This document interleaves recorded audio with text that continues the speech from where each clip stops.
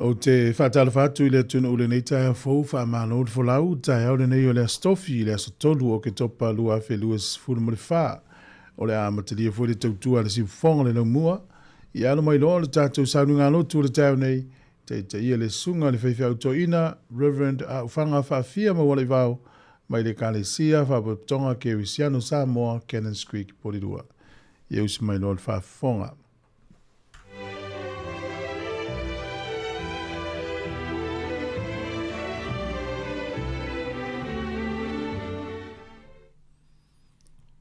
Tai au manuia, I le alofa maleanga le lei o le tātou tapa au le langi, ma malu o le tātou atunu, ia maisi whai a te utou a mafuta mai nei tai au, o le tātou lotu o le tai au, ia e mafuta mai le angango tāpo inga, tātou te o atua I lumo le atua, tātou tāpo I atu I le atua, tātou pesi. Ia pepe se tātou nei, whamanu ma whawhetai, ia Iehowa o lo lelei, ua na lofa tele mai, ua awina mai Yesu, awina mai Yesu.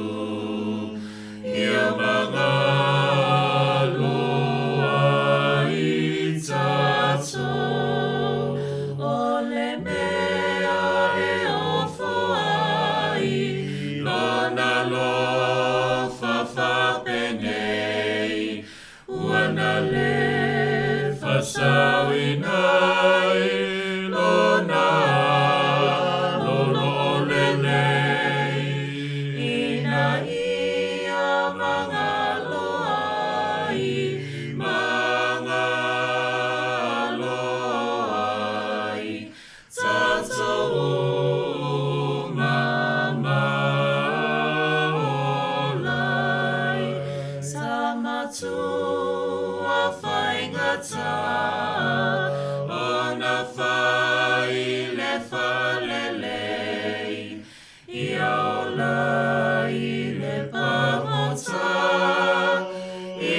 tai le masesei, a ua whai, a ua mawhai, ua whai, a ua mawhai, ia Yesu na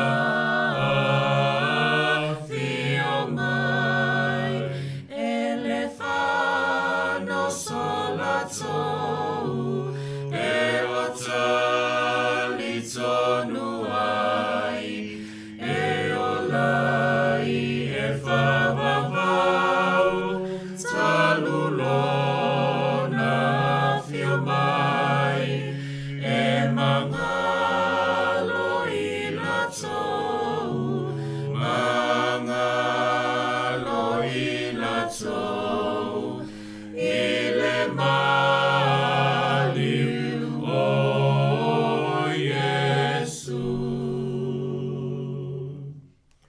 Whaita wina tusi pa ia. Tusi whilwhilia fwy mo ne yaso I peona I ele tusi whaita waso le whakasa. Ia mai le whenga inga tuai. O le tusi al perfeto Iona. I lona mata upo e wha. O le whai upu mua e whangata mai le sifurmaritasi. Ia le ala u whaita wina le whai mua e whangata mai le lima. Tusi o Iona lo mata upo e wha. Whai mua e whangata mai le lima. Ia whaafonga mai e nisi nei o whiong pa ia alo tātua tua. Ua matua le anga lava. Le nei mea ia Iona. Ua ita lava o ia. O na tatalo ai leo o ia I le lii ua whape atu. O le nei le li e. E leo la upu ea. Ina o iai I lo unu. O le mea foi lea na o mwai alanga atu ai ma watu ai ta sesa Awa o loa oe, o le atua alofa fua ma le alofa muti vale. E tele ngese lo to sa, ua tele foi lo walofa, ua e salamo foi, ua le fao o le malaia. O nei foi le lie o te ai o iatu ia te oe. Ie ave ese lo wola. Wa ele lei ona o woti, ele anga ona o wola. Feta lai mai ele o le li. Ua le lei e alo wita. O nā alua ile o iona ai le ai. Ua nofo foi le tu isae o le ai. Ua na whaia foi mo ia i lea mea le whale apitanga. Ua nofo ai o na lalo i le paolo. Se i loa e ia, pe se ase mea e o i le ai. Ia e whamnuia mai le atua ia nā whionga o tātou. Whaitau ma whaalongo ai. Ma ia te ia pealo na vi inga. Ni fui tae au ma so uma ma i o atu le whaavau. Ia nei me ma whaunga whaalea nganga mo tātou le nei fui tae au. Lo whapea mai le whaupure e tolu ma le whaupue whaa. O le nei foi le li ie o te ai o iatu ia te oe. Ia e ave ese lo wola. A wae le leo na o woti, e le anga o na o wola. Feta lai mai e leo o le li. O le lei e alo wita. O le manatu au tu o le nei aso. O le fesili. O le lei ea ia te oe o na e ita. O le lei ea ia te oe o na e ita. Ia lo fa wau pel nei vai aso. O fesili ma tangi a fesili. Le foi o fesili le atua. I le profeta o Iona. Ma na e foi fika i ona la tau. E alu e whaile ngā luenga. Ai le mna o ai. Ona e musue. E maua e tangata le. Wha mangalonga ma le whaola tanga le atua. Toi mana tua ila mori o le avatalu ai ma sinan te nei. No whangai nei le taupu mua le tusi o Iona. Le olo i aile sola anga Iona i. Tā sesa. Ia ma le awha tia o le whaulaungai. E le matangi teli. Ia na whai atu leo le. Tai malanga. O e te talo i o tō watua e soa ni mai. Pe tai e le mawhai. Se i vanga nā. Iona le moi. Ia nau mai le whangu Iona. No fo e loi lunga Iona whai mai. O a wale e peru. O te matau i le ali i le atu o le langi. O le na whai le sami ma le lau ele ele. Ia on malu lo le o le awha. Ai whai atu lan tala. Ia la foa u lalu i le sami. Tau mua na e o me whai puerua. Na uwhai mele tala ua. Te talo mai Iona i tutonu al manavali. A ua whaafafonga le atua. Mai le loloto. Ai whaafafonga ina pēa le atua.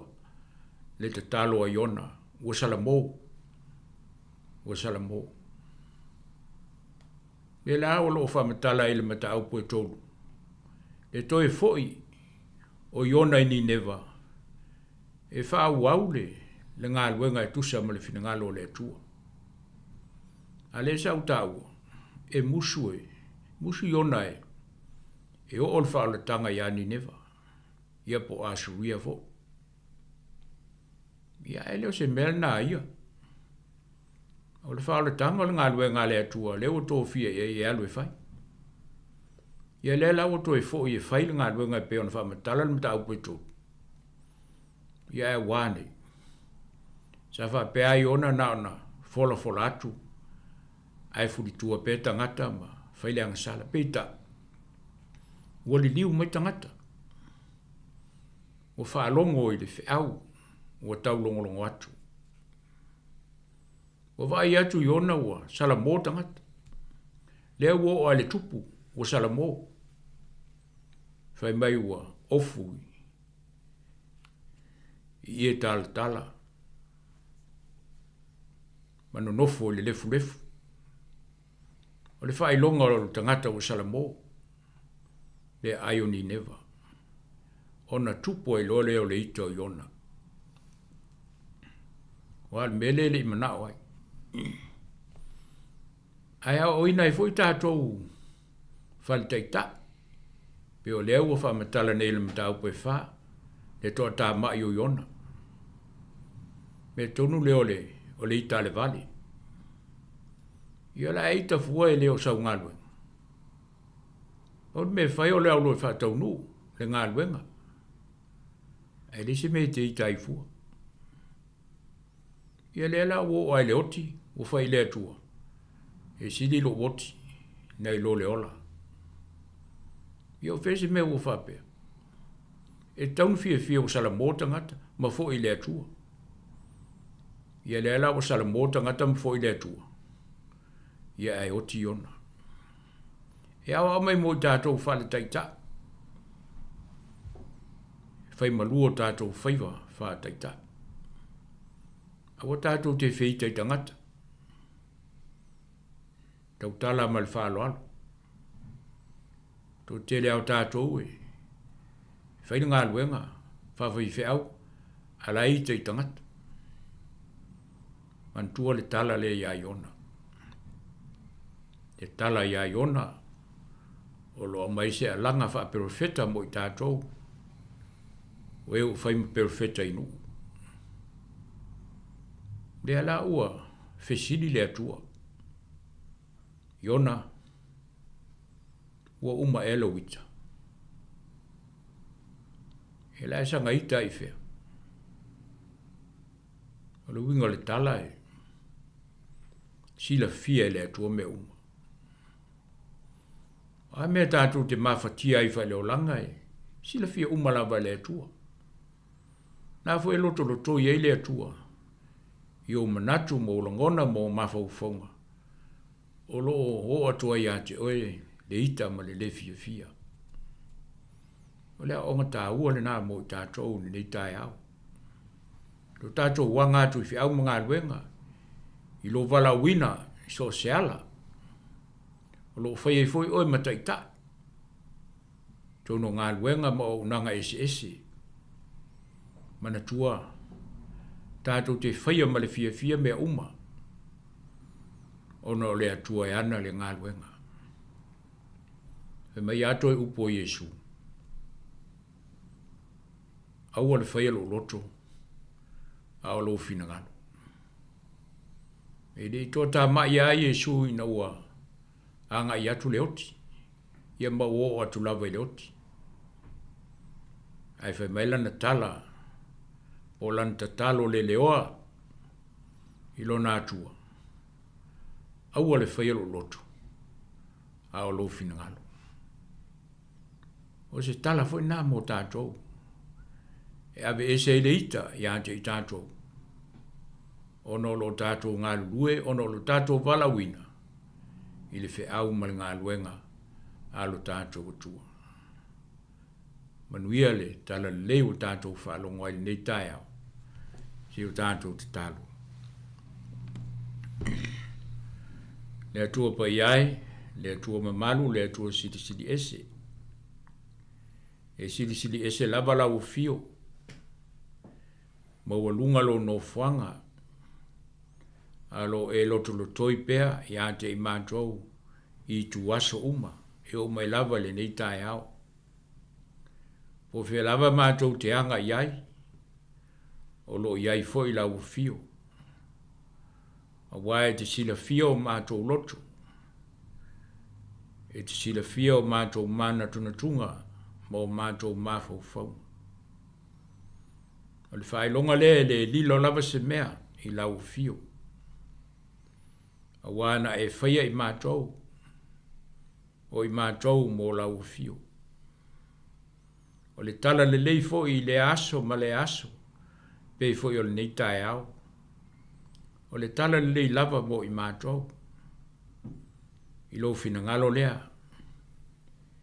Ina ia o lau whao le tanga. I loto ma manatu o tangata. A so mātou tō whinga fo i whātaita. Ai maise te tonu o lau e kāle sia.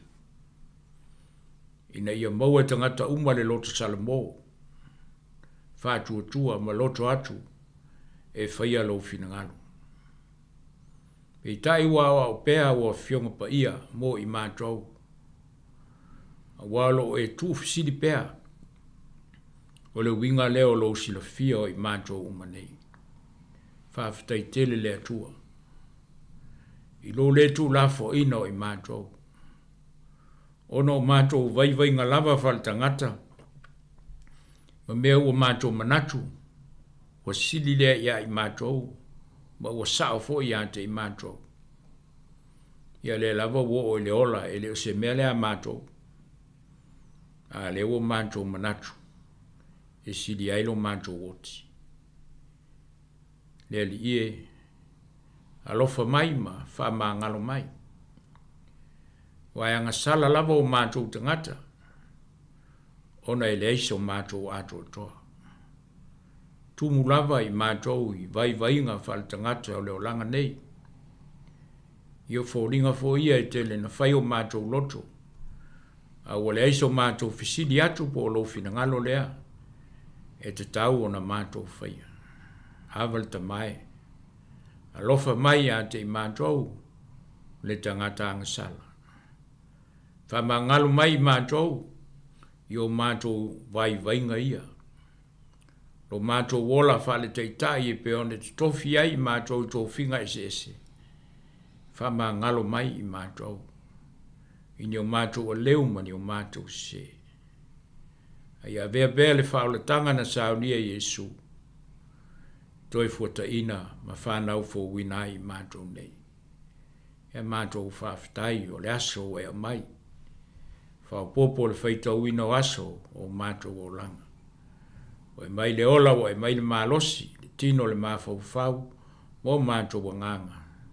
Sao ni ai foi mātou mo whiau mga luenga, whaiwa matiute o le nei aso, o le a mātou whenga iai.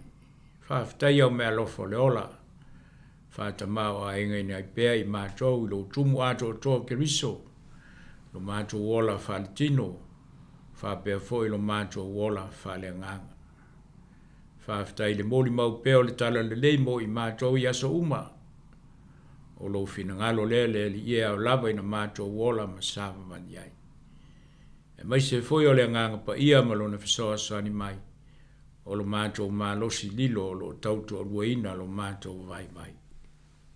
Mātou whawhitai o no Jesu lo mātou li whaola. O le nā fio mai le nela lo langi o no i mātou. Lona so i fua na ofo ina mai. Ne e sao ni ai le whaola tanga mo mātou o nganga. Ia tu mau i lau fio le vi inga, le wha manu le wha ne tanga. Ono lo walofa o sili lea. Ia o mātou te talo. Si e wha manu e mai le ne yaso. Tiu te mawhaiwa mga alwenga. O le a mātou whenga iai. I le ta ape ato ronu. Fuanga ma wha moe moenga uma. Tui nātu i lau fio lo mātou waso le atua.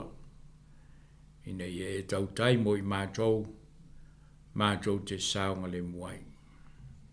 Whamanuia le tāpu inga nei o mātou mātua. Te tono mātou wa inga.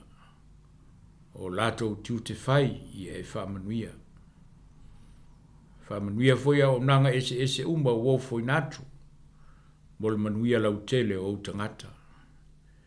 pe fu na yaile le waya le si fasal lau e famanuia foi lau tala lei lau e kalesia i le fata ma le fata au ina pe mātou whaataitai o au lotu ni ia mātou mau le loto fie whaia ili ngā luenga i ni ia tele ni a nganga e whaolaina mō lau fio ma lo mālo e whamabau talo foi nei e whamanuia nei o mātou a inga uma lo mātou nonofo walamalai pea tono ni usila nei o le tū ma le tū o lalulangi mai se nei o mātou a inga ma le atunu i Sāmoa talo se ina foi a mātou tama whanau talo si o lo toi se ai i e anga le lei whamanuia fole whanau lo lato wola tuputupu ai whengai matu wanga nei vai taua e maise o le sauni atu mo loto te maiti le nama yaso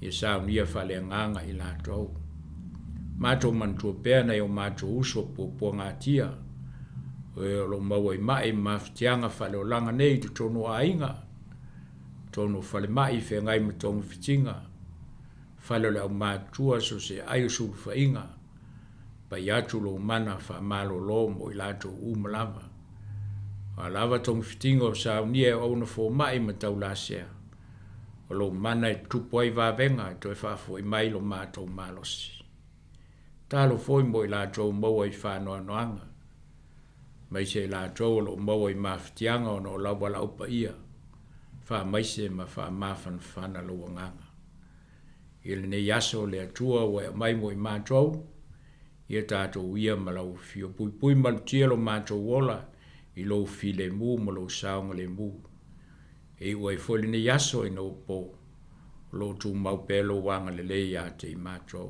o lea le talo whaatasi ma te talo le leoi o mātou loto whaia pēr lo fina ngalo e mātou te fia te talo pēr te talo na ea o mai lo mātou te mai o i langi ia pa ia lo swafa ia o mai lo malo ia whaia lo fina ngalo le lalolangi e pēr le whaia le langi ia e whai mai a te mātou le asu nei o mātou me ai tau le asu ia e whamangalo i a te mātou i a mātou msala e beo i mātou whoi ona mātou whamangalo i nātu i e wanga leanga mai i a te mātou awa whoi teita ina i mātou le whaso songa a iela vea i a i mātou nai le leanga a wae ou le mālo ma le mana a toa ma le vi inga e whabavau lava Ameni.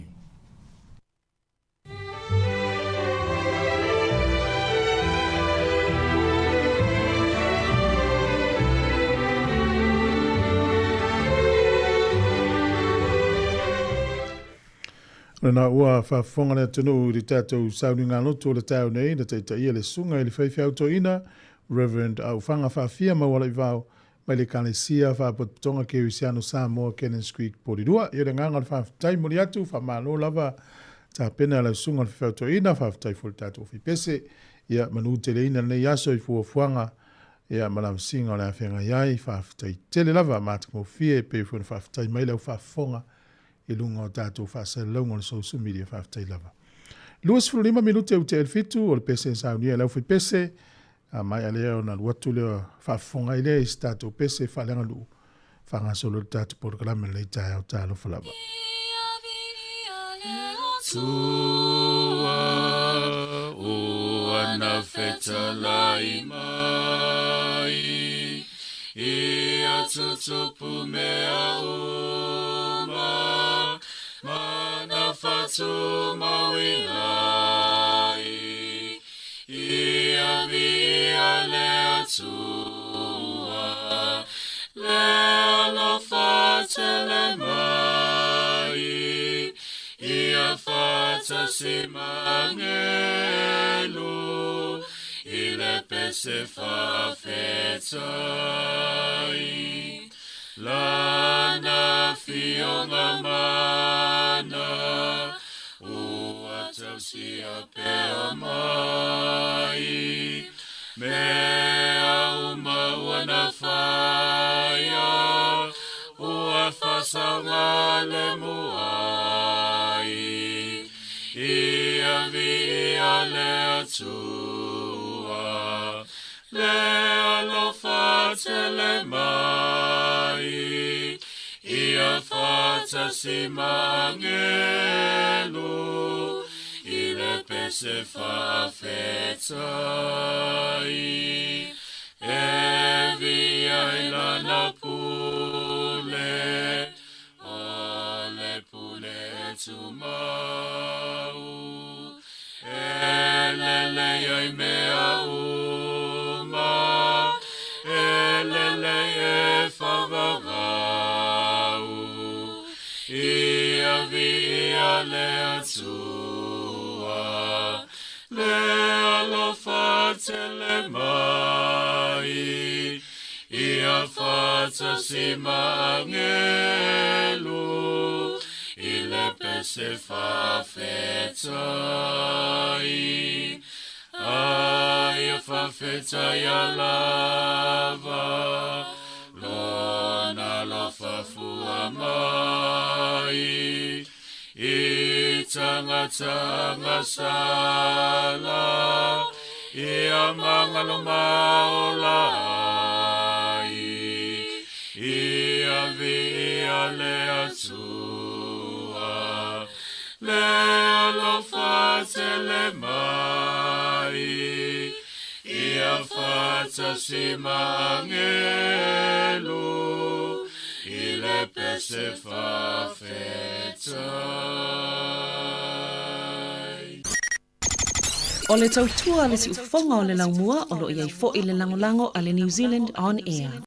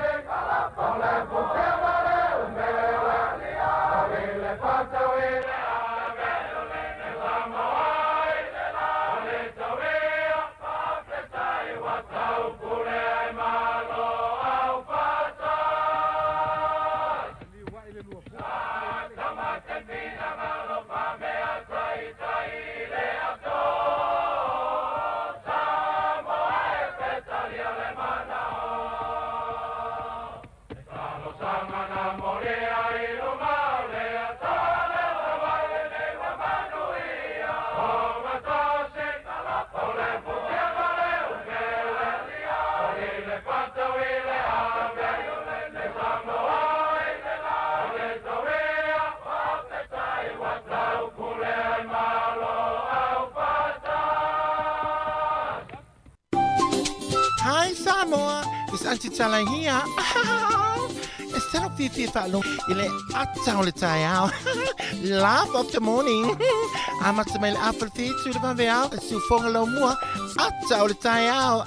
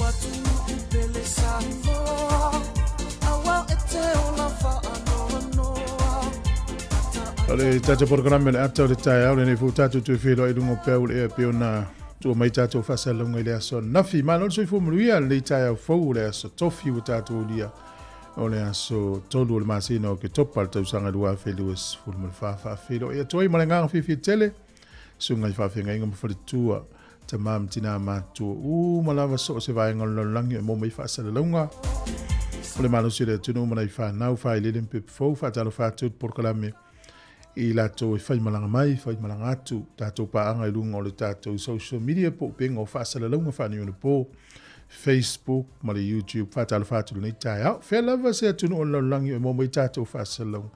Alo whatere atu, porokarame me whaamanui atu, o le aso tofi wa iai neni usila, o le aso tolu, o ke topa, o le uto e luas fulu ono minute le valu I le tai au. O lo iei fui whanau I ni usila, le tuuanga o le lato vai aso mua le nei, vai aso muri vai aso le wana lu vai aso toia I lo leo a onga o le taulunga I leo a onga o le nei fo I tau sanga. Good morning ta lofa tatou so mai tuvalu I e peo nei la tonga ngana o lo wha manatu le vai aso a tone nei e tutusa le reia tatou wha ta lofa. Ta lofa. Kia ora ki rana, ya mano lava le soifu manuia, ni Stampula vinaka whakalofa la iatu, ya mano pito, mano lei, aloha, mano lava le soifu manuia, le tautua amata le siu fonga le lau le tai au le stofi.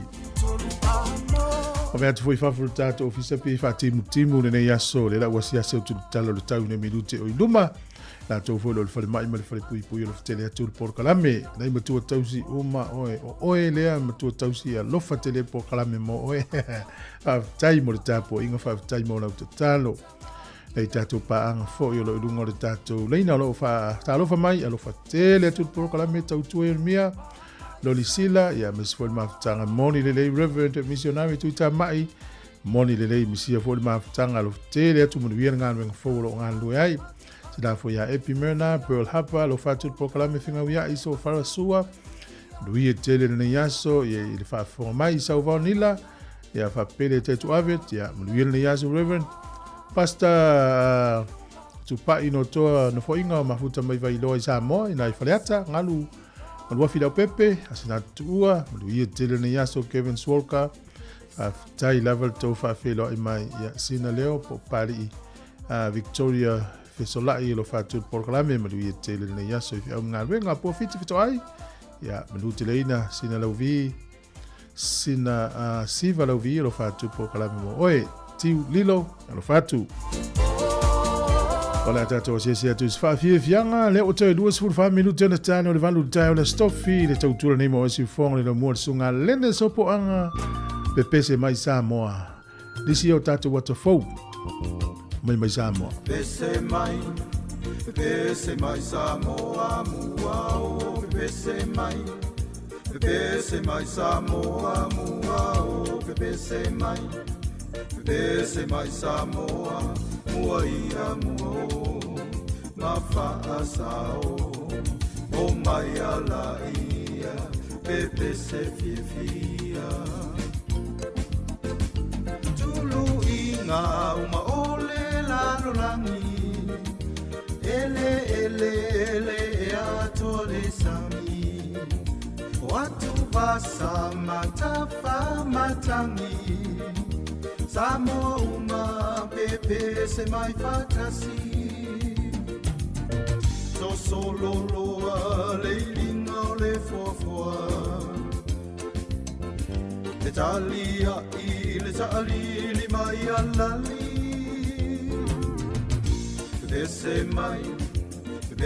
mai Sāmoa mua o pese mai Sāmoa mua o pese mai Sāmoa mua ia mua o mawhaasa o mai ala ia pese fia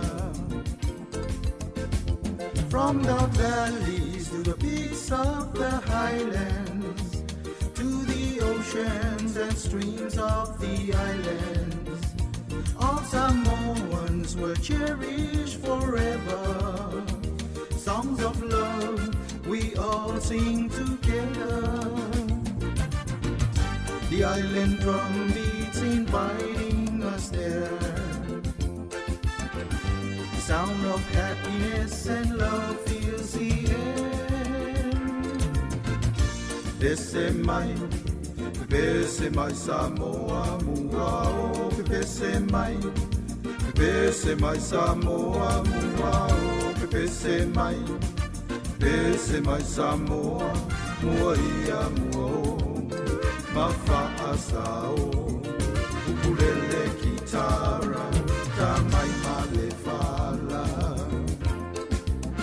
Peseo e vanga, e ono mela i lau sasaka, patumalo fai, fa'autia i leanganga. Pese fa'amatala, e o lana mai a soana mua, i inga o le lotu, e tapua i aile atua. O tulu inga uma o le lanolangi, Sāmoa uma pepese mai fatasi. Pepese mai Sāmoa, muao, pepese mai Sāmoa, muao, pepese mai Sāmoa, muaia muao, mafa'asao, o mai ala ia, pepese fia.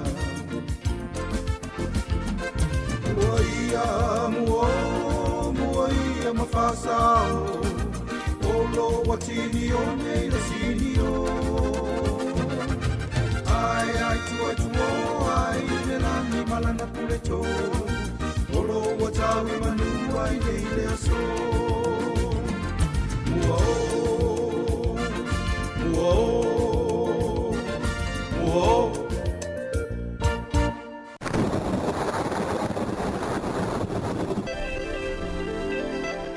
Mai mo mai pe tatu watana o le ale tu suia le lau tatanoa tu tala le tau mo lan tolo whangaina Facebook mo le YouTube.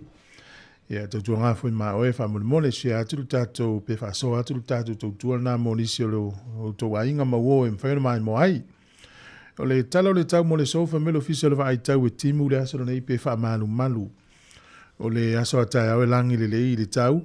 Ye fu te mi langi le ye tau le sto na yo la sa to fa malu malu mai na timu le son fua ma tele na langi le tau e wi timu le po o le va vai fo inu una ye ia fanga nui malu tu kapiti Hawke's Bay Taubo e timu le ne yaso le foi valo i official vai tau e ia wingolo lo wa le tau ni si vai ngole tino ma timu e fa malu malu le yaso ma vai le mate le line si o Jamie Marlborough Hawaii Rapa fa pea Taranaki o le malu lu e inu no ta uolo i le lima nga i lunga le valu e ma fana lo i sfuru no fa solo i lunga lufu tasi au kilani le so ringo me fa malu malu le yaso i te me vai le mate le la le moto i saute ma tele na ti munga le moto i saute o le malu lu e o i le ono nga i lunga se furu e ma fana se furu nga i lunga se furu mo le fa o le telenga o le tunu ne yaso e matele ne ti munga le tele o vaenga o le tunu.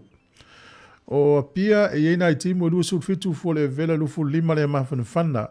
O le angoto i fo le lai le so Wellington i le tele ti e o le a fo le fitu na ne le fiafi. E oso a ele la tai au to is fulu 2 minute le fitu le tai au a tai au. Fo le malulu i Wellington e manutua oi. O lo le vale ono anga le sfulfa.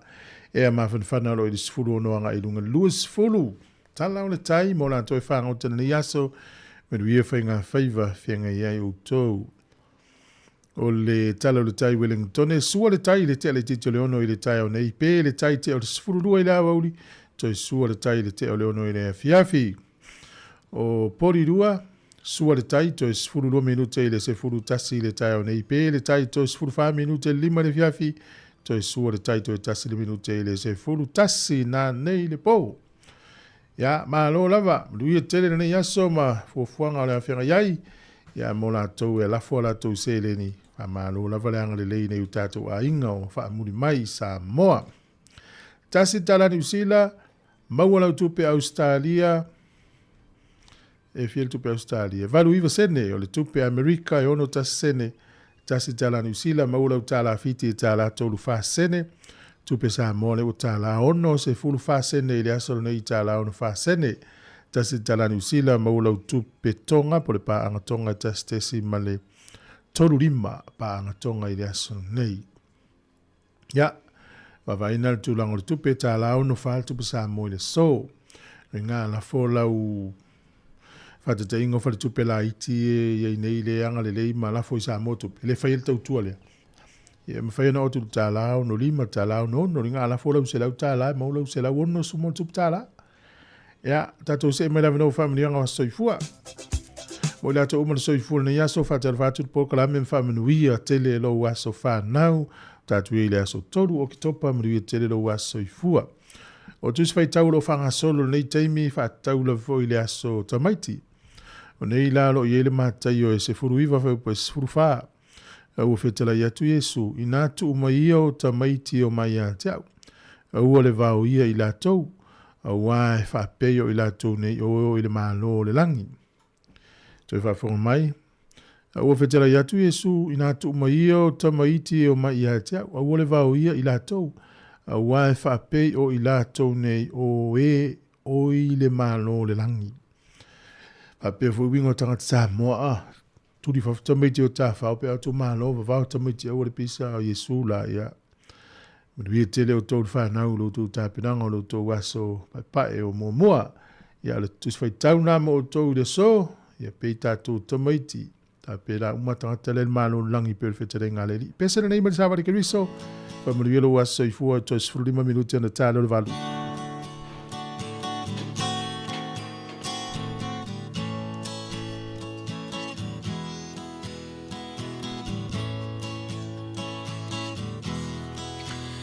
Ia vi ia lea tua ua ulia loa so soifua ia manu ia loa so whanau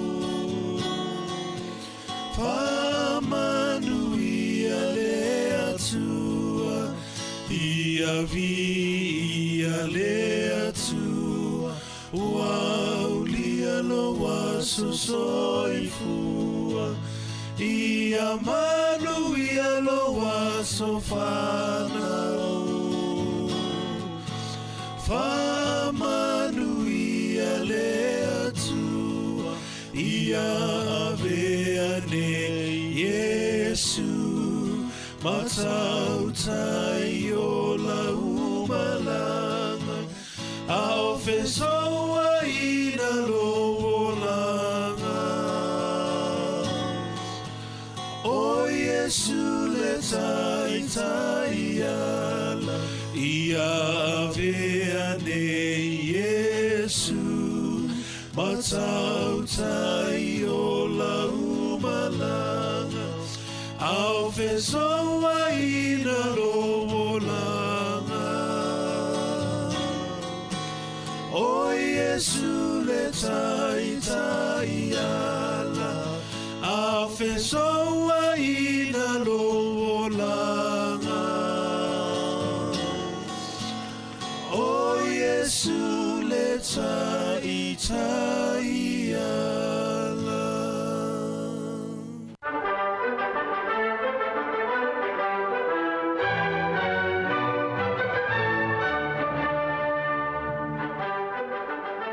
Tala whātua le tunu mālo sa i fua usa mele whaafonga o le wawai fua i le tala whaasolo pito lau langi le yaso.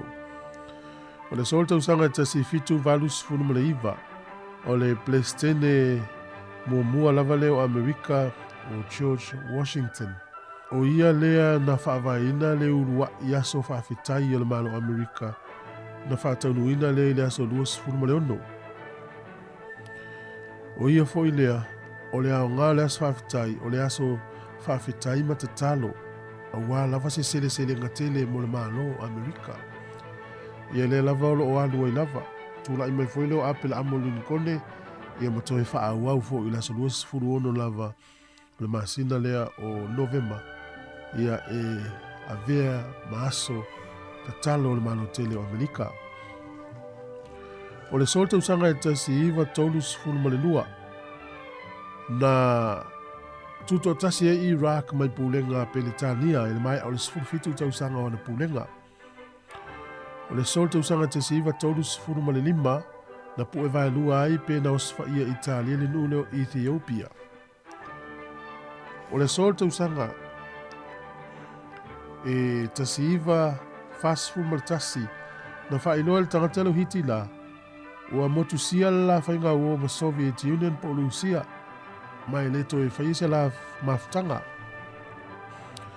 O le aso le tausanga tasiva fasfu mareiva o le leitio e tau le word W-E-R-D o le urua i leitio le Amerika na umia e si tangata America African American na tatala i le aso le tausanga tasiva whaiva le nule Atlanta. O le aso tausanga tasiva limas fulma le lua o le malo tele Pelitania na whata ita i le aso na mea tau whaniukilia e whapea na aviei o ia mātunu u e lona tonu lona malo si anga whaniukilia. O le aso nei le tausanga e tasiva iwa sfulu na toi e tu whaatasi aisi a mani sifo masai ma le tua foile na vailua ina nuu nei e lua. Ia i le taimi o le tau alo na lua lalangi. Ia na toi tu whaatasi e le sol tausanga tasiva iwa sfulu.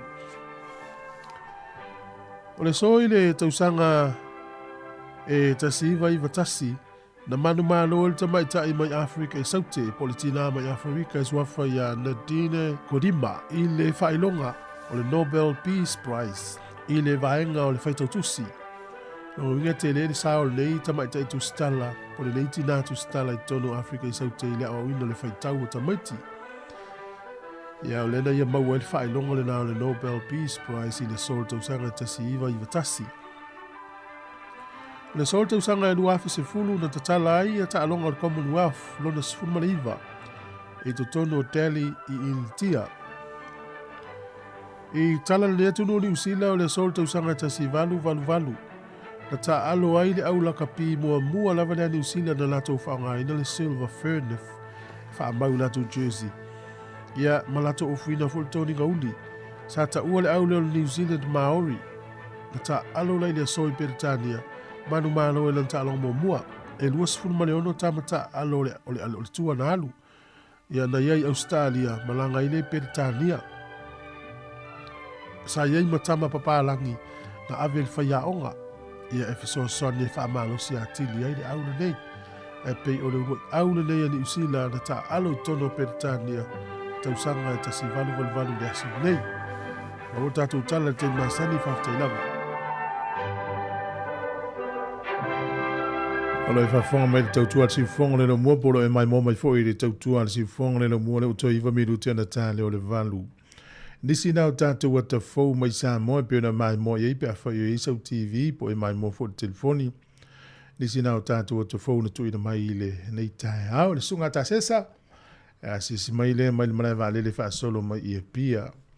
Vai es fau to e mo fo nisi tātou wata ia o le wha solo atu le aluanga i le whanga isi umu. Fa pe foi le alu ia no maa ina ia mawhai ona mai mo le tunu i te unga ia po le tutuwina wha mātango fie o afio anga ma la whanga i te tonu o Sāmoa i taringa malo le o tāpena tu ia il masina le nei i lo naso lus fulu maritasi i lo no winga pe amare toi lua vai aso ona tari malo no le o Sāmoa ala vai atu ia il matua mātango fie o ka ia o e le mawhaiona e mai mo i awa ulo te matamata ma le tunu ule mai mo i atane o kase matango fio Sāmoa malaia. Whawhele toi whatalo whatu nei tato o ia e whatalo whamarisunga kone lio non malo alo whatele atu pokalame mo e manuile nei yaso. Ia o le sunga ia le awana e Sāmoa mai.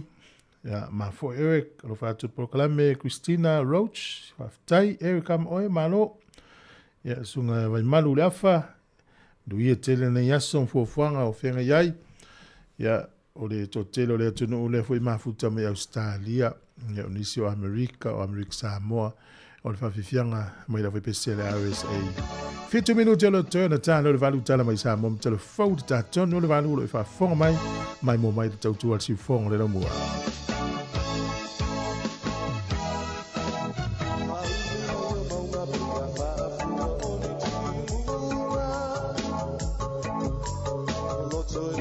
So I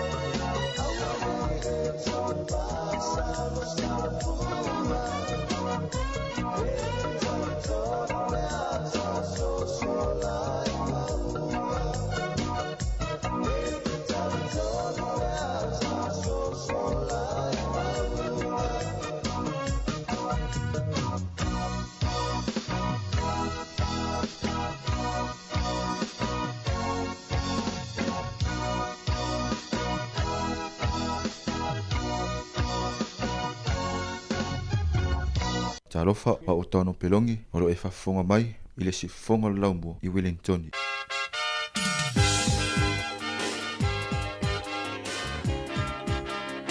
E o malol tato me puata i fale ula i o le vi ileo fale ula o tuinatu 2 minuti il valu.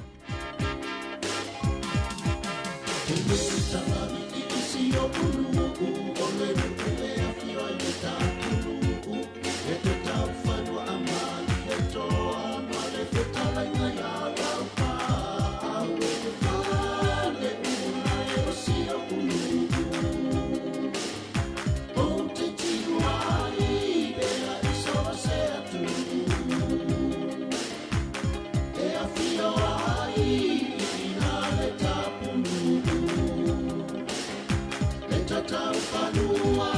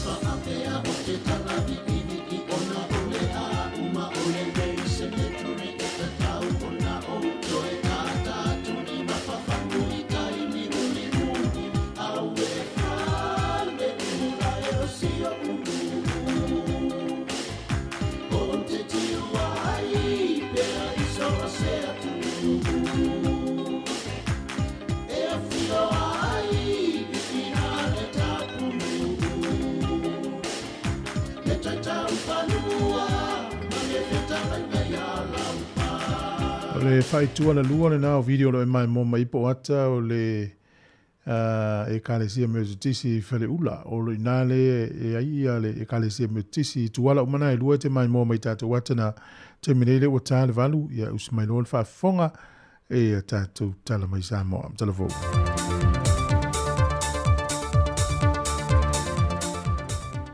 Aso tofi manuia lo tanto o tino malau whaafonga anga e leisi wha o poponga le nei o tala fau mai Sāmoa usi mai ei lau whaafonga. Au whai tau vai aso le atunu o ile tali ngā malo mo le whontanga te tai malo le tau pulenga le nei masina o lo wha manatu mai lava le mtanga luenga o le soifua malo loina ile atunu o mai lanto we malanga mai lo tanto o tunu o. E le ngata na ia tau sisia pea a wala o pui ngā morse fua mano loina i le pepesia i o wha ama i ese i lo tātou o tunu o. A ia whaia fo i tui pui o so o se wha ama i a o le i malanga mai a tunu o lo au maui mai ai e anga i mai i Sāmoa. Ona o le pepesia i o le wha ama i o le unbox le o lo whai malu i tau mo lo tātou o tunu o. Pe a whai ai o fi mai i tātou lau ele. O le terminei wha amaumonga le soifua maloloina, o lo wha amawina lawa i te tono le tai lua vai aso, le mamalo le atunu e o atu e sa ili tōng fitinga, o lo a fia e siamo le tenki fiva, ato ai ma le fulu le o lo wha uopea o ne pepesi, e le fesui ai o le tau. E tolu wa a tau po o manuao o le a leo ina le fontanga a tai o malo le tau pulenga, le ole a wha lepa wha ta milo le atunu, e mata i tuina ta walumanga le fontanga, ma wha leo ai e fesoa swani le puinga, a malu le malo mai lanto ole a ngafa ma puinga i lunga le lau ele, i so o se vae ngolo wha ngā solo i le fontanga, ole manua ole malo Peritania ole a wha lepa le i le wafu i mta autu, ole manua o Ausitalia ngā ta iane o si umu, ma le manua o New Zealand, e le tui se sifo o polo e la tatu il malaiba lele. E lua se fulmalitasi atunu ui o si ao o le afisoso ni mai pui ngā amalu le malo a Sāmoa. Au le foi wei le atunu le fisoso ni leo mai Vanuatu o le telo i lantou i le au te wilafi. Mai o le afa o popo foi le pui ngā leo. Leo uma mai atunu SS ia e la tatu i le lua se lau. O le amatua wha amalo si e le puinga i le teimi o le fontanga. O le vaia so nei le wha mai e ona wha pipi le leino me pueata e le angai mai i le loto Samsoni, a ngai tau fusi le mangatolu, ma wha o popo i loa i le telo isi me pueata i o mai ona wha pina, wha ta milo i no whanga o le a wha tau teia i le fontanga, ma no whanga le a wha mautu wai le au su fono, e lua vaalele helikopter mai le malo New Zealand, o le a tiute pe whaaleo i le malai vaalele whaavao malo i whaleolo, ai o le a kawa mai e le malo Ausitalia ma Peritania, le tana whaatai pia, ma le a ngai i le sina lei. O lo tu lai mai pe le malo Ausitalia e whaamawaa ma whaamausali, le la whainga pa anga por so tanga ma le malo Sāmoa, le foina te leo tu la fo ina i lava le taringa malo a Sāmoa. E na wea fo ia nisi o mea whainga ruenga, e whaunga ina mol whauru whale na mai o tangata o a lātou ato pao maisi vaenga e awhiwhia maima i nātou. E na ia mauti noa e le aise vaenga e ono au wina mai whaasol tu la fono, e whaofi mai e seisi o le ausu fono. E whape na foi i le mamalua tangata whea fiwai, e uru whafo maudu whale mai i Sāmoa. O le foa i le malo Ausitalia e au fiai ni masini whaata, whapena foi mani whaata e sa i lia ai whala au whaasaina, ma mea whainga ruenga mo le pui ngol vaenga le tiute. Mai ua mai a foi se lua vai aso sa whaatau tai ni awa onga, mo le ofiso le tiute a Sāmoa, mo le malamana maanga i le tomai maanga waa, e whaongai na ia masini, malona tausiaina. O le fionga i le sui palemia, le fionga tuala Josefo Bonifasio, na sau noe fai masui o le malo e momoni le whaaftai whaawau pea mo le malo au Sitalia, i lana fesoa swani e tausia i le whainga paanga, na sainia i le vāo atunu e lua. Wa mata whaongaina nei mea whainga luenga, e le au whainga luenga le ofiso le tiute, ma whaasolo toi lava, e le tani ngā malo le fontanga tele. Wa toi whaamanino le fionga le tamaitai ministarum tanga luenga o tinama tamaitai, a tina nuu maanga feso tai, moli pola ana rosa ale morio. Le whaawau pe ona mata i tuwina le whaanga solonga le blokete le miliona tā la, mai lua ai vaenga e te tau na toi whetu na i o tūla whono, e ina ia ta oto le lei le tūlanga e ato atua ai ona tutusa, ma tāla whiangai mo le whaonga ino se lenya le malo, wa whaamatu atu i tū malo umole atu no.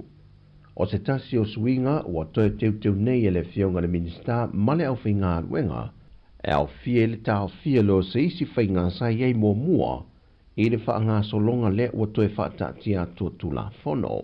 Wa tau mawhai e tapu ai a tātou o loa i tu ina atu i ainga te tas. Ai ia li lifa le whaonga ina o atina, e alu wha le nuu.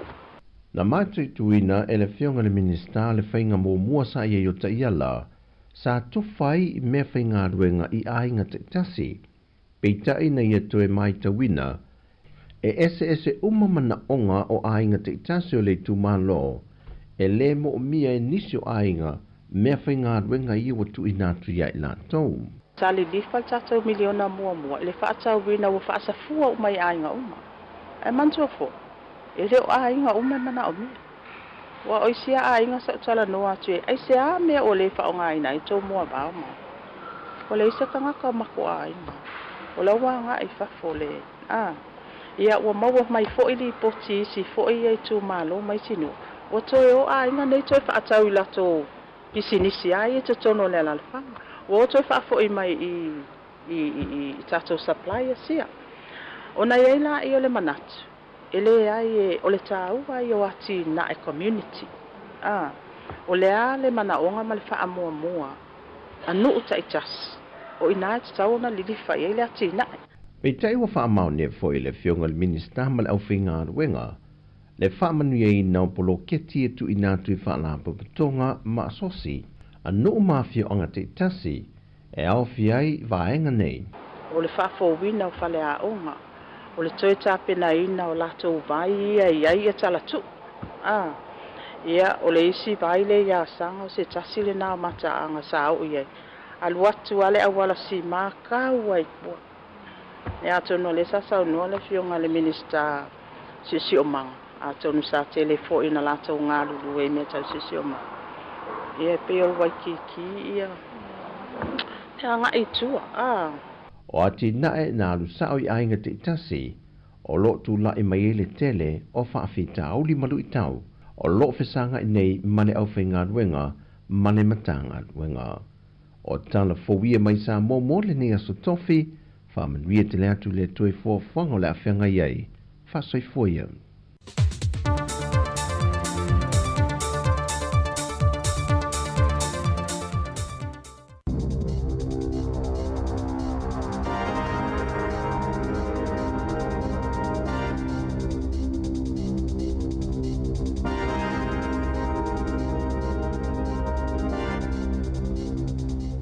Talo falava o talafou mai le si ufofongo le lau moi Wellington mo le nei tae o le aso tolu o ke topa lua fe lua faa.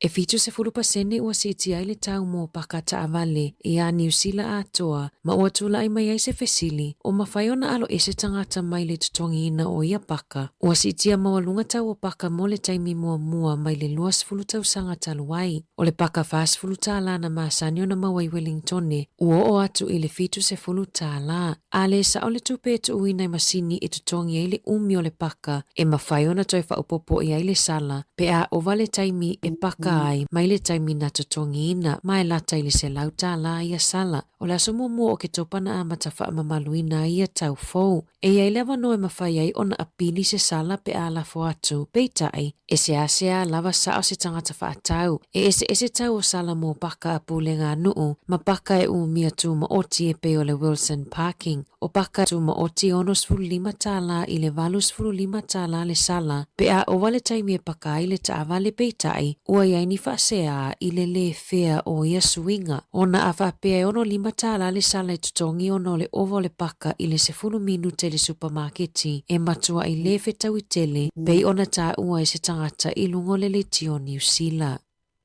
Ua iai ni suinga i ngō nisi o a o ngai New Zealand i lungo le porkalame o le Google Maps po whaafanua i lungo upenga ta whailangi mai fōlinga mai o ni whainga tau whaawalea i le lalolangi o le kolisia ne le sone le Nelson College ua whaingoina o Yosa High School a o Rathkiel College i Macedone ua whaingoina o Hawk Tour College of Racecraft and Sigmatry e ia o ngā maulunga i Hawke's Bay ua suia fo ingoa e tu sa i malipoti. Na whaalawi loa ia la ata i whawhato New Zealand, sa lipoti a fo i le vaenga na tupu i Amerika, Kanata, Hong Kong ma Taiwan i le masina taluai. E le ole taimi mua le ua whaau ngā ingoa wa o ngā mō whainga tau whaawalea i lunga o le Google e mawhai e so se tangata i whaau ngā ina le Google o na sui pe edit senofuanga i lunga o le Google Maps o lo whai e so e suenga i lea mata upu mana whesiringia o ngā lo o afia moni wha matalanga.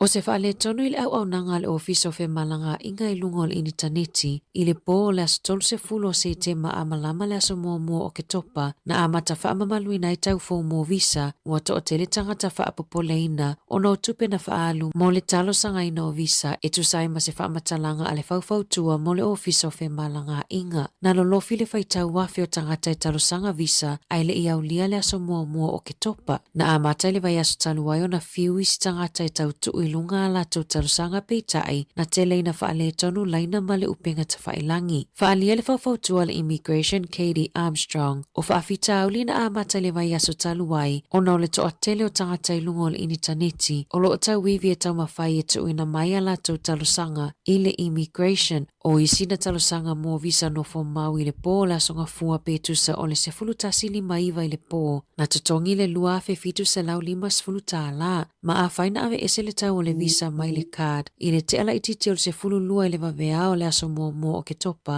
na tutongi ina le silia ma le lima a feta la mō si itanga fau na amata wha mamaluina i le aso mō o ke topa e le ifa ailua manino i le ofiso fe malanga inga pe tofia tangata na a fia ai.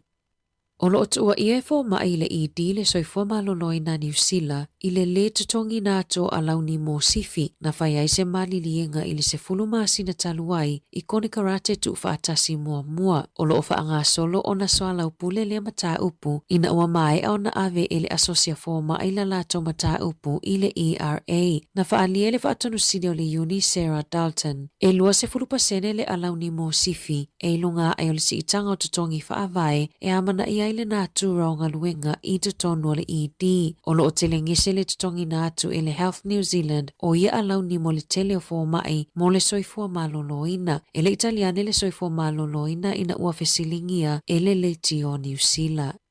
O lo iai nei whana wā o ngai tu uanga o le nei kuata, a i walangalanga mana to nisi o mātua i le taunga tā te leo tau e whaata whawhao i ta maiti a o whianga iai matu uanga. Whaata i ta inga e se lau whaasfuru lima tā la le tutongi e o ai se a inga to a wha i le Kelly Tarletons, valus fulutala mo le zoo, ma le fase fulutala mo le tifanga pe a le whaatawina ni popcorns po oni ice kulimi na mo li mau se tina i lungo le first up. Sa maasani o na tutongi le sefulu ono tala lima sefulu sene mo le tangata matua. Ai sefulu lima tala lima sefulu sene mo tamaiti le tifanga peitai. Ua o atu i le lua sefulu lima tala lima sefulu sene mo le tangata matua. Ai sefulu iwa tala lima sefulu sene mo tamaiti e tu sa ai mali poti. E valus fulutala mo le ai inga to afa e a sia le zoo I Aukilani, ono sfuluiwa tala mo le zoo I Wellingtone. E tele porokalame manofoanga I mawhaiona whaatawhawhawa I tamaiti, e le aise tupe tutongi, e peo mata anga mawhale tusi, e yaile te papa I Wellingtone, ma le War Memorial I Aukilani. O isi e whaatau board games, ma isi ta alonga I mawai fale o loa ta I lua sfulu tala, e mawhaiona ta aloa I le fale e sefe mai ai le tupe.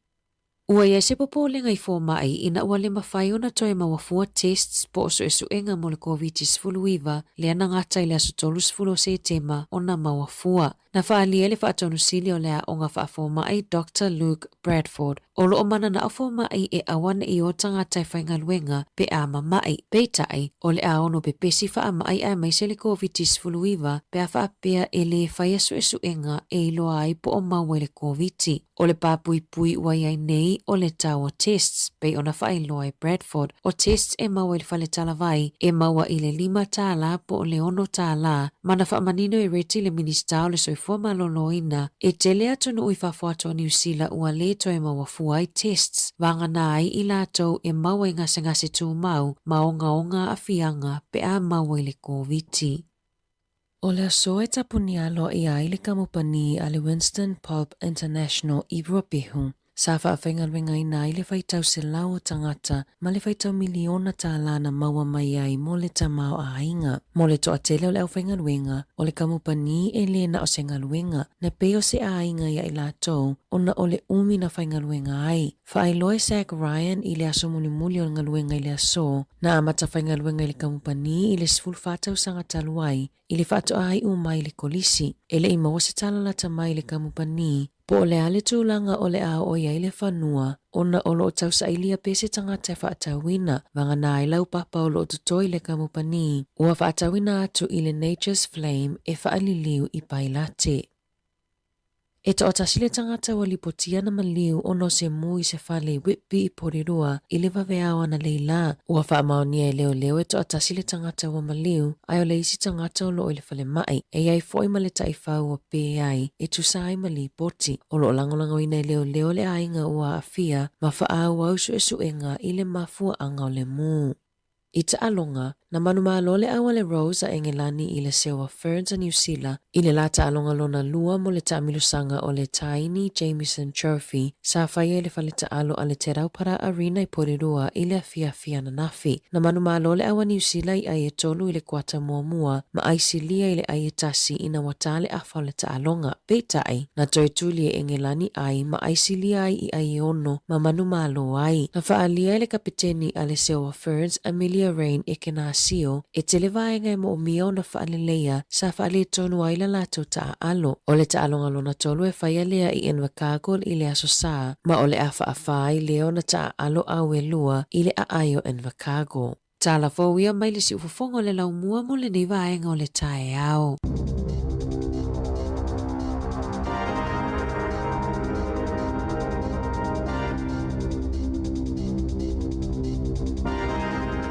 O le whawhonga le tautua ti whonga le mua nei teimi o le whasalangu o tātou telefona te maula mno e whawhonga I le iwa I le tae au nei. Le swing o le tātou porokalame ia o nau e mai mō mai lava I tātou wata whauna mai Sāmoa I na puina I le aso ana nafi le alaua whaonga I le tae au nei. Ia wau ti ngā fo i o whonga e mai mō mai te au. Si lele wata o leo ato mai mō mai atana. Tātou le pe Sāmoa. Ia pe ia la te maranga mai whale o roanga I pia. Pe ona whailoa tu e le whamoe moe le tātou porokalame, pu e ia isi tu o upolu, I ona whaonga fo ile tātou whasalunga I le vai aso fau. Ia na utu atu ole mlai valele na uanga I mele tātou me poe ata. O le porokalame na o le nei aso mai mo mai pe I tātou wata mai Sāmoa, whanga solo tātou whaafia fianga. O le na whailoa nei ana I tātou telefou, e ise whale na mu nei porirua nei le vaveao.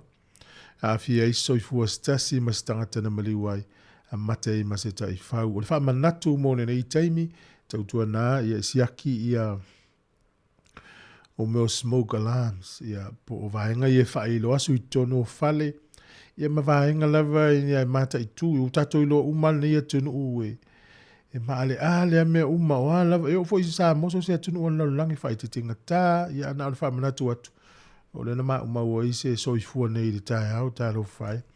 ia la tātou pese sifuru vāru minute ute nele vālu vivi ingo whale a lupo o ata upolu o le vi inga o sova i a whale a lupo le lai whafonga mai ai ia ina o sifuru vāru minute ute ele vālu tautua le sifonga le rau mua tālo whale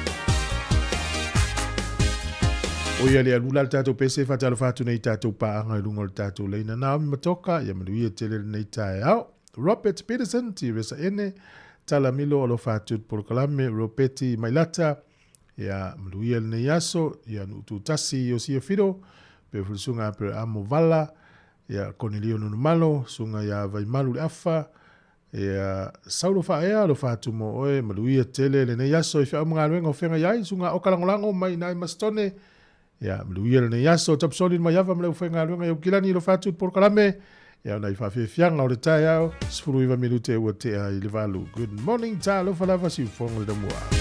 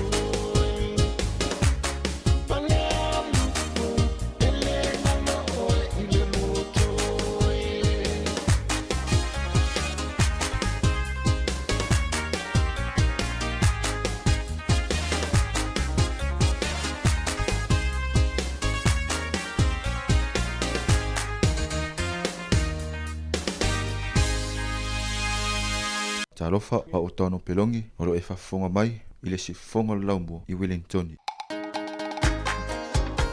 E tolu se fulu afe tā la le tino i tupe ua tapena le tiki sound mo lana promotion e fiso soni ai i le taunga tā o le soifuanga le nei vai taimi. E tolu fa ilonga tupe ta i lima se lau tā la cash o le ase ina i asa whareila ta i tasi moni usila ma au se tā lia. Na le whaatau lava o sau top up luas fulu tā la pe sili atu mai whale o lo masani pe lafo foi online le tiki sound Pacific o na maua leo lo avano le sei. E te avano foi a lafo sau se leni le mai cash le tiki sound Sāmoa whaonga i le tautua le ClickX Pacific. Lafo nei loa sau top up luas fulu tala pe sili atu foi pe whaonga le ClickX mo tupe lafo le mai cash alu ainga i Sāmoa ma isi atu nu o le Pasifika. Mo soa whanoa e te manu ai i whailonga tupe e tolu ta i lima se lau tala cash i aso whareile taitasi. Mo nisi whaamatalaga whaafso ta i le telefoni o le o valu se lau tolu whaafā whaalua tolu o valu se lau tolu whaafā whaalua tolu seki a le DigiSound.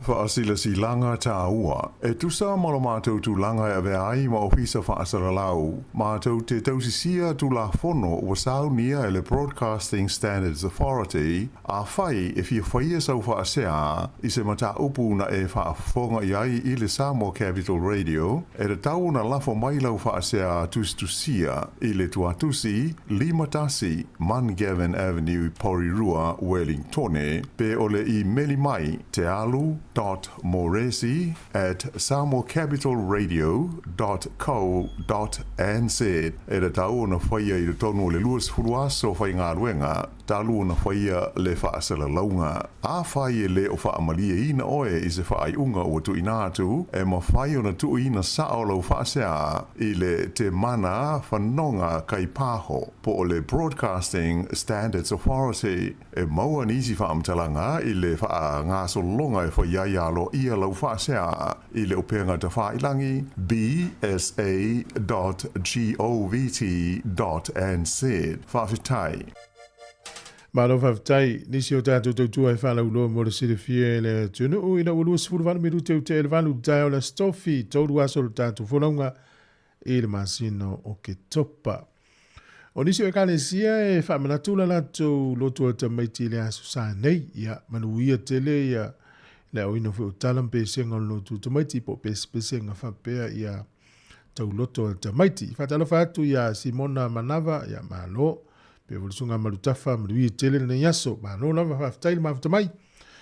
Ia na ua mana ia lava tata wata na tau te mai mō mai ai ia kila TV la po a hoi le ai whaile ipti o tai au mai mai mo ia pe ia lai te malanga mai whale oloanga ia pia. Ioi, pe o le mafuanga na ua o lafia toi le video leo ti ngā tau whonga ia te au. E mana ia tulu nā. Ia lea toi whawhonga mai leo tano atu. Se i whaise tala la tamai le tūlango i le taua le vau Israelu ia mawaenga ia o se tala la tamai. O leo wai to tonu wa sopo loa ia fita Israelu i to tonu o le panona mai le tua oi.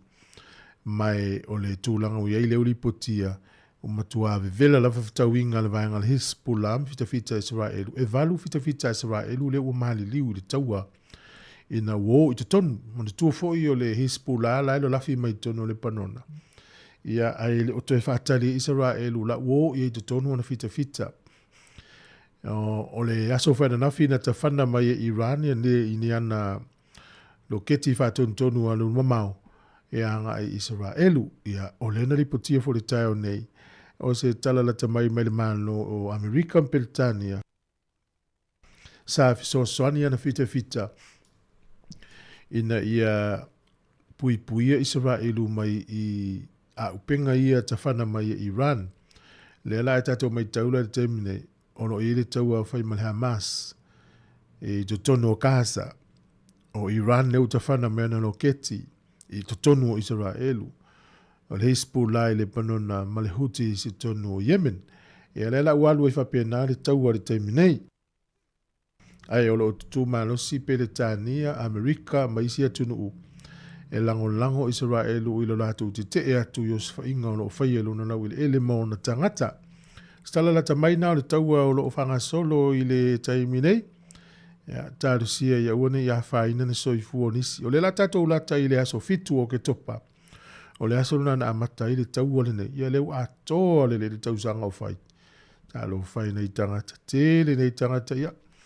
Ana fio ta mawhau le taua lea. Apea. Ana ni usila le tupo le taua stala fataitai. Ia o le taimi nei tau tele ono nofo I nei. Po fese me o tato au sulu solo ane tulo wale vava a whaafonga mai. Ia ona I tangata nei ia e momoe le pāpā o whana, whiala le pāpā o whana, maroketi mo mea tau. Tai ele atua nei tua langi o lo file mume uma o lo tato iai, tato I Pasifika. Ia o le talala te mai nā pio nei I le taua I le vau Israel elu manu nei. Whalia le Netanyahu. Ia ua se le me o whaia e Iran. O le tala Iran, o le tali atu lea ina ua whasi o tia le taitai o le Hezbollah. O le tawhana atua na mea tau te tonu o Israel elu. Ai le vaenga whaapitoa le Israel e tau le Iron Dome. O le la tau te whaasalave ina mea tau I e whele le atu te tonu. Mantua le mea tau I o le mori maua. Nisi o tala na ufei tau e le aso nafi mori mau mai to tonu o Iran. O isi ala tau mea tau I e whele le I le vate te o le se fulu wafe kilomita le sao sawa.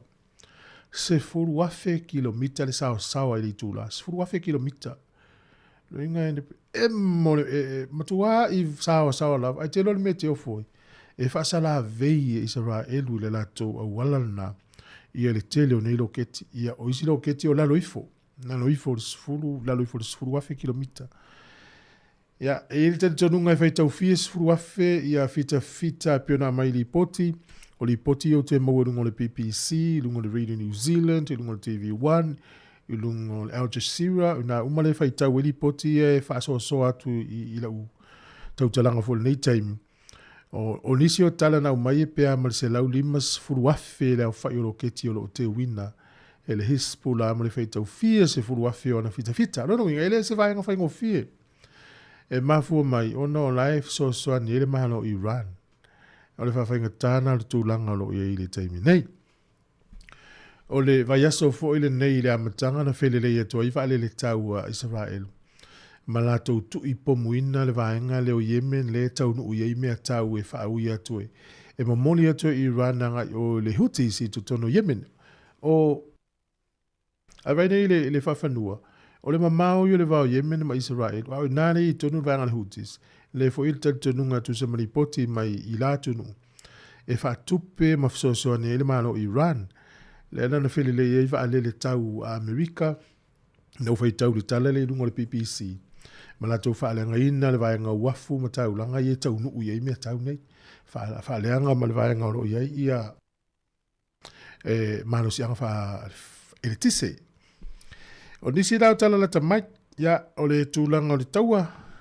Ia tārusia le nei aso ia une ia whaina ni soifua tangata lau tele ufai tau fia. Afe tangata ua tu ua le tu le tu I sautu Israel le tu ai male panona. Ia ono fe se inga o tu le mai nei.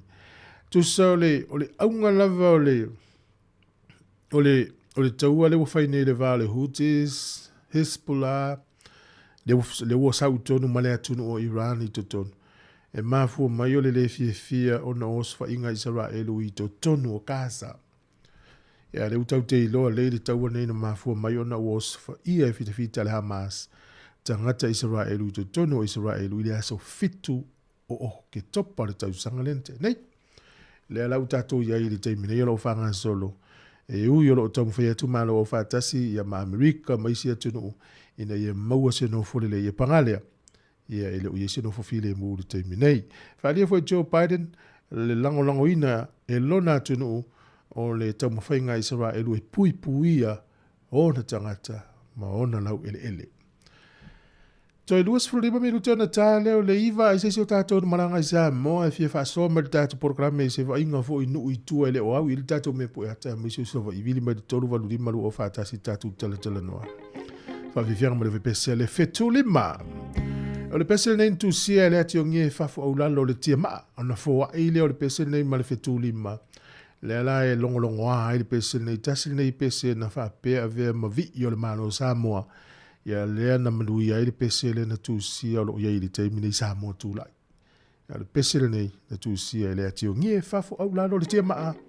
Sāmoa mātala sino toi lua sulfa milu te ona tā leo le iwa. Good morning, tā lofa lava. O le si ufone la mua. Sāmoa e matalasi Ua sio mia ele sami Atu mangalanu lauava Mea I pia pia o tangata La usa moa la usa moa ea Mea tua elo Wahamai e monilea Lea olo malo talilangi Sāmoa e ai malo au whaatasi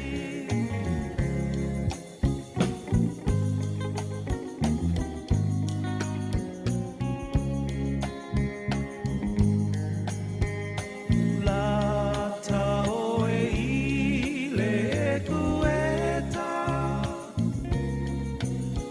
E mawhana whana po I le mewela So se mea aua le popole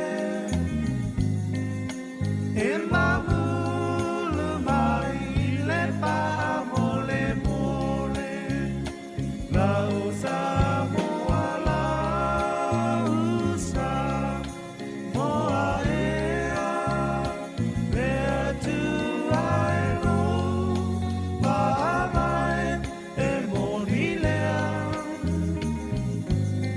Lea oro malo talilangi Sāmoa e ai malo au whaatasi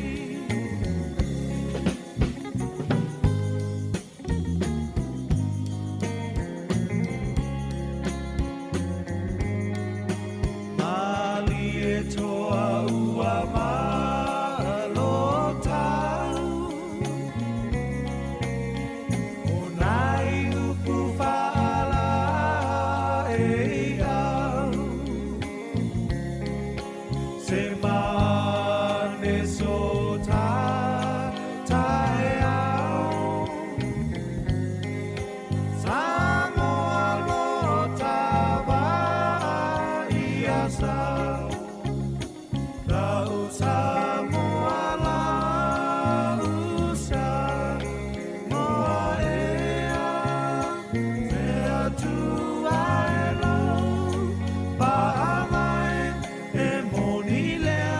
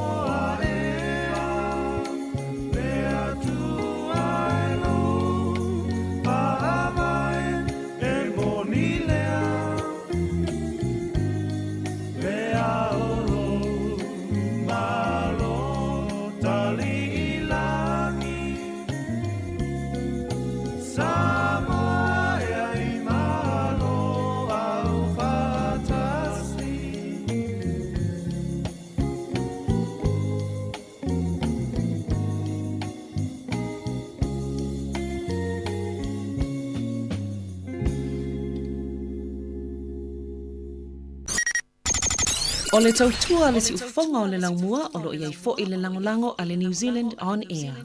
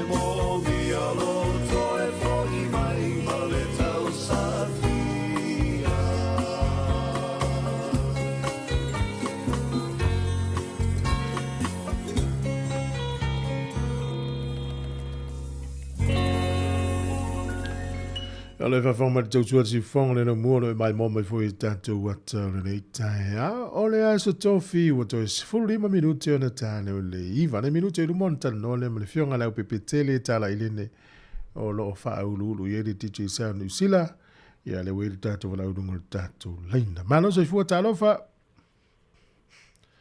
so fua manuia le tae o fok le le talo le fietel no tātou lau ele se me ia e la lo fa mtalanga lo ia ua fa ilo me ia fa nga ino credit cards ia po pepa fo ia fa ita la fule ia tonu tupe a minister ka peneta ni sila ia ele va o apewila la so mo o me ia uni la stores full lo inga apewila me uni tolu masina tu sei va fe le iva se la uno su tolu talan fa alo pal mia ni usila na ile va masin ne ya le utato iloa o la toni e tele te mi e tali malo ai mamalanga ai e ta wan fa ngal tu pe tali ai malo na fa tau ai lai Christopher Laxon me foi le o le fa aili le pe fa nga i se selu foi le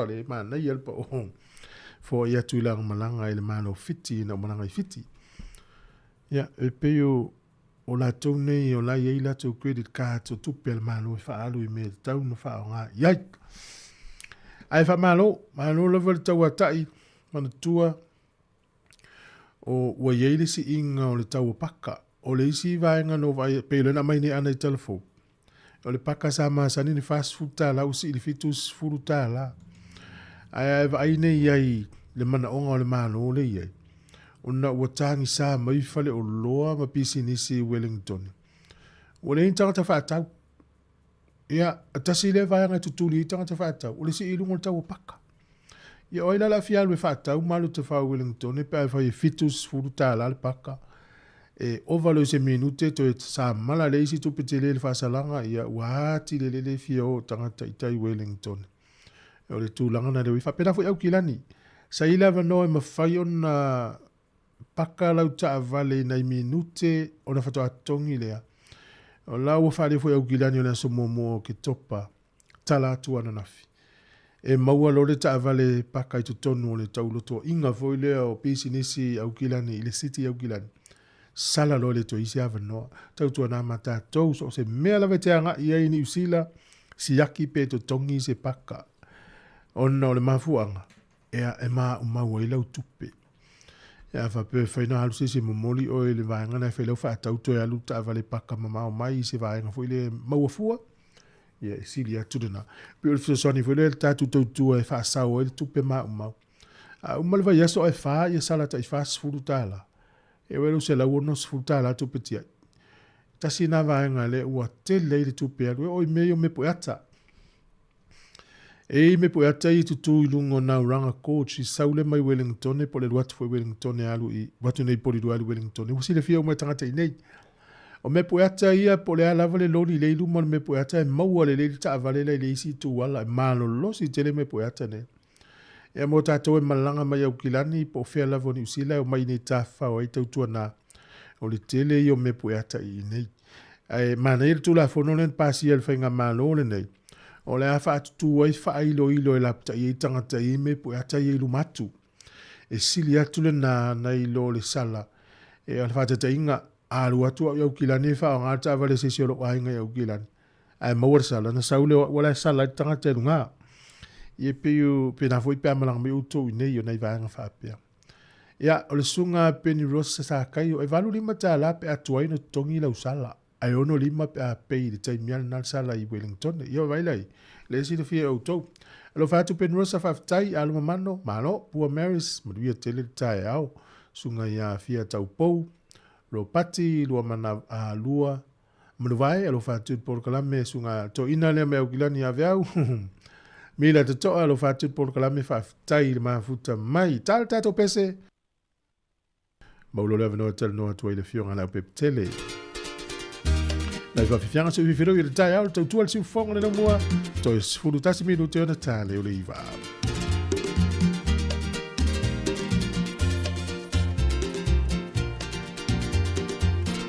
Manu o le vame ao, tau sani i funga o la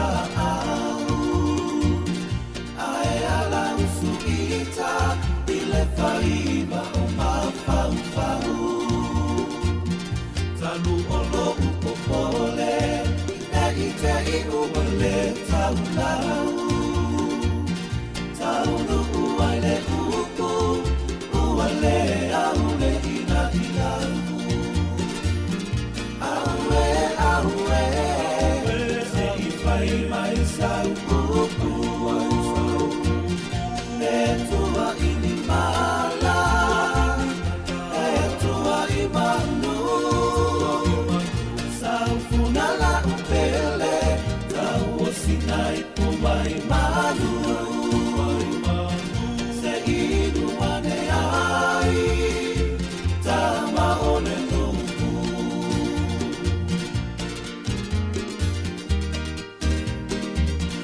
Le wei dungal tato leina le fionga la web tele. So i fu manuia le ta fo la web tele ta lo falava.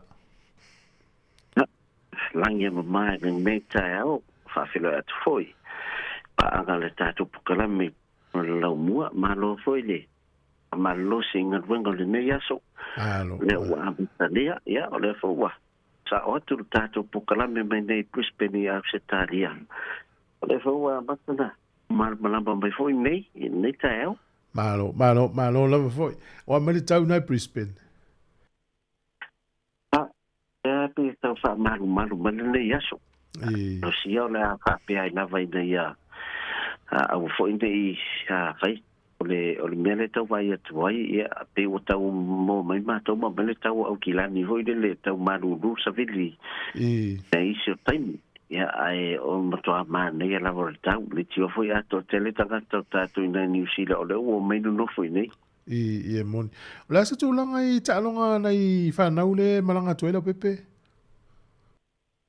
ya walua la tu talonga na wa mai ya ele manuia la tu talonga ya solua o le na manuia la tu talonga na nafi o nei la le ta aloi male au le Queensland Sāmoa na so ila ele Malaysia la tu talonga le aso ta o Malaysia ko ikala pulava ai nei ia o lo marosi umale au e se o la vea ia a tonu pauna tu langa ia o le pe matana ta te i foi tino fa na ia so o ta longa ia so titas ia a tonu po yo la fa masani foi te me mato ia le fa pena ia na mato wal au no ta ale o stadio so o ta longa di ma sa o son e fena fa u te we si la tu misi mes foi ia ole au le au tamiti a ngoila o ngala foi matu o tamiti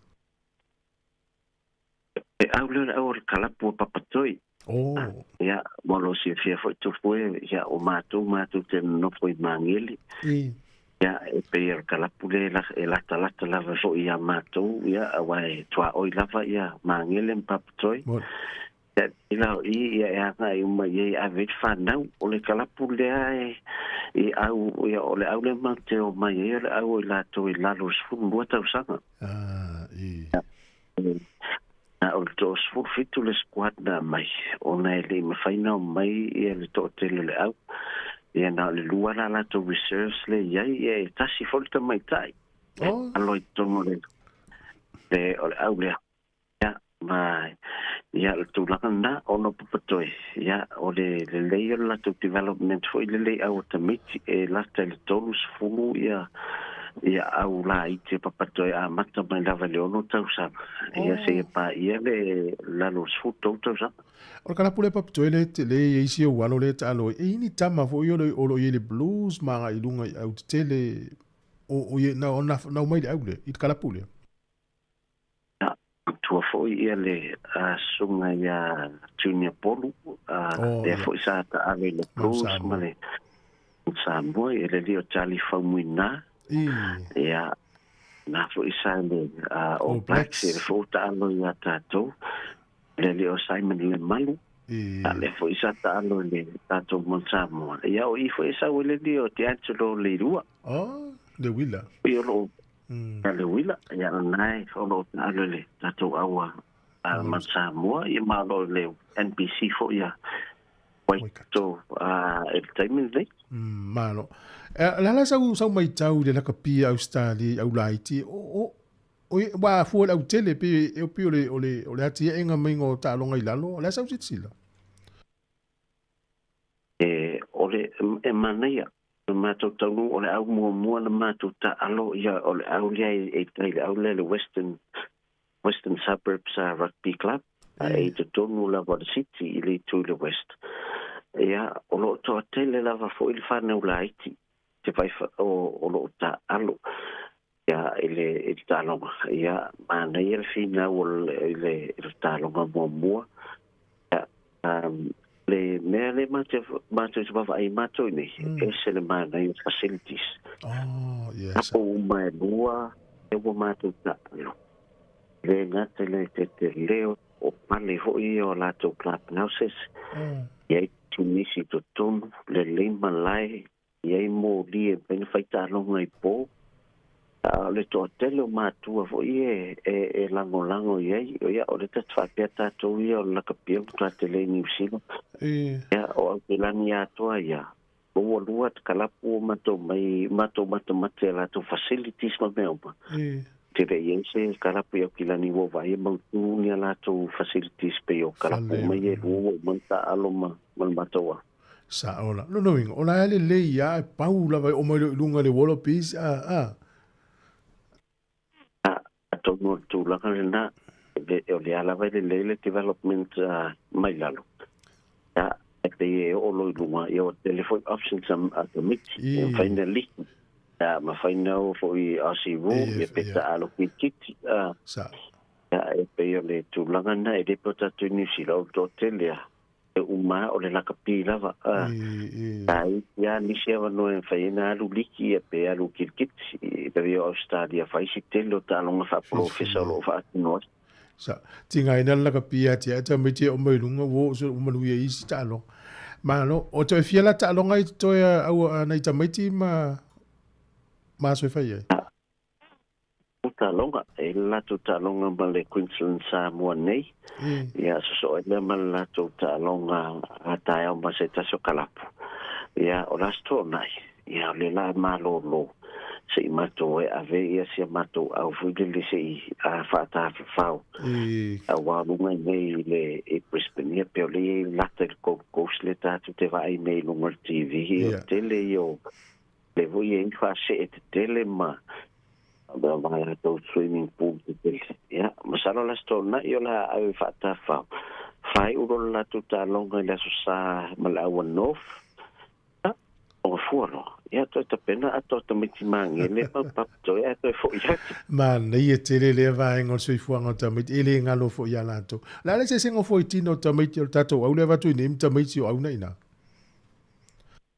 ele o tele se senga na pauli melena tau ya no le se fo yo communication se la to no organizing ya lo ya na fa pe ai ka le su tolu ma su fata usanga ya e la le ta no mo sa ye ya na te miti fo yo le au o le si au na fata na ta alo ona wa na de fa pela to ia ayo le open me la vai la los fundu eta ufa o nei de ai te tu sa tino o tatu te miti o mai pa mai la to fo ma salo la o nei ma le Queensland Sāmoa o no tele au o la to ta alo na se to lu to miti Pacifica le no vai e tele pala salo la nei ya le la tatu va ai ro la tino sa o la wala peace le la ta alo ma se mato au ni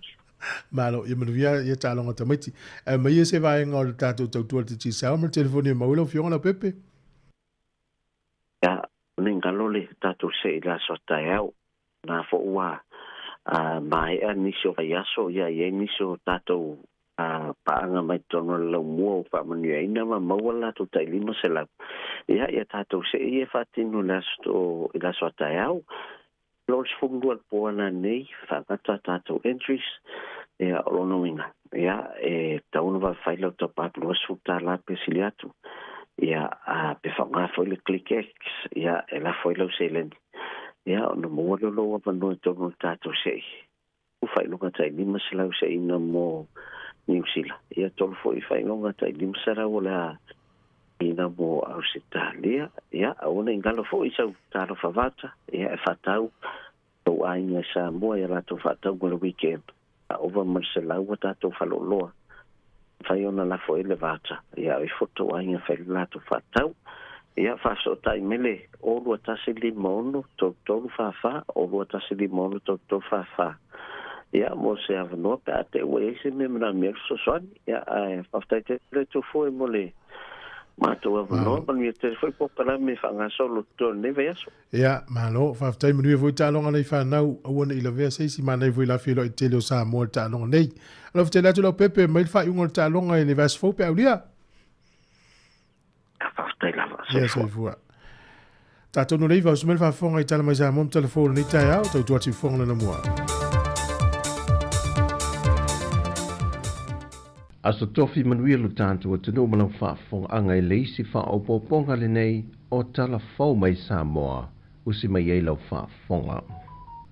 Au whaitau wa yaso le atunu o ile talinga malo mo le whontanga te tai malo le tau pulenga le nei masina o lo whaamanatu mai lava le mtanga luenga o le soifua malo loina ile atunu o mai lanto we malanga mai lo tātou atunu o. E le ngata na ia tausisia pea a wala o pui ngā morse fua malo loina i le pepesi e o whaama i ese i lo tātou o tunu o. A ia whaia fo i tui pui o so se whaama i a o lei malanga mai a tunu o lo au mau maui mai ai e anga i mai i Sāmoa. Ona o le pepesi ai o le whaama o le M-Box le o lo whai malu i tau mo lo tātou o tunu o. Pe a whai ai o fi mai i tātou lau ele. O le terminei whaamaumonga le soifua maloloina, o lo whaamawina lawa i te tono le tai lua vai aso, le mamalo le atunu e o atu e sa ili tōng fitinga, o lo a fia e siamo le tenki fiva, ato ai ma le fulu le o lo whaawau pea o ne pepesi, e le fesui ai o le tau. E tolu wa a tau po o manuao o le a leo ina le whontanga a tai malo le tau pulenga, le ole a wha lepa wha ta milo le atunu, e mata i tuina ta walumanga le whontanga, ma wha leo ai e fesoa swani le puinga, a malu le malo mai lanto o le a ngafa ma puinga i lunga le lau ele, i so se vae ngolo wha ngā solo i le whontanga. O le manua o le malo Peritania o le a wha lepa le i le wafu i mta autu, o le manua o Ausitalia ngā ta iane o si umu, ma le manua o New Zealand, e le tui se sifo o polo e la tatu il malaiba lele. E lua se formalitasi a tunu ui o si ao o le afisoso ni mai pui ngā amalu le malo a Sāmoa. Au le foi wei le tunu le afisoso ni a leo mai Vanuatu o le telo i lantou i le au te wilafi. Mai o le afa o popo foi le pui ngā leo. Leo uma mai a tunu SS ia e la tatu i le lua se lau. O le amatua wha amalo si e le puinga i le teimi o le whontanga. O le vaia so nei le wha mai e ona wha pipi le leino me pueata e le angai mai i le loto Samsoni, a ngai tau fusi le mangatolu, ma wha o popo i loa i le telo isi me pueata i o mai ona wha pina, wha ta milo i no whanga o le a wha tau teia i le whontanga, ma no whanga le a wha mautu wai le au su whono, e lua vaalele helikopter mai le malo New Zealand, o le a tiute pe whaaleo i le malai vaalele whaavao malo i whaleolo, ai o le a kawa mai e le malo Ausitalia ma Peritania, le tana whaatai a pia, ma le a ngai i le sina lei. O lo tu lai mai pe le malo Ausitalia e whaamawaa ma whaamausali, le la whainga pa anga por so tanga ma le malo Sāmoa, le foina te leo tu la fo ina i lava le taringa malo a Sāmoa. E na wea fo ia nisi o mea whainga ruenga, e whaunga ina mol whauru whale na mai o tangata o a lātou ato pao ma isi vaenga e awhiwhia mai nā tau. E na ia mauti noa e le aise vaenga e ono au wina mai whaasol tu la fono, e whaofi mai e seisi o le ausu fono. E whape nā foi i le mamalua tangata whea fiwai, e uru whafo maudu whale mai i Sāmoa. O le whoa i le malo Ausitalia e au fiai ni masini whaata, whapena fo i mani whaata e sa i lia ai whala au whaasaina, ma mea whainga ruenga mo le pui ngol vaenga le tiute. Mai ua mai a fo i se lua vai aso sa whaatau tai ni a onga, mo le ofiso le tiute a Sāmoa, mo le malamana anga i le tomai maanga waa, e whaongai na ia masini, ma lona tausi aina. O le fionga i le sui pāle mia, le fionga tuala Iosefo Poni Fasio, na sau noe whai masui o le malo e mo moni le whaaftai wha wau pea mo le malo Ausitalia, i lana fesoa swani e tausi ai le whainga paanga, na sainia i le vāo atunu e lua. Wa mata whaonga ina nei mea whainga ruenga, e le au whainga ruenga le ofiso le tiute, ma wha solo toi lava, e le tani ngā malo le whontanga tele. Wa toi wha manino le fionga le tamaitai ministaun tanga ruenga o tinama tamaitai, a tina nuu maanga feso tai. Moli pola ana rosa ale morio. Le whaawau pe ona mātai tuwina le whaangasolonga le plokete o le miliona tā la, mai loa ai vaenga e te tau na toi whetu na i o tūla whono, ina ia ta oto le lei le tūlanga e ato atua ai ona tutusa, ma tāla whengai mo le whaonga ino se lenya le malo, wa whaamatu atu i tū malo umole atu no. O se tasi o suinga, wa toi teu nei e le whionga le minista male au whinga wenga, e au fie le tau fie lo se isi whainga sa iei mua, i le whaanga solonga le wa toi whaatati atu tūla whono. Wa tau mawhai e tapu ai a tātou o loa i a tuuina atu i ainga te tas. Ai ia li lifa le whaonga aina o atina e alu wha le nuu. Na mātai tuina e le whionga le minista le whainga mua sa iei o ta iala, sa tofai me whainga ruenga i ainga te tasi, peitai na ia toe mai ta wina, e ese umamana onga o ainga te tasi o le tūmalo, e le mo mia e nisi o ainga, me whainga ruenga i o tu inatu ia i la tau. Tali lifa tātou miliona mua, ele whaatau wina wa whaasafua o mai ainga uma. E mantuafo, e reo ainga ume mana o mia. Wa oisia ainga sa utala noa tue, ai se a mea o le whaonga aina i tō mua baama. O le isa kangaka mako ainga. O la wanga i whafo le. Ia ua maua mai fo'i li poti si fo'i ai tū malo mai sinu. O toe o ainga nei toi whaatau i lato pisinisi ai e te tono le lalwhanga. O toi whaafo i mai i tātou supply a sia. O na iei la i o le manatu. Ele ai e o le tāu ai o ati na e community. O le a le manaonga ma le wha mua. Anu uta i tas. O ina te tau na lilifa i le ati na e. Pei tai wa wha amau ne fo i le whionga le minista ma le au whinga ruenga. Le wha manu i nao polo keti e tu inatu i wha la papatonga ma asosi. Anu mafia anga te tasi.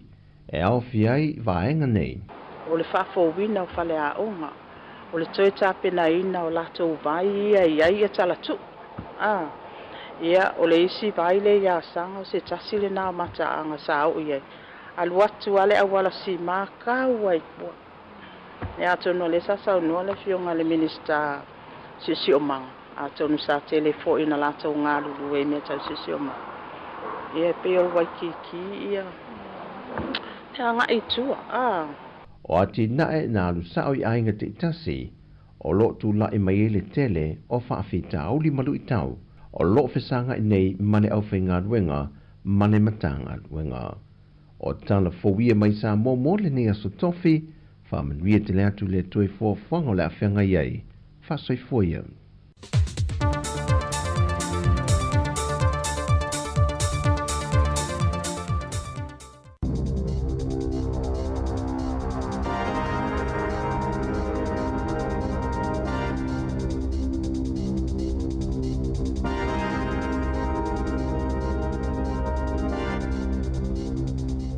Talo falava o talafou mai le si ufofongo le lau moi Wellington e mo le nei tae o le aso tolu o ke topa lua fe lua faa.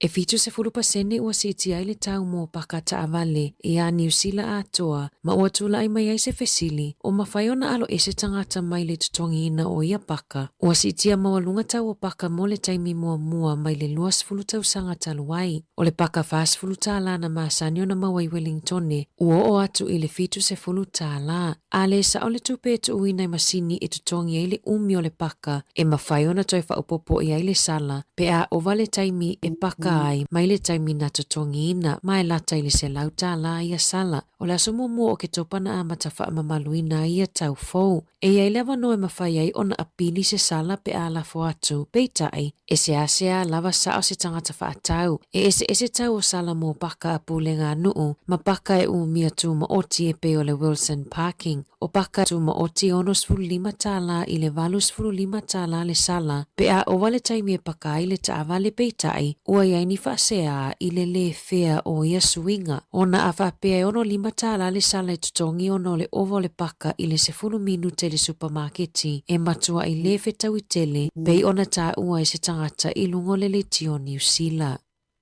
Ua iai ni suinga i ngo nisi o a o ngai New Zealand i lungo le porkalame o le Google Maps po whaafanua i lungo upenga tawhailangi Mai fōlinga mai o ni whainga tau whaavalea i le lalolangi o le kolisia ni le sone le Nelson College ua whaingoina o Yosa High School a o Rathkiel College i Macedone ua whaingoina o Hawk Tour College of Riskcraft and Sigmetry e ia o ngā maululunga i Hawke's Bay ua suia fo ingoa e tu sa i malipoti. Na whaalawi loa ia la ata i whawhato New Zealand sa lipoti a fo i le vaenga na tupu i Amerika, Kanata, Hong Kong ma Taiwan i le masina taluai. E le ole taimi mua le ua whaau ngā ingoa wa o ngā mua whainga tau whaavalea i lunga o le Google e mawhai e so se tangata i whaau ngā ina le Google o na sui pe edit senofuanga i lunga o le Google Maps. O lo whai e so e suenga i lea matai upu mana whesiringia o ngā lo o afia moni wha matalanga.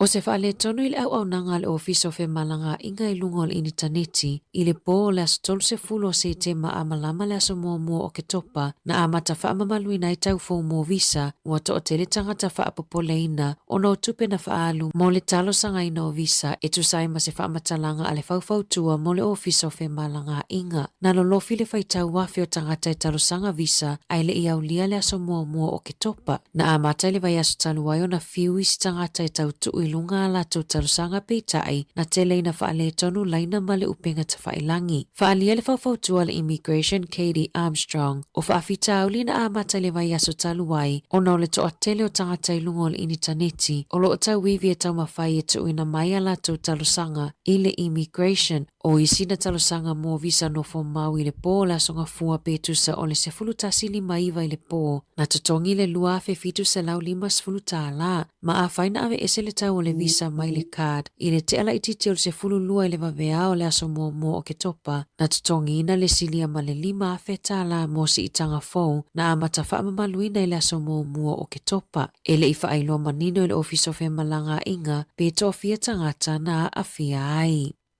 O lo tua ia fo mai le i di le soifua maloloi na New Zealand i le tutongi nato a launi mo sifi na whai ai se malilienga i le se fulu maasi na taluai i kone karate tu whaatasi mua. O lo ofa anga solo o na soa lau pule lea mata upu ina ua mai au na ave e le asosia fo mai la lato mata upu i le ERA na whaalia le whaatonu sini o le uni Sarah Dalton. E lua se fulu pasene le a launi mo sifi e lunga ai o le si itanga o tutongi whaavae e amana ia ile na tu raonga luenga i te tonu le ED. O lo o tele ngese le tutongi na atu ele Health New Zealand o ia alau ni mo le tele o fo mai mo le soifua maloloina. Ele Italiane le soifua maloloina ina ua fesilingia ele le tio New Zealand. O lo iai nei whana wā o ngai tu uanga o le nei kuata, a i walangalanga manato nisio mātua i le taunga tā te leo tau e whaata whawhao i ta maiti a o whianga iai matu uanga. Whaata i ta inga e se lau whaasfuru lima tā la le tutongi e o ai se a inga to a wha i le Kelly Taltons, Valus fulutala mo le zoo, ma le fase fulutala mo le tifanga pe a le whaatawina ni popcorns po oni ice kulimi na mo li mause tina ilungo le first up. Sa maasani o na tutongi le sefulu ono tala limas fulu sene mo le tangata matua. Ai sefulu lima tala limas fulu sene mo tamaiti le tifanga pe tai. Ua o atu i le luas fulu lima tala limas fulu sene mo le tangata matua. Ai sefulu iwa tala limas fulu sene mo tamaiti e tu sai mali poti. E valus fulutala mo le ai ngai to afa e a sia le zoo i Aukilani, ono sfulu iwa tala mo le zoo i Wellingtone. E teleporo kalame manofuanga i mawhaiona whaatafa whawai tamaiti e le aise tupe tutongi e peo mata anga mawhale tusi e iai le te papa i Wellingtone ma le War Memorial i Aukilani. O isi e whaatau board games ma isi ta alonga i mawai o loata i luas fulu tala e mawhaiona ta aloa i le fale e se fe mai ai le tupe. Ua ia se popo le ngai fō mai ina ua le mawhai ona toi mawafua tests po oso e suenga mo le COVID-19 le ana ngata i le aso tolu sfulo se tema o na mawafua. Na whaalia le whaatonu sili o lea o ngā whaafo mai Dr. Luke Bradford. O lo o mana na afo mai e awana i o tangata i whainga luenga pe ama mai. Peitai o le aono pe pesi wha mai a mai se le COVID-19 pe a whaapea e le whai aso e suenga e iloa ai po o maua le COVID. O le pāpui pui ua iai nei ai o le tau o tests pe ona whailoa Bradford o tests e maua i whale talavai e maua i le 5 tāla po o le 6 tāla mana whaamanino i reti le minista o le soifua maloloina e tele atu no i whawhato New Zealand ua le to e maua fuai tests vanga nai i lātou e maua i ngase tū mau maonga a fianga pe a maua i le COVID. O le aso e tapunialo i ai le kamupani a le Winston Pub International i Ruapihu. Sa whaawhengaruenga i nai le whaitau se lau o tangata ma le whaitau miliona tālana maua mai ai mo le tamau a inga. Mo le toa tele o le au whengaruenga o le kamupani e lena o se ngaruenga ne peo se a inga ia i lātou ona o le umi na whaingaruenga ai. Whaailoe Zach Ryan i le aso muli o ngaruenga i le aso na amata whaingaruenga i le kamupani i le sifulu whātau sanga taluai i le whātu ai umai le kolisi. E le ima o se talalata mai le kamupani po le ale tūlanga o le ao o ia i le whanua, ona o loo tau sa ilia pese tangata e whaatawina, vanga nā i lau papa o loo tutoi le kamupani, ua whaatawina atu i le Nature's Flame e whaaliliu i pailate. E ta o tasile tangata wa lipotia na maliu ono se mui se whale whitby i porirua i le waweawa na leila. Ua wha maonia e leo e ta o tasile tangata wa maliu ai o le isi tangata o loo i le whale mai. E iai foi ma le taifau o PAI e tusai ma li poti. O loo langolango ina e leo le ainga ua afia ma wha au au su e suenga i le mafua anga o le mu. I ta alonga, na manuma lole awa le Rose a engelani i le sewa Ferns a New Zealand, i le lata alonga lona lua mo le taamilusanga o le Tiny Jameson Trophy, sa whaia le whaleta alo a le Te Raupara Arena i Porirua i le fia na nafi. Na manuma lole awa New Zealand i ai e tolu i le kuata mua, ma aisi lia i le ai e tasi i na watale a whaleta alonga. Peitai, na toi tuli e engelani ai, ma aisi lia ai i ai ono, ma manuma lo ai. Na whaalia i le kapiteni a le sewa Ferns, Amelia Rain e kena sio e televaenga e mo o mia o na whaaleleia sa whaale tonu ai la lato ta alo. O le ta alonga lona tolu e whaia lea i Enwakago i le aso sa, ma o le a whaafai leo na ta alo au e lua i le a aio Enwakago. Tala fōwia mai le si ufufongo le lau mua mo le nivaenga o le tae au.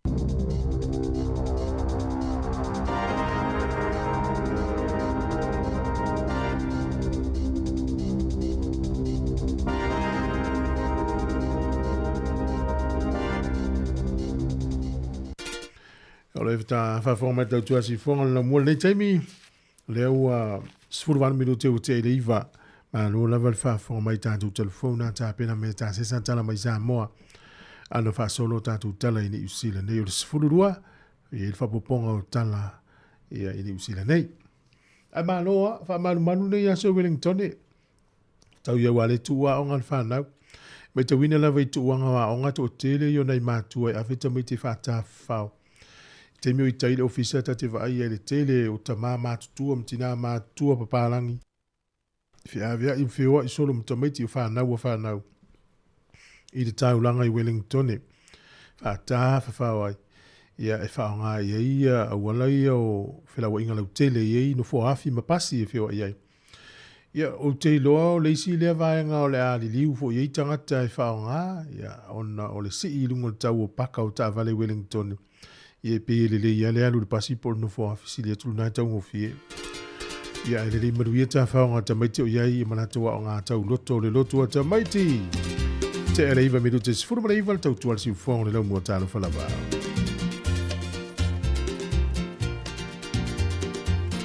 Manu o le vave ao, tau sani i fumao la au.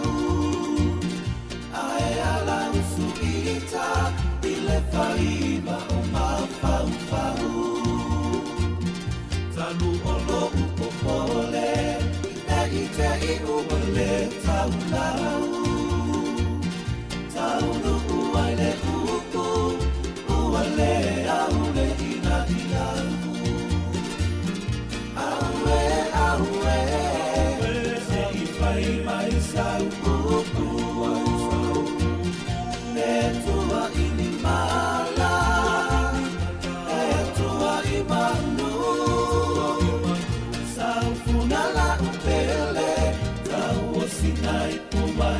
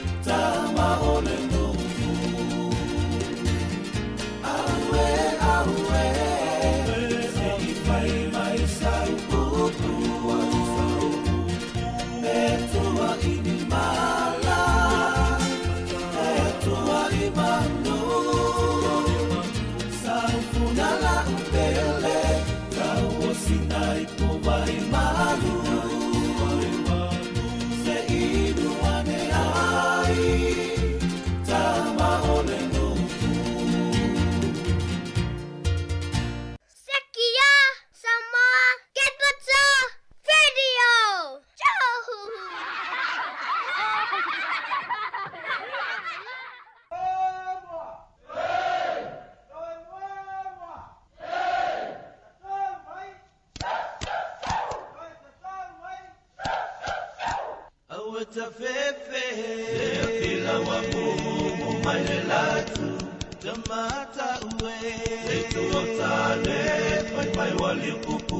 Vai pula salafai, soia le papiti lemu, ai fainita lo sanga, ile mala ua tupu, ai aua la vale fatala tu, na opa no, ile mala wai Sāmoa, e aki e ponga I mai la no, o sabai I ole ato.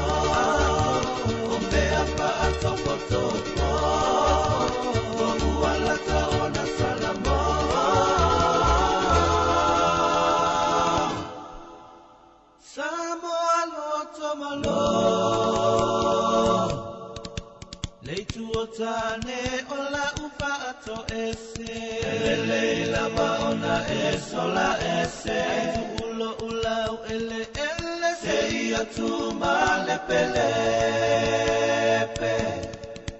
wa elo lele olo na pinangalo wala ona pa tele ngese ole alo pa itangata ina ia sosola ese na opa no ile malawa Sāmoa e apia pangai mana no o sabai I ole ato o mea pa ato potopo o ualata ona Sāmoa Sāmoa loto malo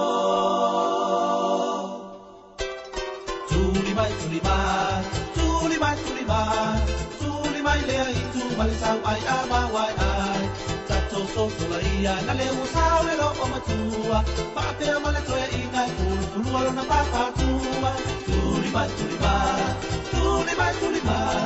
Tulimai lea I tu malisau ai ama wai ai Tato soso la ia na le usau e lo o matua Paapea male toe I ngai pulu alo na papatua Awe no to uale loe na olo fia pa ai punga ya oe na olo fia pai to fia malua I tai no ese awe lo no to uale loe na olo fia pa ai punga ya oe na olo fia pai to fia malua I tai no ese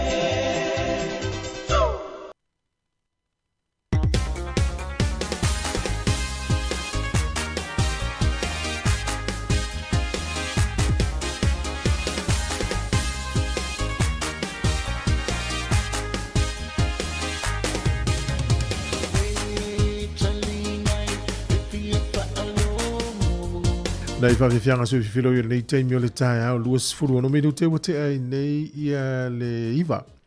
E ili tātou whaatalanoanga i le te au le se fululua i le au le nei stasi o li whaipule le pāti le National. O le li Maori le la awhera tātou ofisa nei le au li whaatalanoto le whionga le pule. E wani msia tātou whaatalanoanga le na. Mo le silifia le turu awha e misi au e tātou telefou i le aso, ma le aso e maua ilunga o le tātou Facebook ma le YouTube pa le Sāmoa Capital Radio. E fwyd whātala noanga sa whaia le vai asole nei e a mastasi o tamaita ilo ia Sāmoa. E suafa i a sola ma le malo Dr. Hai Ien Tualima. E e mawhaiona e maua fo ilunga o le tātou Facebook a Sāmoa Capital Radio ma le YouTube. Whena e mai mo i ai le tāu fo le tomairo nei alo o le tātou o tino. Ai onisi ona i tātou tala o tālonga, ya o le tala mua o le tālonga lea tama Sāmoa, le malanga mai le au fili lalo luas, lalo le sifuru valu tausanga le mātutua. Ta alola ma le au tama onga ni usila i lalo le sifuru valu tausanga, o le unga le tālonga lea tama Sāmoa e lima, o le au fili a onga ni usila i iwa se furu ma le tasi, iwa tasi. O le tālonga lona lua ta maiti Sāmoa, po o tama Sāmoa, lalo lo sifuru valu tausanga, fili mai awa onga Sāmoa. O le a whaia i le aso sānei, tālonga i whaia i le aso sānei, o le a tālo ma le au le barbarians e New Zealand, i tama onga i le barbarians, lo wingo le au lona lua le a tama onga New Zealand, whaia i le aso sānei. O tō i Hamilton nei whaia i tālonga ia, mausi hawe noa ia, ma nei fo tō atu e mata i tāpua i tālonga nei ta maiti mai Sāmoa. O le taimi o le tālonga o le tolu i le awauli e whaia le malai o le FMG Stadium. Ia, a o le tālonga muli a tama Sāmoa, under 18. Whaia le so rua le vea so fau le so se fulu o kitopa. Tasi i le awauli, whaia na le malai St. Paul's College i Hamilton. Ia, o le sina na tau tālonga. O le isi tala o lea e fōringa mai e ono whaale tonu le au le vaale Luna Rossa ma Italia. I le vaa Peletania. I le tuunga le ia i le teimi nei e a le ta o le Britannia. O le ato e tasi le manu malo le vaale Peletania. O naufia tu lo le whaile la tuunga ma le vaa ni usila i America's Cup. Le ipu le Amerika. E o le teimi nei le uono manu malo le au le Britannia. Ia e wha manu malo le au le Luna Rossa, ia po la tau mua. O lana winga, a malo lo la ona fitua i lo leo malo po o mua le Britannia. Ia ona malo lo Luna Rossa, le watu Britannia e mili pe tuu ma le Team New Zealand. I le tuu unga le America's Cup. Oi sol. Ia, o le si fo i talonga fau le wa e mai le teimi nei. O le teimi le COVID-19. Na li liu i tangata ese o lalangi whaia la tau wha amalo stino ni au wala tai ese fo i lea. O na e leo se manatu o nisi tama po nisi tangata lalangi e whaia le la tau tu ngā wila e wha o ngā iai ia. O le upenga o so tainga. E lua la tama ti e wila ni usila. E le o la wila vidi vai lungo le awala tele. Ai wha o ngā iai me po e akta e mamasini wha ni ona po. E vili e wila, e tu tuu mais tangata te e wila na langi. Tu sai tu wala wila vili vai tono lo whali ta vale po tono lo potu. Ia ma vili la wila ale te tu tuu mais tangata. Le la wo atu ai tama ni usila ni tu unga whai Dubai. Ia e ma e ufoi. O le tama mai kala estete, ia ma le tama mai Waikato. E lua la tama ni usila wo fia tu i lea foi tu unga. Mtau tia foi. Ia. Aonga oisina vai ngana mo mar COVID. O le mau e nista alonga fau. O te mana tua le mamao te le atu fo i fo nista mani usila na tau vana ta alonga ta polo. O le ta alonga lea e fai fo i luma o le TV. E le o ise malai e tai. Ia o le tau vanga fo e lalang. Ia po a fo i la nista alonga lope i nista alonga ni fusu anga.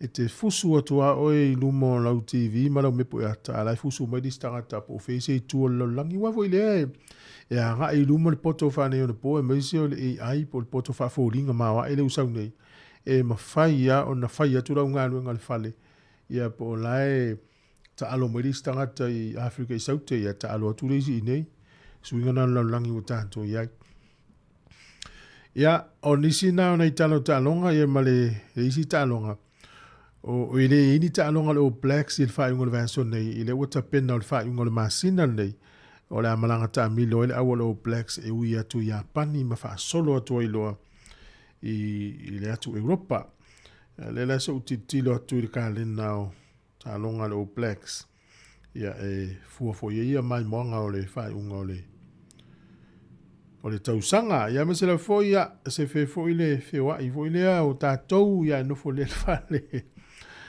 ia matatula talonga le liki la solo fitu o ke topa le sa talo ni usila ma Australia fa ngala le liki ia le Blacks to le kiwis le so luo November tawini usila matonga talonga le fa yaukilani ia o le talonga a Australia mo le usila le kangaroos mo le kiwis fa kala estete o le aso sa ya le stolu le November talo ni usila Papua New Guinea le vanga o mai tai fa talonga i Port Moresby taulanga lea o Papua New Guinea Port Moresby.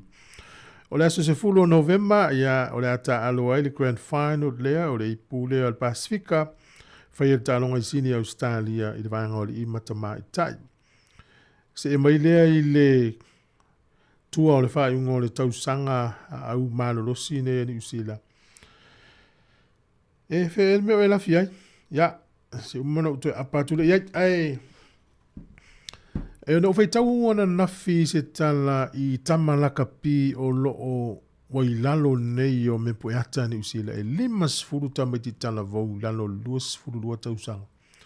O leta ape solo i kalapui ni usila o le toa tele i o tamaiti Sāmoa lai ai. Ia ae nu mela tasi ale tamale Wallace Titi.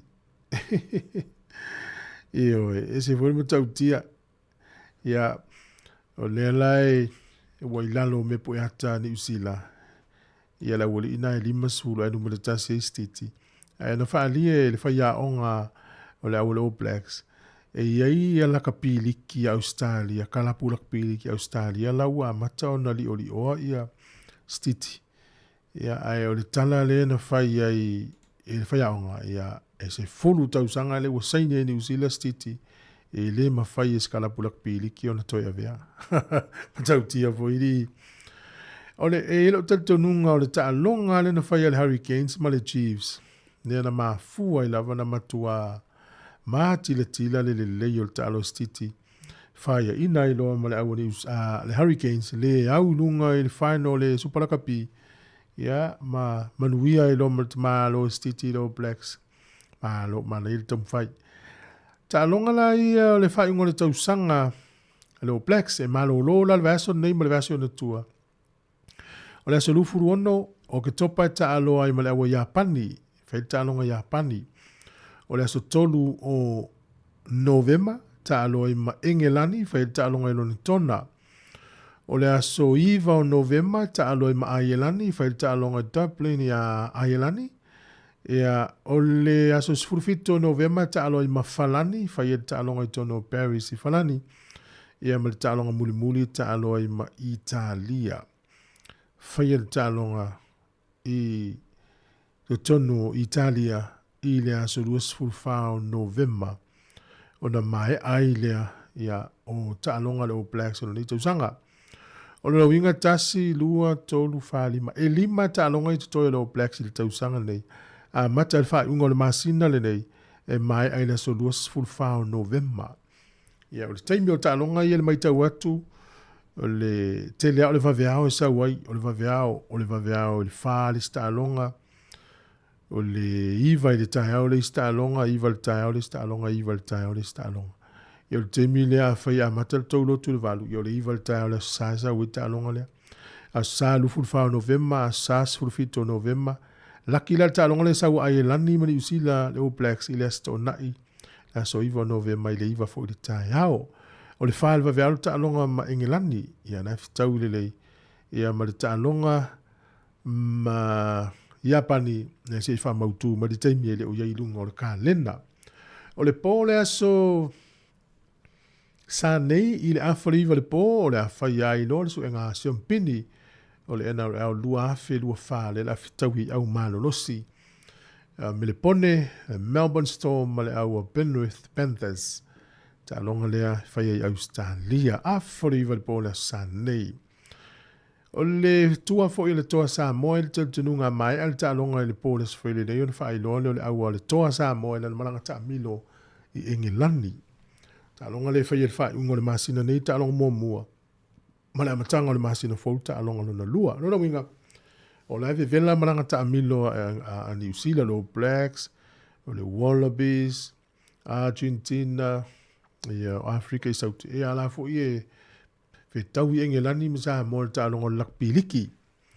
Ia o talana o pio tūlanga na o tālonga whanga solo le whai unga o le tau sanga neile o tātou wanga i atu. Iait!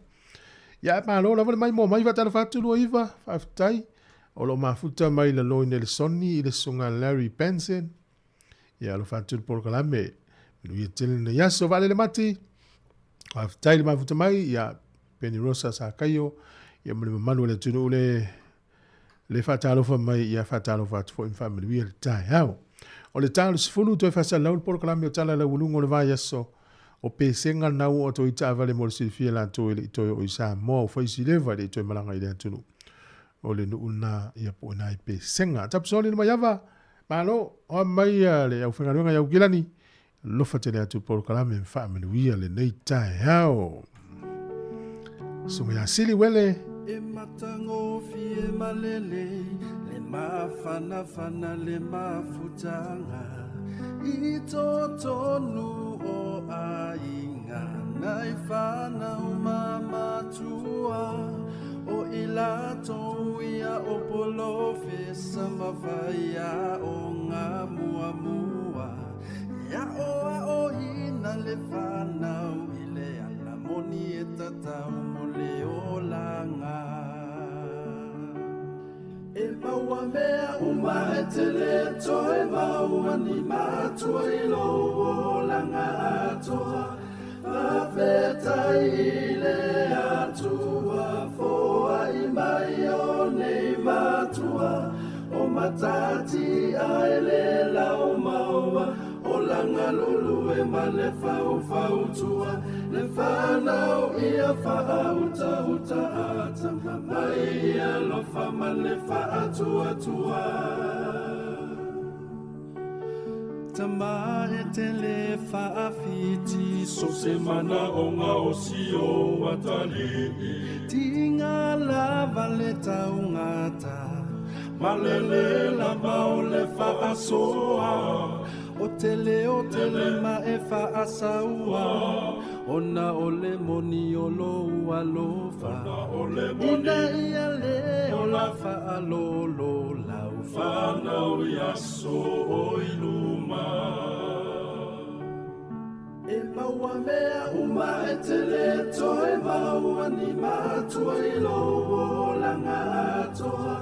Whawhetai i le atua, foa i mai o nei matua. O matati ai le lau maua, o langa lulu e ma le whau whau tua. Le whanau ia whauta uta ata, mai ia lofa ma le whaatua tua. E iwa masina, e tau ave ai au i lo manawa. Se ia o whanau mai, e te tau si a masapasapai, a o mai masai sai tia. Wana o ele mai e moia, tina tau vale a lautama, o e bito sili lavana e mafatia. E maua mea uma e te leto, e maua ni matua i lo o langa atoa. Whawhetai i le atua, foa i mai o nei matua. O matati ai le lau maua, o langa lolo e ma le whau whau tua. Le whanau ia whauta uta ata, mamai ia lofa ma le whaatua tua. E maua mea uma e te leto, e maua ni matua i lo o langa atoa. Whawhetai i le atua, foa i mai o nei matua. tati ai le lau maua o langa lulu e ma le fau fau tua le whanau ia whaau tau tata mamai ia lofa ma le wha tua tua. Talofa, I'm Tiana from Miti. Keep listening to Sāmoa Capital Radio Wellington.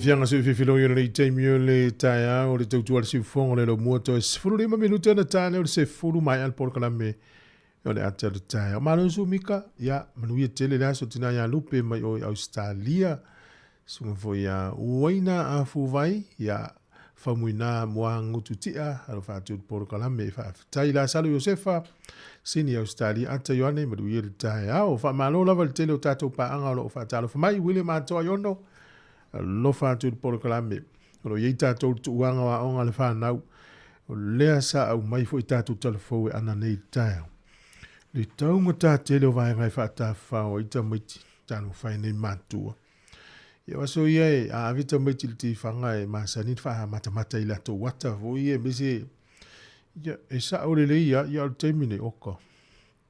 E o pea ave le su, mutuata umutalawa. Ia. Whaia e oe le tonu, wha maala malama le i tamaiti ni te ole fia tamaiti. O le soifuanga o tau mutatele. Alo whatu ia le ao ngā upu to muli, alo mafuta mai mangele, e nā i tautafa le malai wa lele. Maruia fo ia fufuanga, ia o le alan tau loto ma fia fo le tamaititi ila le fia alu me masani no tafa. Ana ia fo ia le whinga le ufa ia. Ia nei vai tau tuanga wa o fitau le ia ma le aso tamaiti le aso sa. Na maula vano e whaasoa i ma le sunga ia polito wha ia sia au i matangi. Le anar company le Chaven. O la toe fia ave uta i Sāmoa i le kirisimas. Au ala vai te whaatua. O le teimi le nei ua te tauna te pena. E te whaatani lo ia te sema ia ua tuai. E ngon November e tauna ua ave tu tonu la uta. Ia eni sufsidi vana au le olu atasi o tolu wha walu o tastasi mo sunga sia. Ia polito wha sia mo uta ma wha mumoli mo Sāmoa. Olu atasi o tolu wha walu o tastasi. O le vaso nei Sāmoa lewa no e whaasoa ai ma i la ua lo ili to mai whaapitoa o la ua le mata whai oi ma le mata ta le ua nanga wha le soifua malaloina wha le tua ia palolo Scanlon wha pia Tracy Baker i le tūlanga ia o le tūpau tamaitai ma tina. Ia tina ma tamaitai Sāmoa ua te misia le avano le nei. Ia e pei o le tā ua siaki nei le whaalongolongo atu le polokalami. E mawhai o nei loa ma maori tūlanga o ilo soifua maloloina. Ia le whapeutani o le breast cancer. Ia le ua mai le avano e screen peta o le breast screening.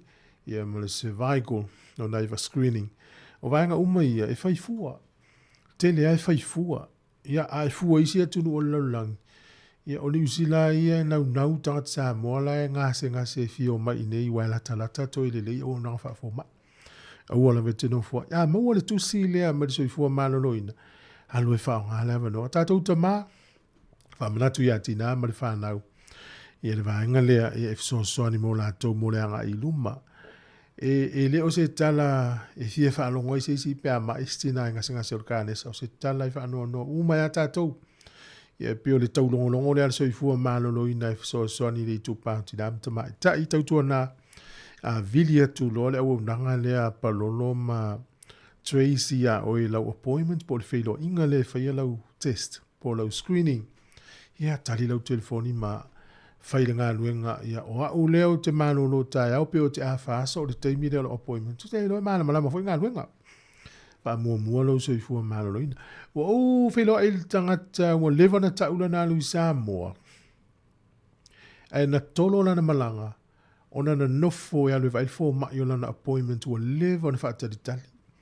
Na mai ya le tusi o le aso le e tau e vai fo ma I fa to o level na fata li. Tolo polo mo malanga tangata le o pea mate poto le leid fa unga le leid filinga le tangata. Wala ilo e to e mo fo le aso to ya Luisa Moa. Ya al me vola na ta o fo ile si tu le atongilo pase se te malanga e fa le tama I va enga na pase se. E ma fai ona e tutongia e fua fo ile wana ye vainga ese wa ma yo mai fata ingol eni usila e mo o lava no e to e sui ile aso lo lau malanga e au no ma le fai no lo tupe ya na manuia le tam fai nga le fo tangata no fo val fo mai to e tolo lan malanga to alu le steimi o ava no la ya mai fo mai ale o no tato vai fo mai o le tu lalo por kalame wala au ye le fo mai male o nanga soifua malolo ina tu la vano I stangata ona tau fao ava noa e uti foi au whainga luenga mana tua la ta tau tina e iai le vahanga whaapitoa le whai e kene puru le whale mai kene puru le vahanga le outpatients ia I le aso sifuru lima a sifuru iwa o ke topa mai le valu tae au le tasi I le awa uli o lea o le a whai ai le ava noa le o to le free cervical screening clinic ia e mawhai o nau tau susua tu iai maanga ia tu iai. Ai se fasili. Ia ona vili lo telefoni vili fua leo o valu se lau. fitulua iva. O valu se lau fitulua iva. Pe Vili Tracy telefoni leo le o lua fitu. Tolu tasi o fitu. Ono fa tolu. O lua fitu tasi o te fasa watu o lua fitu. Tolu tasi o fitu. Ono fa tolu. Ole sauno mai po ole fa amala manga pa lolo scan e no mta pune ile siaki ina susu tinam tama tai tulo. Ole tele yo tu pe al wai pe ale o tultina o mona failo na taimi fa to po appointment. Ya almena ta wele vili wa ile ava no atu.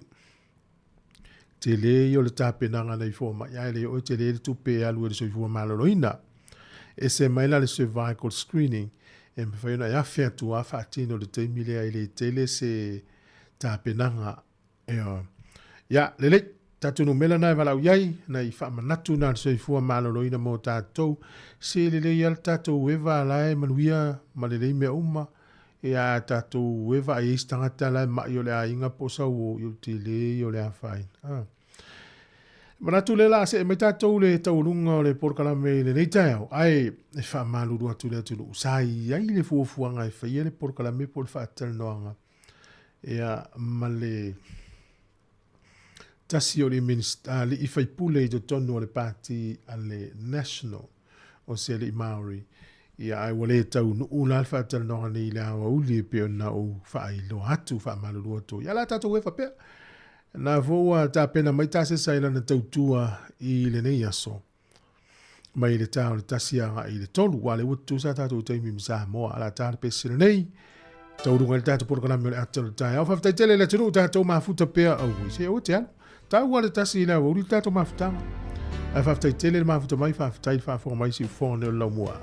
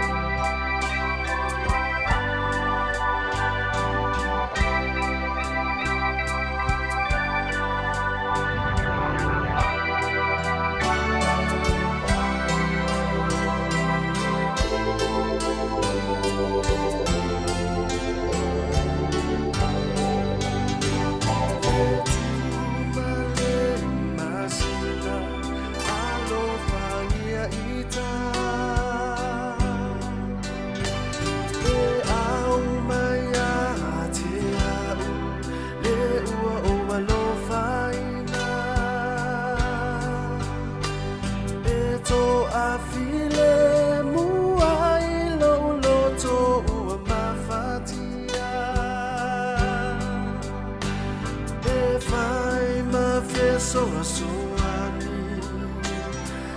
I vai ngau le o la whengai maita Sia pea o e lau ina ia mawhana whana Tatalo mama ni mala e tau whaleanga Tu maule moni le aloha O ole me aloha mai ua O ai mo au Le tua le tama Le tua le tama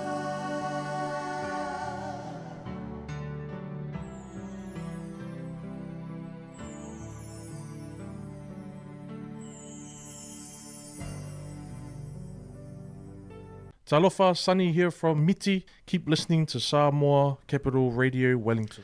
Malofa taitasi minu tona tana le sefulu.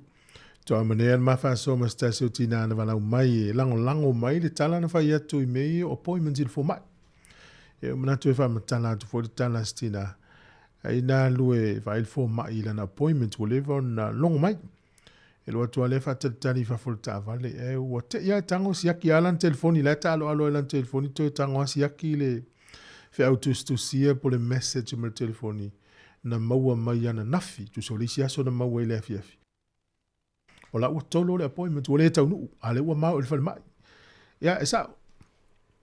O nisi taimi o le tele yo awana e longo to e soifua maloloina o e ale o le emaili, o le telefoni, o le tusi ana fuatu, ia po le text. O na winga tau nisi aki uma vanga nei, I mao se isi le fale mai, ai wale o la appointment, wale o la ua tolo me la to, ona o se mafua anga te tau. Ya, mane fo na le sona nei tai au mai alpese nei la tatu ona fa fonga mai lea. Tatu proclame ya o le lanorangi o so nei.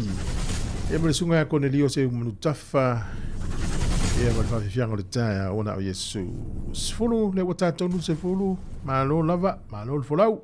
Malo tawatai.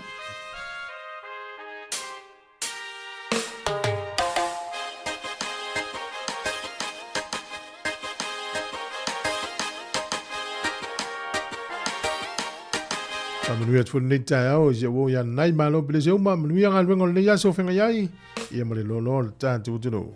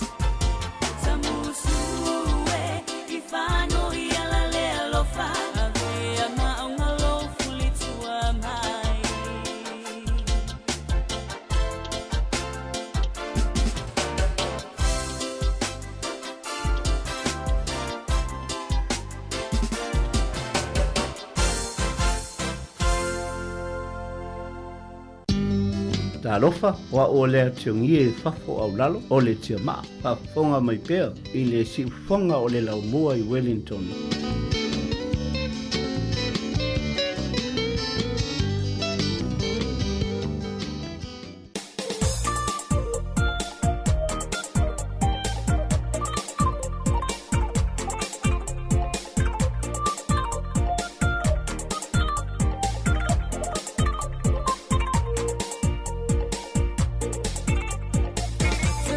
Sāmoa se ilangi o sia o pese.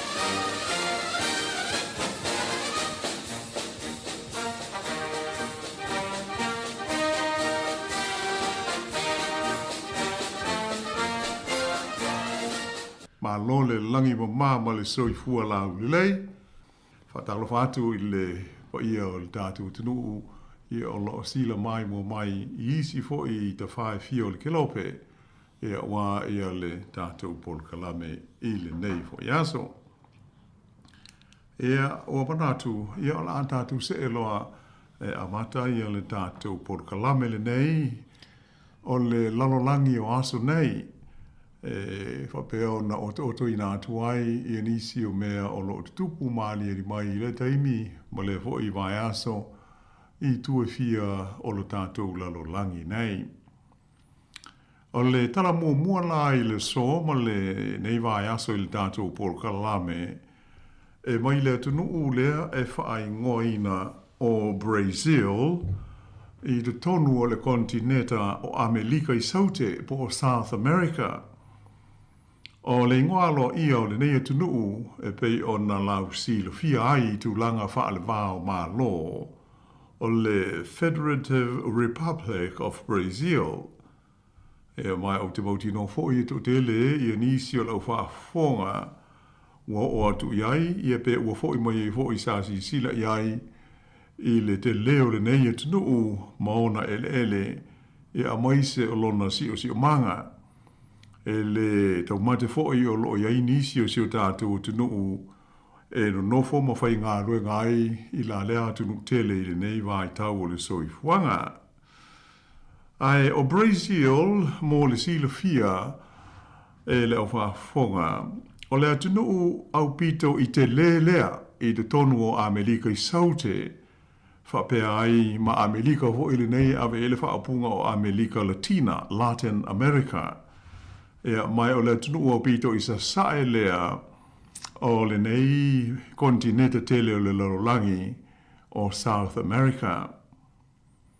E le ngata I lea ai o Brazil e lona 5 I le whaasolonga o tunu o le lalolangi e o pito I tele o na lau ele ma o na whanua. Ai e lona fitu I le whaasolonga o tunu e au pito I to o tele le whaitaua whai o ona tangata I le lalolangi a toa. O le laumua o Brazil, o le ai e ngoa o Brasilia, o le ngoa po o le ai e ngoa I a São Paulo, o lona ai lea e au pito I to tele tangata e nofo ma wha mautu ai. E luas furuono la whainga o se tete po states o le nei e tunu, ma lona I tu ma lo tu tonu e tasi, lea e iai du tonu I a lona laumua, whape ai ma lona pāle mene, ai maise o le no whanga tu tonu o ana whainga ma lo. O na paule nei o le tunu I de tonu o le kontineta le nei o Amerika I saute a toa, o le lātou ngana alo ia, o le ngana Portukale, po le Portuguese. E ui o stasi le nei o tunu o le laulangi, e motua tele maano anoa ai ngana, a toa maona I tu a ingo tangata, ma nganuu e mawai. O le talawhatai sae, o Brazil e tua o iai ma le vasa Atalani po le Atlantic Ocean e mai o le umi o lona talawhatai e fitu wafe fa se lau iwa tasi kilomita e pe tu se le ma le fa afe ono se lau 5 I o maila pe tu se le o le afa a toa lava o le kontineta le nei o Amerika I saute o ele ia o Brazil.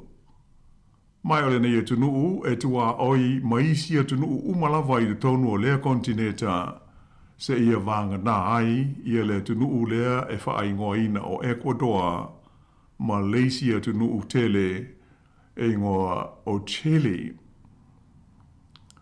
O le vaumatua tele o le Amazon Basin lea e tonu o lau ele o Brazil e matuata mau a inga I ona la au o le Teropika, maisi vaenga o le natura e au fiai manulele, a toa ma mea ona o le lau ele, wha pe foi ma vaitafe o lo o iai. O ia winga tūlanga ese o le si o manga o Brazil, maona lau whanua. Ua tele ina tō sina iai ia pisi nisi te tele whaale wāo mā lo. La tau te ātina aina ia le la au mō le lau papa. Mai o hapeona lama ti ai i whaafi tauli o le so ona tā ina i lalo o la au o lona mau matua. Mai o tele ai maisi maua whaina ua whenga iai matangata ona o suinga o le tau e mafua mo iai le whaatama ia o lona si o manga. O lo whaamawina whaapea e tele ia ni whainga malo whaaleanga nuu na mua aino foia mo pulea le atunu le nei o Brazil a o le i taunu ana iai ia le tangata sue ia po o le Explorer mai le atunu o Europa o Portugale po Portugal. O ia lea o le tangata e swafa ia Pedro Alvarez Cabral i le tausanga e afe 5 se lau, tasi 5 o. Ea mai sa ia wha mausali nai mapulenga ale malo o Portugale i lau ele ia ua ta ua nei o le atunuu o Brazil. Sa amata mai i lewa i taimi o na avea Brazil o makolone o le malo o Portugale sa ia o mai i le tausanga e afe valu se lau ma le valu i na ua siti ane lona lau mua mai i Lisbon i le nuu o Rio de Janeiro e pei ona iei nei. Ia ma wha asolo mai ei lava se ia o ina maua no la tau malo tuto tasi i le tausanga e afe valu se lau luas furu mo le lua. Ma wha avai ina aia la tau whainga malo wha pāle mene se ia o mai lava i le teimi nei. O nei ona pō e tele mea e taua ma ua lawilo aile nei e tunuu i le lalolangi. Mai o stasio tunuu e le o se sui a wai o le whalapoptonga fo o le NATO, ai peitai e whaipaanga ma vāvāra lata tele ma le malo o le United States o Amerika. Ea mai o stasi nei o tunuu malosi ma le leilo na tamao a inga i le lalolangi a toa. E le ngata ina tele tau mawhai ngausia ma maua mai ai i Brazil, ai o le atunu hoile nei e nu me le tasi le lalolangi a toa i le tamao a inga ma le ati nae o le la au o le coffee. O Brazil o se sui wha mai o le whalapop tonga o malo au whatasi po le United Nations. Ea mai tele nisi whalapop tonga wha le vāo malo, ma whalapop tonga wha ai tūlangi o loo o iai i la tau i te tonu. E au fiai le whalapop tonga malo ma tunu o le laulangi la tau te whaonga ina, ea pe tau te tala i le ngangana Portugale. Mai o Brazil foi o se sui whaalongo lea o le whalapop tonga o malo le ta ua o le liki o malo a rapi. O le te lena ua le nei atunuu e whainga tā ai o na whaamao pōpō ia whaamao maunga mō lona whaitau a whai. Mai o le lātou whainga o lo whaasolo ai ia lea tūlanga e ta i se fulu tau sanga ma whaia lātou tūsi ngā ingoa. E mai whaonga ina ia le tau sanga e whaiu i le o. Peitai, sa lei ma whaio na whaia se tūsi ngā ingoa i le tau sanga e lua afe, lua se fulu po o le lua o. Ona o le whaamai ko viti. Ai mō se ata whaataitai mō le silo fia o le totele o tangata o le neia tunu o Brazil. O le whaitau a whai o tangata i do tonu o lona i tū mā lo tū do tonu e tasi po le Federal District e siri atu i le lua tesi ma le 4 miliona na iai i le tausanga e lua afe lua se fulu. Ia ai usi mai pēr le whaafonga.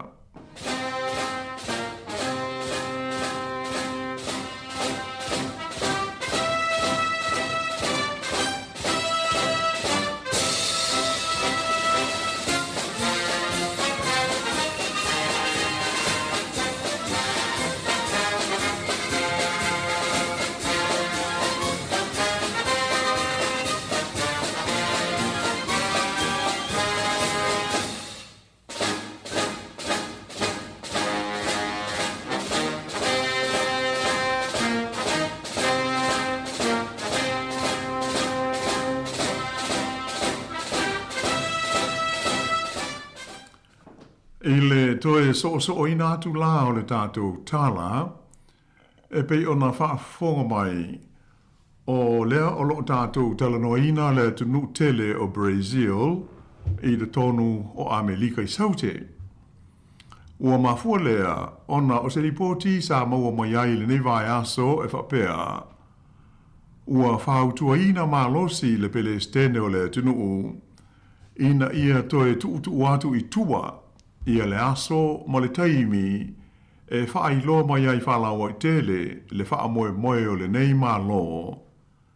E avea ai Brazil ma se tasi o tunu o le larolangi e lātou te talia ina ma afia I le polokalame a le malo saina lea e whaingoa ina o le Belt and Road Initiative.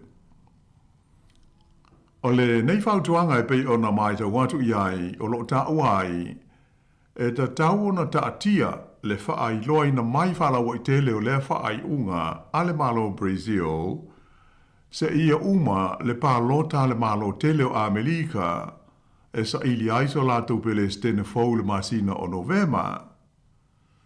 Ona o le popo lenga ne ia whaina ai lo lātou wā whialo anoa ai mo Washingtone ai moise pe a whai o le a whai lo mai I le taimi nei ia lea wha moe moe o Brazil a o le io I le pālota a le United States.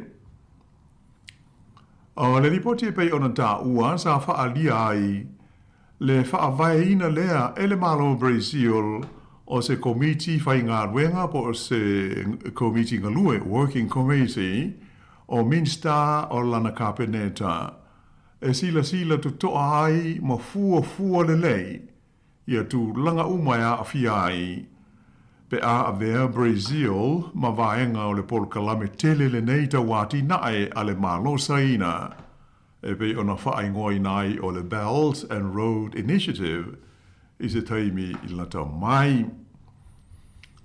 Ele ngata I lea ai sa o fo I sa ili linga le nei komiti pe le ono a whaina ai le wawhealoa ai o Brazil ma le malo Amerika. Pe a whai ai toe manu malo mai le li o Donald Trump I le tofi Palestine o le United States. E wila ina ele itu ina mai se whaalinga aloa ia a le whainga malo Brazil e tu sai o le whainga palota o le tofi Palestine o le United States. Ai ua uma ono iai se saunoanga a le li Palestine o le tunuu, le li e sua wha ia Luis Ignacio Lula da Silva. E wapena ia ta wai o ia na te lango ina le tamaita I Palestine lango o Kamala Harris ia po le suita wā o le Parti Demokrasi. Na ta wai se lipoti le CNN I le ai o Brasilia e whaapea sa talano ina le li Palestine o Lula da Silva ia le mata upule nei ma sui fai pule o le parlemene o Brazil I le amtanga o se tema. Ma sa whaalia manino ai le li Palestine e na te talo sia e malo mai ai Kamala Harris I le palota tele le nei a Amerika.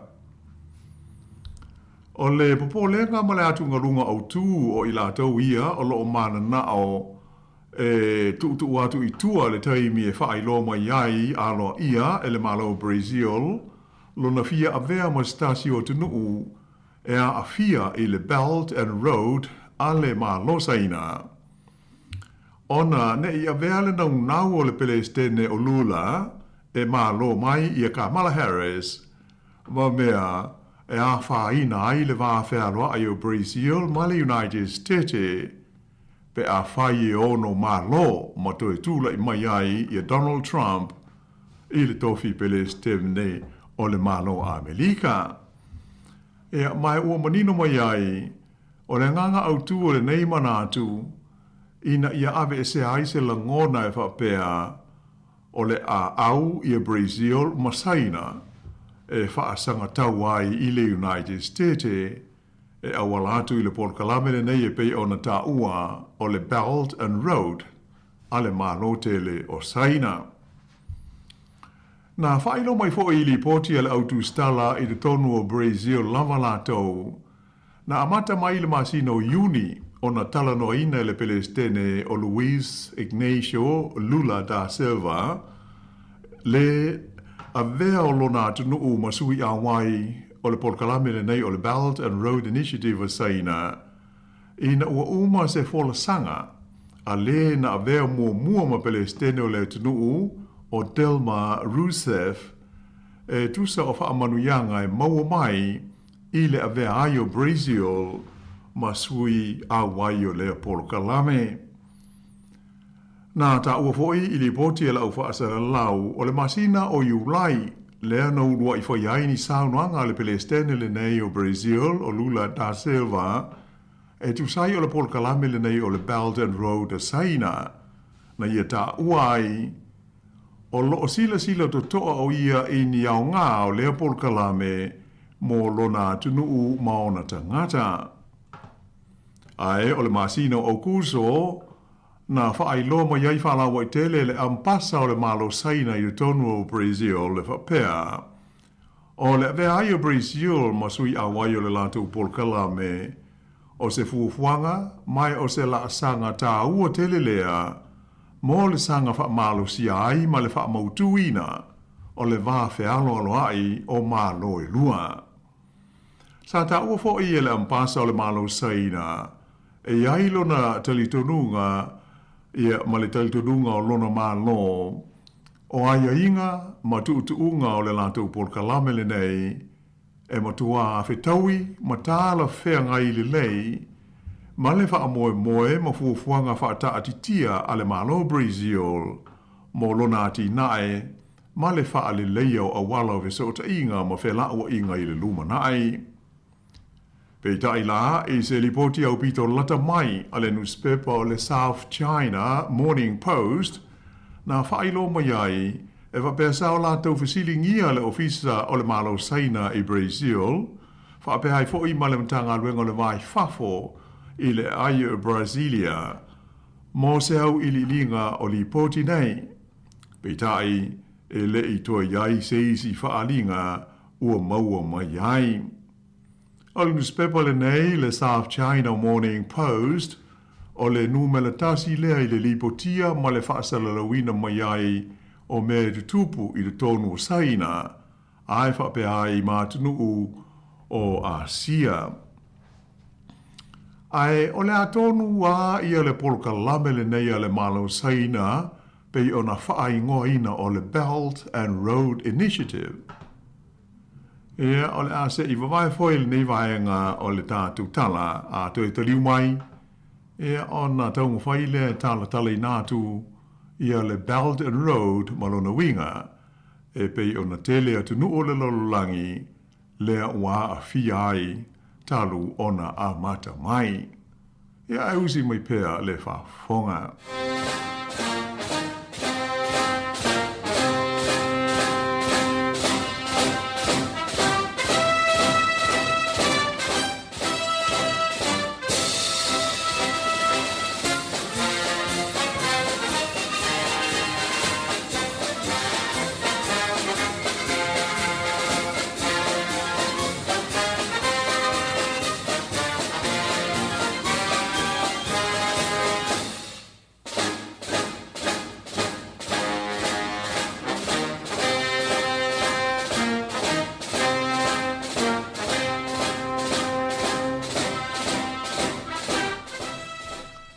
O le polokalame a saina lea e whaingoina o le Belt and Road Initiative po o le BRI i lona tau whaapupuu. O whamatalaina e whapea o se polokalame tele e ta iuluai le malo saina i le atina eina lea ma le fausia ai o ni ngāruenga ti tele e inivesi pe whaafai ngāruenga ai a lātou tūpe e whaalelei ai au wala o whela o inga, ai maise o whe whaatau o inga, ma le tūlanga tau whe saota inga i atu nuu o Europa ma Asia, whaape ai ma Amerika Latina, ma atu nuu i le tonu o le kontineta o Awhelika. O nisi o ngā ruenga te tele ua whaia, ma ua lango i nai e le malo saina i nisi o tunu o le lololangi o atu i ai le lātou polo kalame le nei e au fia ai le fausia o ni malai valele o tāulanga ma ni wāfu fau mo waa o loa ma waa la upa sese o fale te tele ngau si ai le tise maisi malo si anga whapea a wala lau papa o a wala e malanga ai no foafi a wala te tele mo ta vale ai whapea na fo'i ma le fausi ai o masini ma no foanga te tele mo fesota inga whaateko no losi. O leisi ngō le pol kalame lava le nei le malo saina o le New Silk Road e a po no winga pe a fa Sāmoa ina o le awala fou o le silika e a tonu o le manatua le to tele o le umadu tua o so no mua sa lawi lo tele le tunu le nei o saina i lona tamau a inga maua mai i le silika po o le silk le e ngausia mo yaila e mai o se ie e taunga tā tele i mā keti o le lalulangi i aso ua mawai. E o mai a ho i le taimi nei, i le mele nei e ta ua o le silika po o le silk, mai sa yaila i nao na po i le ala sopo e a e vanu i fo vanu, sa whaonga ina e tangata whai orloa ma le au whai pisi nisi a saina, e au mai ai le silika le nei, e whaatau watu i isi atu nu o le lalolangi i le atu Europa, whapea fo i maisi ta wha e fia o le ke lope. A o le tai o ina le lei, ia a wala whela awa inga e pei o na iai le nei vai taimi, le o tātou wha o ngai nai valele, a toa ma waa o le sami. O le awala sopola le nā sāta ua ma wha i ngoa ina o le awala o le silika po o le Silk Road, e mai o te masalo ai o le manaa o le malo saina i nei ono po, ena ia toe wha o la ola mai le ngoa le nei awala, a toa ai ma le tūlanga mawa e sa iai lana silika i maketi o le lalolangi. O nisi o li poti mo i saina, sa whailo mo iai, e wape o le polka la mele nei, na amata o whaingoa pe amata mai o tau o le One Belt, One Road. Ia po o lona winga, tasi le fuspau, tasi le awala pe a whaali liu mai il tātou ngangana. Ai, watele ia nisi o teu ngā wafoia iai, talu mai le amatanga. Mōle si le fia, e ui ina wha mamafaina mai e le malo saina e wha pea, o le anganga au tū mo le wha moe moe o lana pol kalamele nei, le BRI, o le wha le lei ai o whese o ta inga i le tū tau le tamau a inga ma whe wha tau a inga, ma le ngā rulu e wha tasi ai o i la tau ma isi tū langi o le kelope. Ai o le mea moni lava, e tele atu nuu matangata i le tūlangi i sifo o le kelope po o le west, e tā ofi, o se whainga ma se fuafuanga whaapitoa le nei ale malo saina, e whaalau tele atu ailo na malosi tau le tamau a inga, a toa ma tūlanga tau i upwhai o malo, i isi tūlangi e fia o le kelope. O ati na e te tele ua uma o na fausia ai lalo le polkalame le nei e le malo saina o le Belt and Road Initiative po o le BRI. Ua mawhai ei nei o na wheso tai saina ma le tele o vaenga o le lalolangi i awala te tele ua fausia i lunga o le lau ele i te tonu o atunuu o Asia sau te sasae po Southeast Asia. Whapea aia tunuu o Europa, ma tunuu o Asia tu tonu po Central Asia. E le ngata i lea, ai ua da tala i fo i whesota inga, ma whe laua inga i le vausa ina, ma isi vaenga o le kelope, e awalatu lea i waa o loa i le Sami, ai maise lava o le vaa ma tunuu o Asia i saute, ma Asia i sasae, whaapeha I fo I mātunu I sa sae tū tonu po le Middle East, ma le talawhātai sa sae o le kontineta o Awhelika. O se tasi o ati na e tele ma le taunga tā, ua umau na fausia I lalo le polkalame le nei saina, e whaingoa ina o le China-Pakistan Economic Corridor, ia po le CPEC, I lona whaapupu. O se ati na ele nei sa ngā lue wa lua ai ia malo e lua o Saina ma Pakistan. E whaale lei ai a wala maisi vaenga o whela ua inga I le tonu o Pakistan. Ina ia sanga wha malo si ai ma whaale lei a tili ia whe whaata ua inga I le vāo tunu e lua. Ma ia whe so swani fo ia whaale lei ai la ati nae ma le tūlanga o whe whaatawa inga mō nisi a tunu o Asia I sause.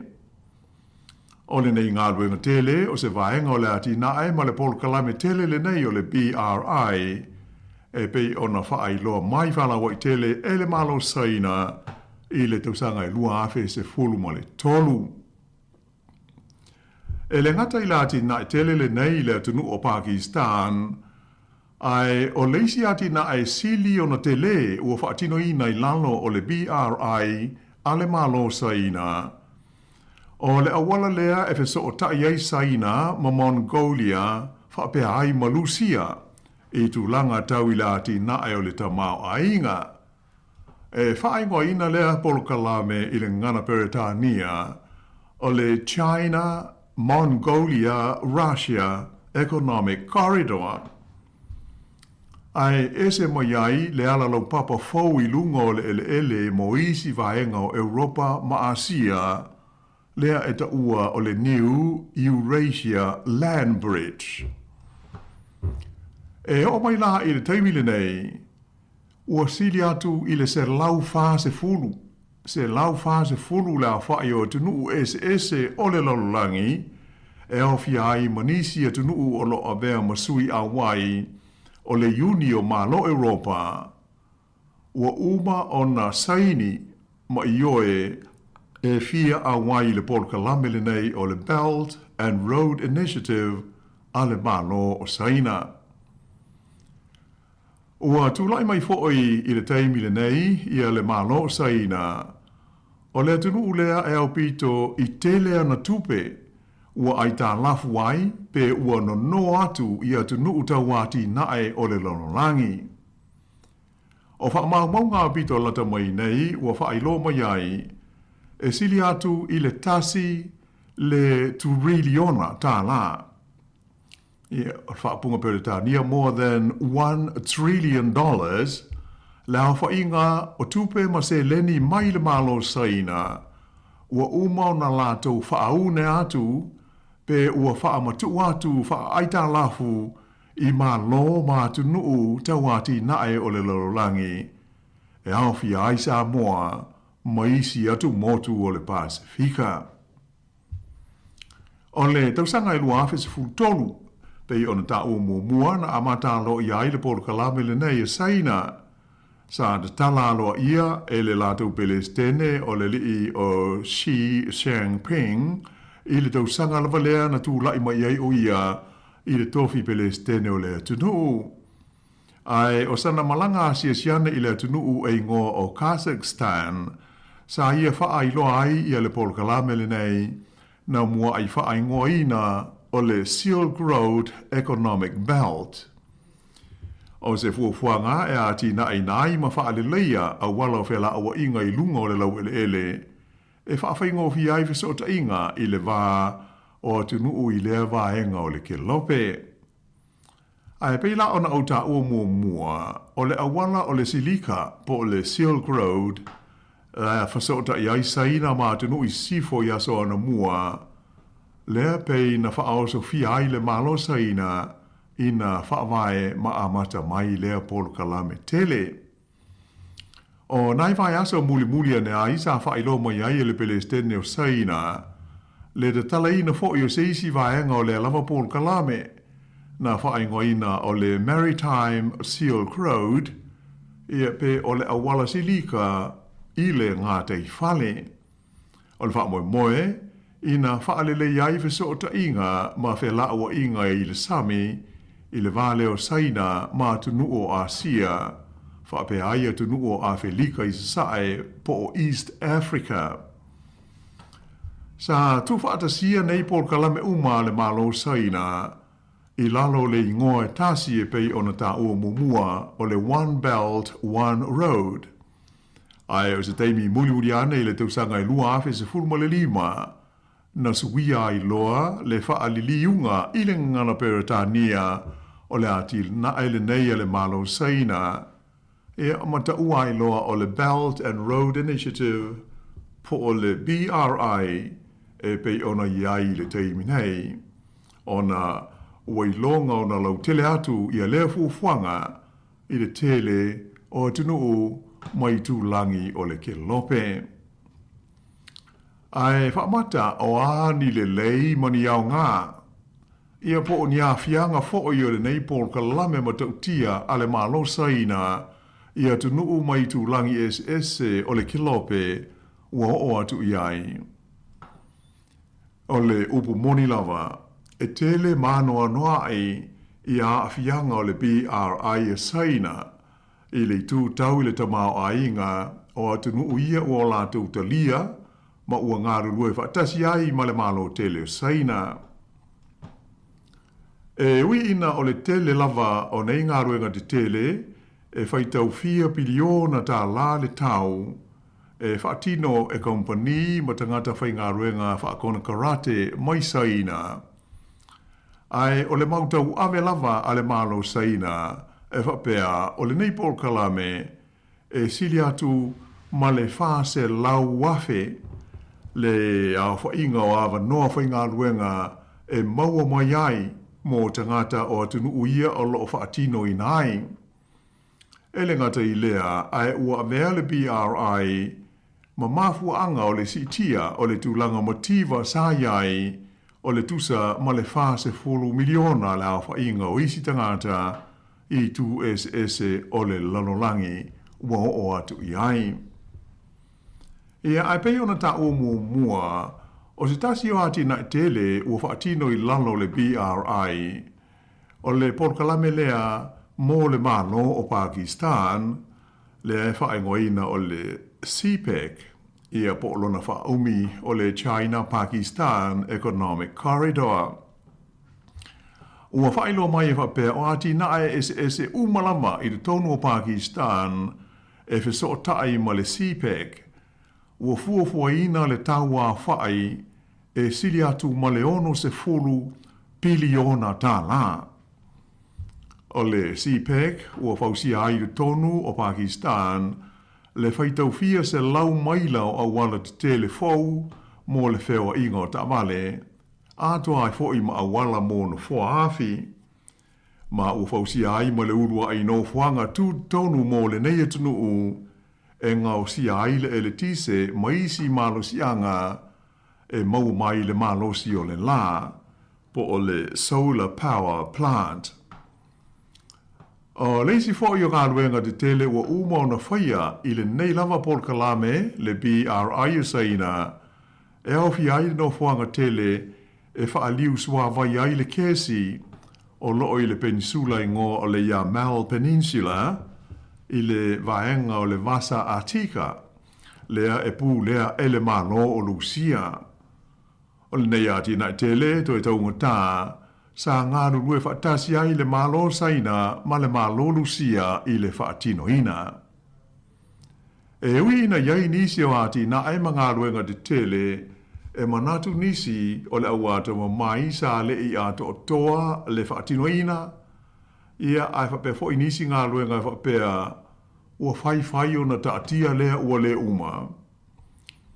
Ai o le lipoti alo ia mai i le malo Saina lama lātou ua whai lo mai ai e sili atu i le tolu wafe le a whainga o ati nae ma ngā luenga te tele whape nei ua uma o na whaatino ina i lalo lana Paul Kalame le nei o le BRI, le Belt and Road Initiative, i tūlangi SS o le Kilope.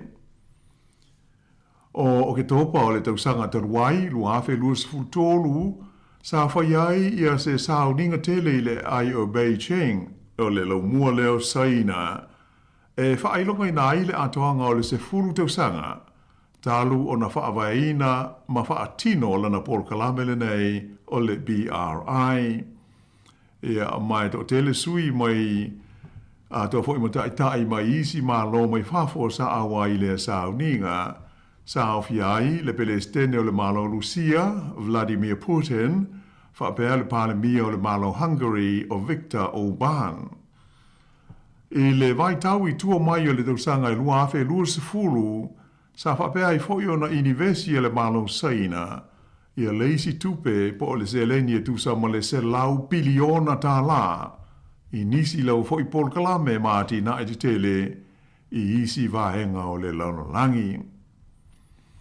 Ai ui ina au ngā, ma tele ni whaamanuianga ua maua mai i le nei Paul Kalame o ati na e te tele a le malo saina.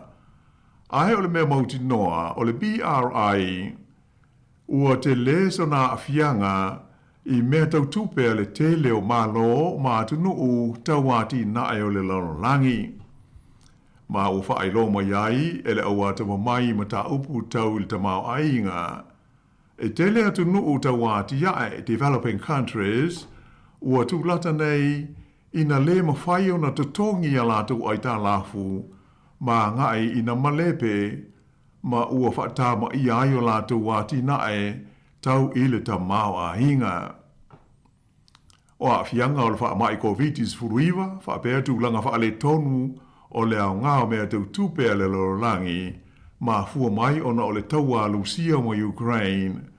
Wa tili ai ona tuai le wha ngāso longa o le tele o ati nae, ma sanga wha au pōpō tuai le avenga i mea tau tupe i le tele o mālo o le lalolangi.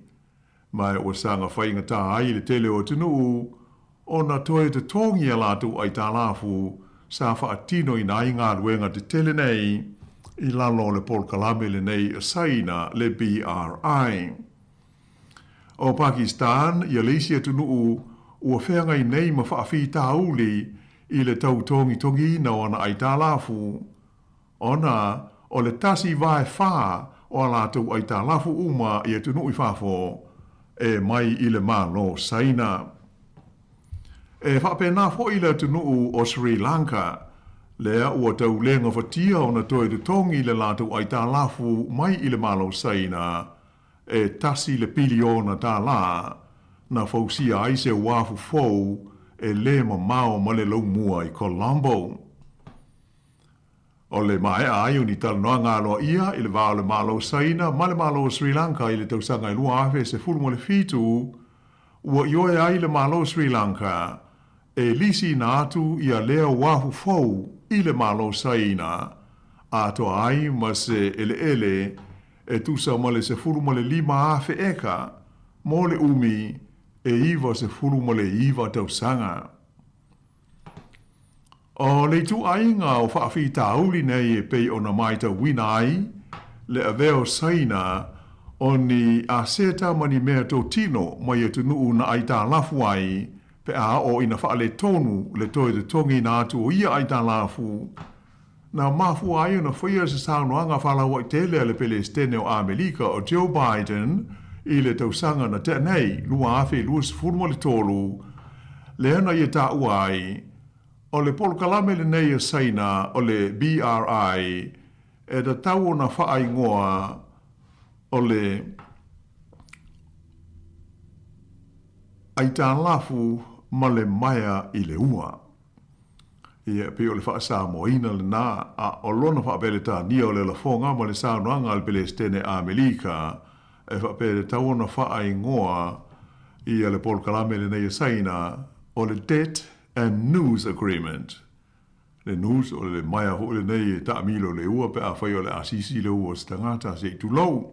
Pe taila, o loo te ena mahalosi e le malo saina i a nei tu a inga, mai o le taunu unga o se suenga wha apitoa lata mai nei na wha atino ina i le whale tupu le lalolangi po o le World Bank, maisi wha la poptonga wha le vāo maa lo, Na whailo mai e whapea, e tusa ma le lua se lau wha se fulu piliona tā la, na whaalu le malo saina, e fe soa soani ai tā lafu, a le tusa ma le lua se fulu ma le lua, o atunu SS o le lololangi, i le vā leo le tausanga e lua afe ma le valu, ma le lua afe lua se fulu ma le tasi. E le ngata i lea, a e sa toi fe tu na i foi e le malo saina, ia tu unga maia inga o nisi o ai tā lafu ma whaauna ngā tupe a nisi o atunu la iti. Ai o nisi foi ai tā lafu sa o la tu wha ma ngaloina i se au whainga e o i le fitu se furu ma le valu piliona tā la i le vā leo le tausanga e lua afe lua se furu ma le lua afe lua se furu ma le lua. O le upu moni lava o le pol kalame le nei le malo saina ua nā o se tasi leo vaenga e wha mao ni ai le matua malosi lava o le tūlanga ua o ne i ai le ta mao a inga o le nei atu nuu tele o le larolangi. O le fo i tūla i mai saina o se tasi o malosi le tū wha military po le malosi wha fita fita. E le ngata ina to tele ana vaenga au ai o mai tawina fo i le sisia pea o le lelei ma le maro losi o na penga ma mea tau e mana o mia i le taimi uni taua e ono ari ali mai. E pe ona si le fia le manu ala ufa fonga ua tau le asa se aso ma se tala tātou te maua e tu sai o a fianga o le malo saina i ma ta upu fa upfai o malo ai mai se le tātou i tūlangi i le tonu o le Pasifika. O tau mwhainga a isi malo de tele iai a Melika, ai whapea whalani ma peletani e tele, ato ai foi i Australia ma New Zealand, o loo tau mwhai e pui pui, le ofi mai lea o le malo saina, e whaatino ni ana ati na e te tele i le tonu o atu motu o le Pasifika. Ia ai pei ona sila fiel au whai tau laulu ma ta upu tau i le vāwhea loa i o malo. Ua tātou le alo fia lava le a vea lea o le tātou nei tu langi i le vasa Pasifika. Ma malai e o ngā tonu ma iai i a whinaunga, ma le fe whaalinga o ta ofi malangona, ai maise lava o le malosi wha military o malo te tele mai whafo. Ia ai usi pēr lau whafonga.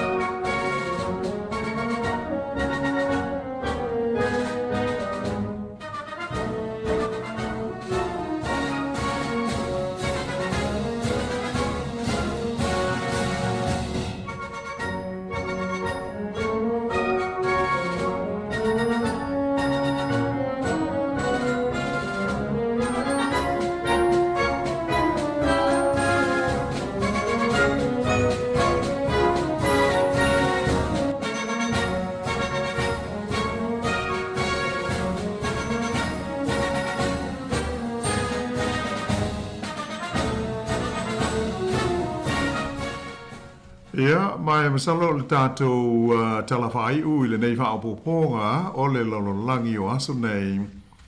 O le aso lulu na tūna i atu nei, sa lipotia mai ai e le Reuters, le se atu leo le maoto sui o le fono whaitu la fono o le United States o Amerika, le House of Representatives, e tau mawhai se whainga, e tā ofi ma whaasai nai, ona inivesi pe whaawhai ngā luengaina ni tupe mai tangata, atoa ai kompani ma whaalapo tonga te tele ale United States i to tonu o le atu nuu o saina. Ta ua ai le Reuters, se whaalinga mai le teitei whono o le komiti filifilia a le mauto sui mo le atu nuu o saina e whapea o lo ave le wha mua le komiti le nei, i le fausia lea ma le pasia o le tula fono, e tapu ai ma whaasa, le whaia e tangata o Amerika, a toa ai ma pisnisi ma whaalapo tonga te tele, o ni inivesi i le tonu saina i le lumana ai. O le tūlanga mawalunga o lo whaataua ina i lea fuafuanga le komiti filfilia, a le maoto sui o le fono ao le United States. Ina ia pui ai, le ono avea o ia inivesi ma awala e whaatupe ina ai, ia ni whainga e ono to e whaastanga tau ma iaisaina i le United States o Amerika i se taimi i le lumana ai. Ta ua fo ia le te i fono, le li fai pule ingoa ia John mo Lina, e le tau na iai se tu la fono, e aia iai ma whaatu langa, iai tu a inga o pis nisi, ma ti nae a toa mo polokalame, e le te tau o na inivesi ai ni tupea tangata ma whaalapo tonga a Amerika. O ia sa noanga le li te fono sa whaia i la onga me tau pis nisi a Amerika le American Enterprise Institute.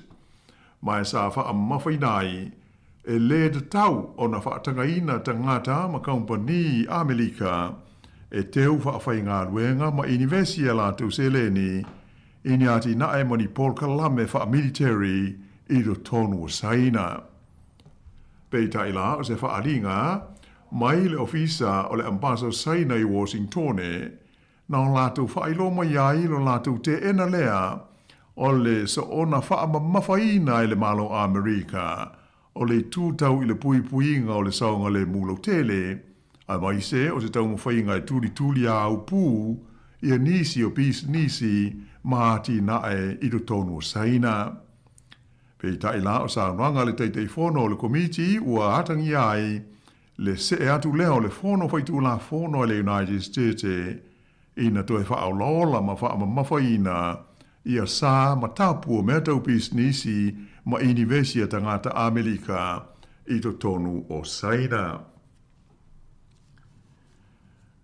O le so, ua whaari ai le matua le fia ma le whai tio ina lea le min style vai fafo ale malo New Zealand ma vasa ma na ia Winston Peters. O le whainga na ia whaamatala ina e whapea, o tunu ia o lo lātou whaonga ina le tau, ia le malo si anga po o le pawa, o le palota fo il neta ua o le vito, i do tonu o le fono ao malo au whatasi. O le whaupunga sa whaonga ina i le minsta i le neima ta upu, o le abuse of the veto, e pei ona talanoina fo o il tātou polkalame le nei nisi o polkalame umawai. O sui wha mai o malo o whatasi a maise o malo ia ta ua o malo losi po o superpowers i tu langa tau le tamao ainga a toa ma le malosi wha military. E iai ia i la tau ia le malosi po o le power le nei e ta ua o le veto power e mawhai iai na la tau tau fia ia le whaatau nuina o se i unga whono po o se whaai unga ua pasia ma ioi ina le to tele o sui awai o le whaarapo tonga o malo au whaatasi. Sao nanga nei a wawasa manaya i le so sao fia o se vahenga o lana launga lo ia i le tau o fianga pe i o na whaanga solo i nei le ai o New York i Amerika i le whono tele a malo au whaatasi po o le General Assembly. Sa ia ta au foi o le atau mwhai le malo New Zealand e sa ili so na wanoa i le tonu o le komiti le nei o le puipuinga po o le Security Council i le nofua inga mai le tausanga i lua afe tonu iwa e o i le lua afe wha se fulu pe i ona sila fia o le tausanga i lua afe se fulu wha lea na ave ai i a New Zealand masui awai o le komiti le nei o le puipuinga a malo au whaatasi mai lua tausanga o iai le tonu mai le lua afe se fulu ma le lima e o i le lua afe se fulu ma le ono. Se fulu tausanga o tau mawhai tausa ili se awa no New Zealand i le tonu o la lea komiti. Ai o le saunanga i le soa le minstana i e ta wai ia le talafa solo pito o le awai o le malo New Zealand i le tonu o le whaalapo tonga o malo o watasi.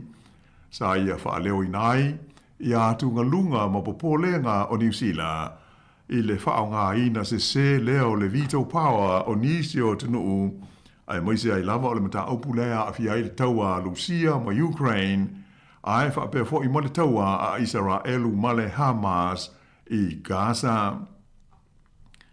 Nā wha mawhainai e le li minsta ua matua soli pala ina lama le malo Lucia le wha vai o malo o fatasi ina ua lato oso wha ia le atunu o Ukraine.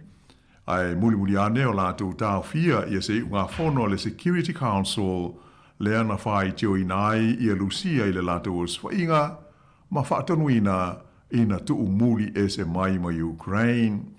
Ta ofi la ia wawasa mana ia Winston Peters ua lewa ona te tau ona toe whaatulanga ia le komiti le nei o le puipuinga ai maise le whaonga ina o le veto power e atunu uto o ititi nei o lo o la tau maua la lea vanoa. I le tau ai Gaza na ta ua Peters ua lewa ona te tau ona whauma lea vevesi ona o le mau maftianga o le whaitau fia afe o tangata e pei ona moli mawina i le nei vai tau. Ia ai molia moia, ona ua uma o le tātou taimi o le awhaapau moia i le nei whaawaponga o le lalolangi o asu nei. Whaafteitele Cherry mo le awanoa hoi ma le soso ni mai i tātou ngā luenga. Ia whaamu moe, ia toi mo hoi se sote inga ma toe so atu le tātou tala i la le vai aso i le lofo o le li. Ia tau ina manui lava le alo atu o le tunu umalau whaafonga i le whaai unga o le vai aso. Whaaso i fuhia.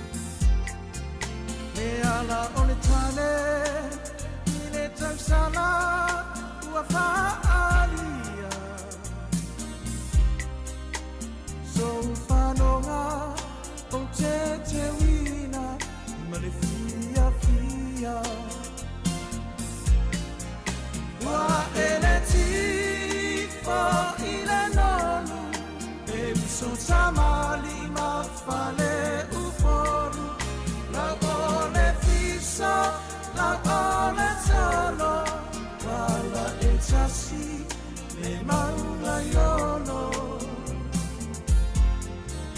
lau alo alo ele mafaina ngala ine lotu watofu iliu ai uatau nei i fui ono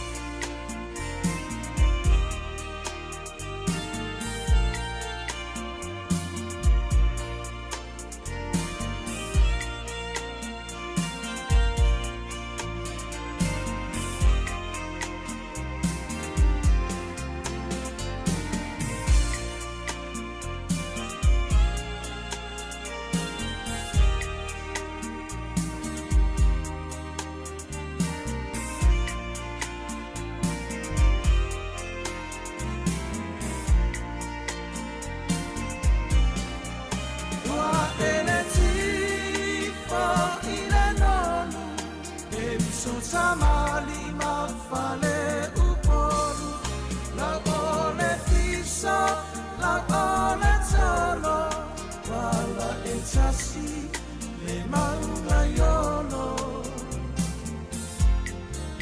lau alo alo ele mafaina ngala ine lotu watofu iliu ai uatau nei i fui ono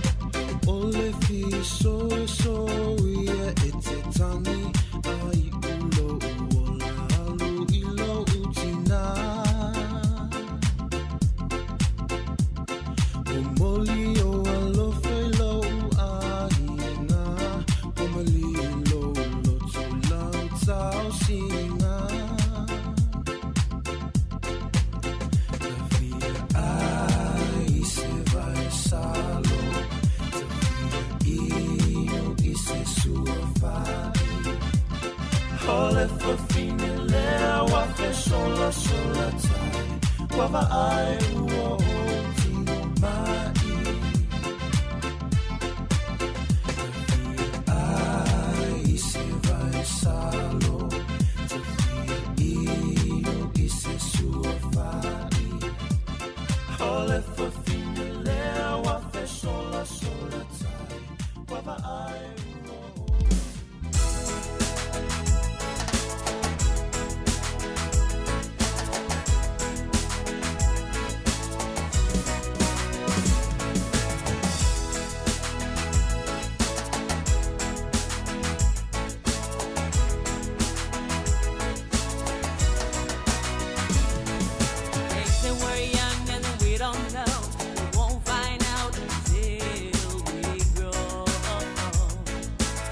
I don't know, baby, that's true.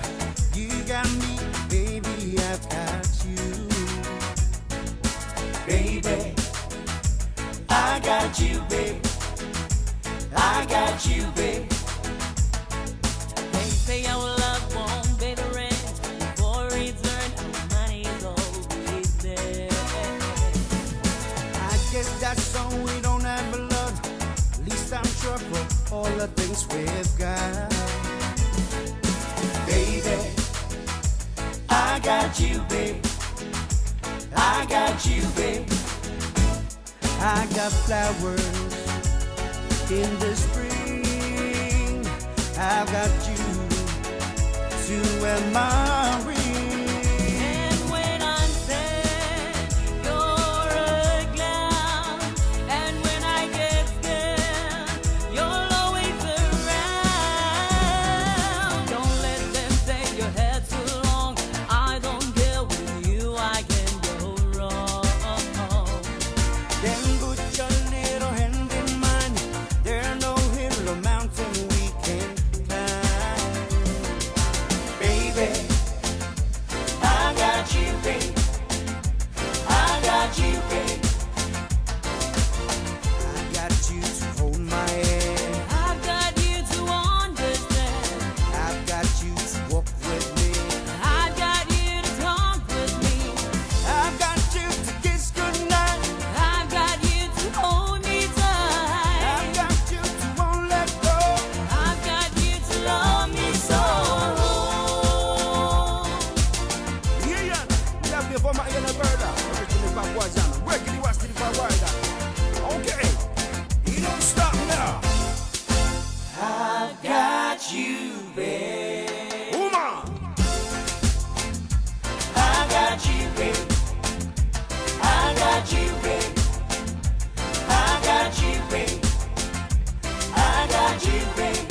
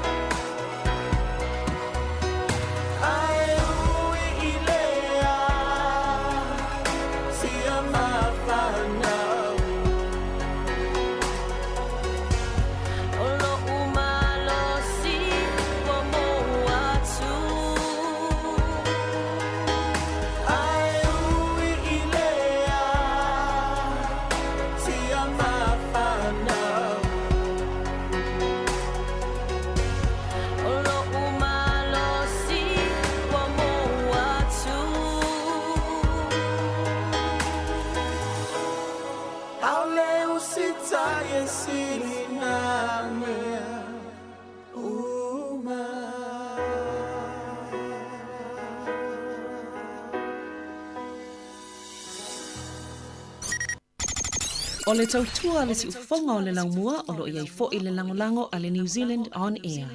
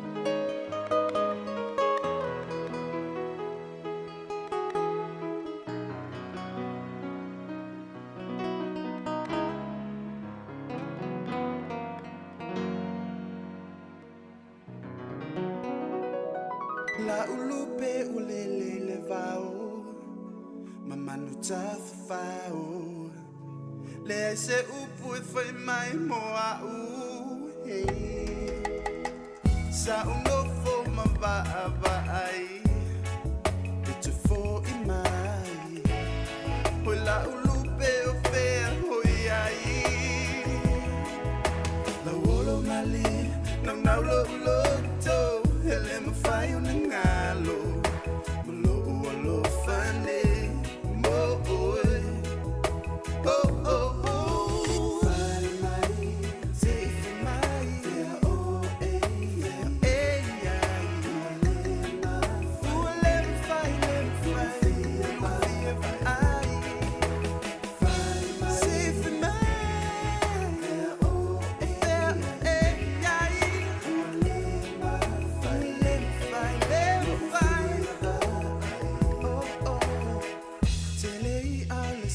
So so wana o oe moa u Te silava o e lo fatu Ua misia lo lalile O ino fai mo se La ulupe wana o u La wolo mali Nau lo uloto Hele mo fai o na ngalo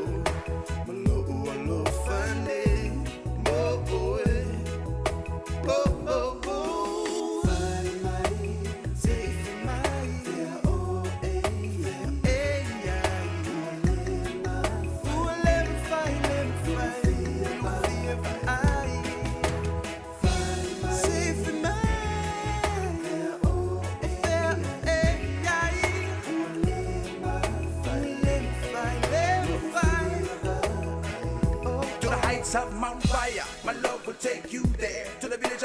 solo. My life for you I'll share.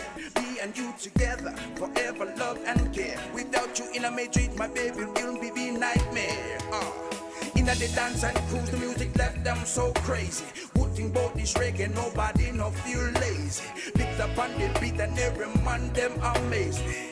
Mr. T, Benjamin, check it out. La wolo mali, no look to. Hele mafayo ngalo, lo fane, mo oe, oh.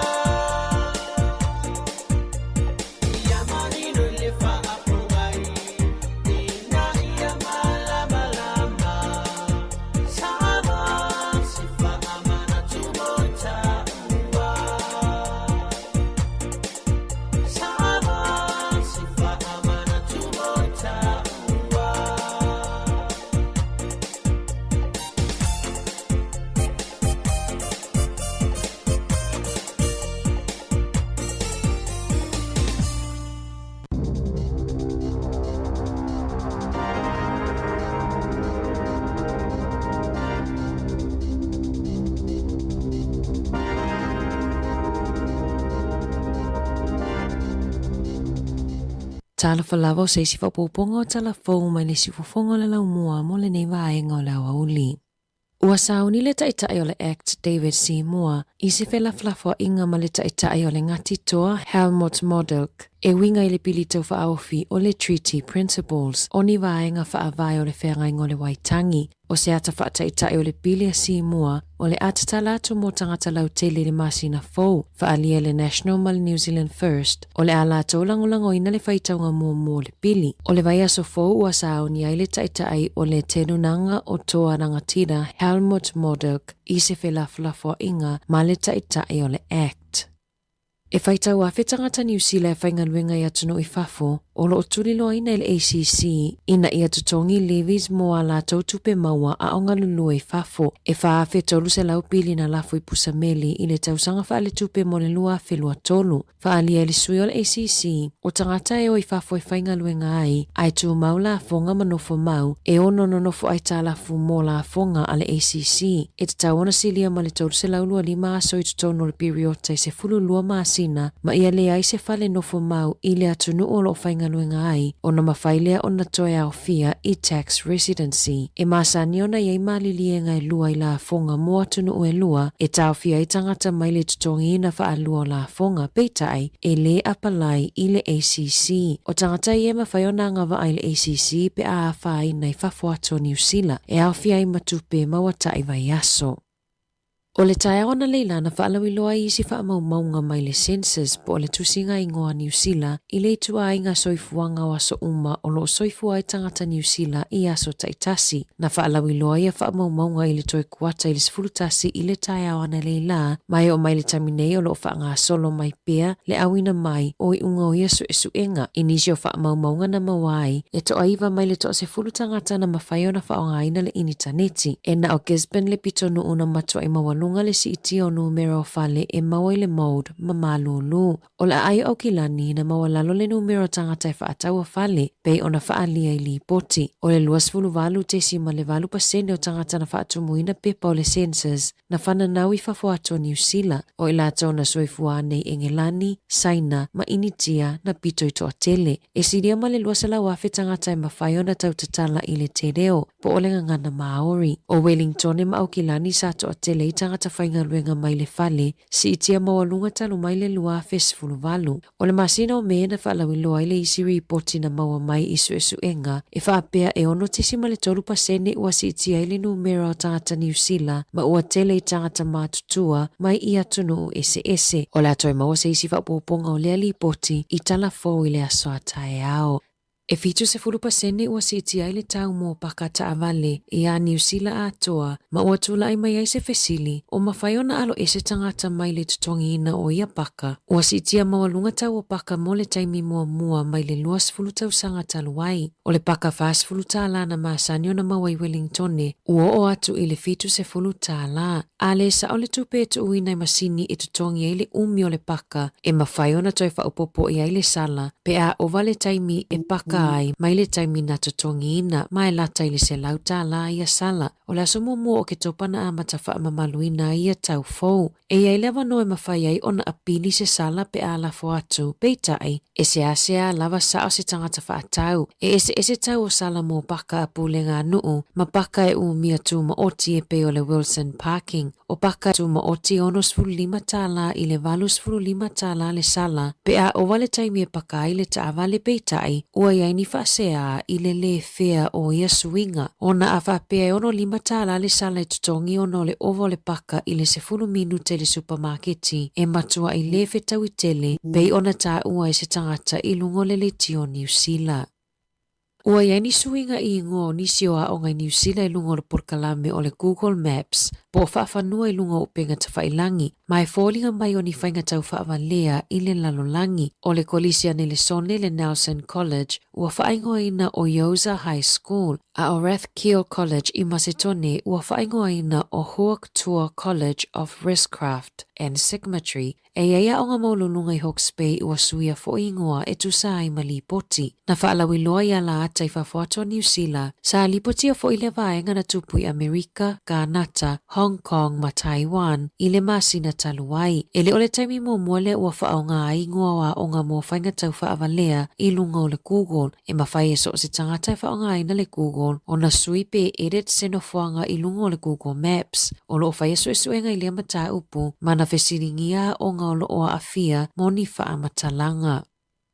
O se whaale tonu i le au nanga le ofiso fe malanga inga i lunga o le initaneti i le po le aso tolu se fulo se te ma amalama le aso mua o ke topa na amata wha amamalui na i tau fau mo visa ua to o tele tangata wha apopoleina o na o tupe na whaalu mo le talo sanga ina o visa e tu sai ma se wha amatalanga a le fau tua mo le ofiso fe malanga inga. Na lo lofi le whai tau wafi o tangata i talo sanga visa ai le iau lia le aso mua o ke topa na amata le vai aso taluai o na fiu isi tangata i tau tuu lunga la tau talusanga peitai na tele na whaale tonu laina male upenga ta whailangi. Whaalia le whawhautua le Immigration Katie Armstrong o whaafitau li na amata le vai aso taluai o na o le toa tele o tangata i lunga o le initaneti o lo o tau wivi e tau mawhai e tu ina mai la tau talusanga i le Immigration o isi na talusanga mo visa no fo mau i le po la songa fua petusa o le se fulutasi lima iwa i le po na tutongi le lua fe fitu se lau lima sfuluta la ma a whaina ave ese le tau o le visa mai le card i le te ala ititi o le se fulu lua i le vavea o le aso mua o ke topa na tutongi ina le silia ma le lima a feta la mo si itanga fau na amata wha mamaluina i le aso mua o ke topa e le ifa ailoa manino i le ofiso fe malanga inga pe tofia tangata na afia ai.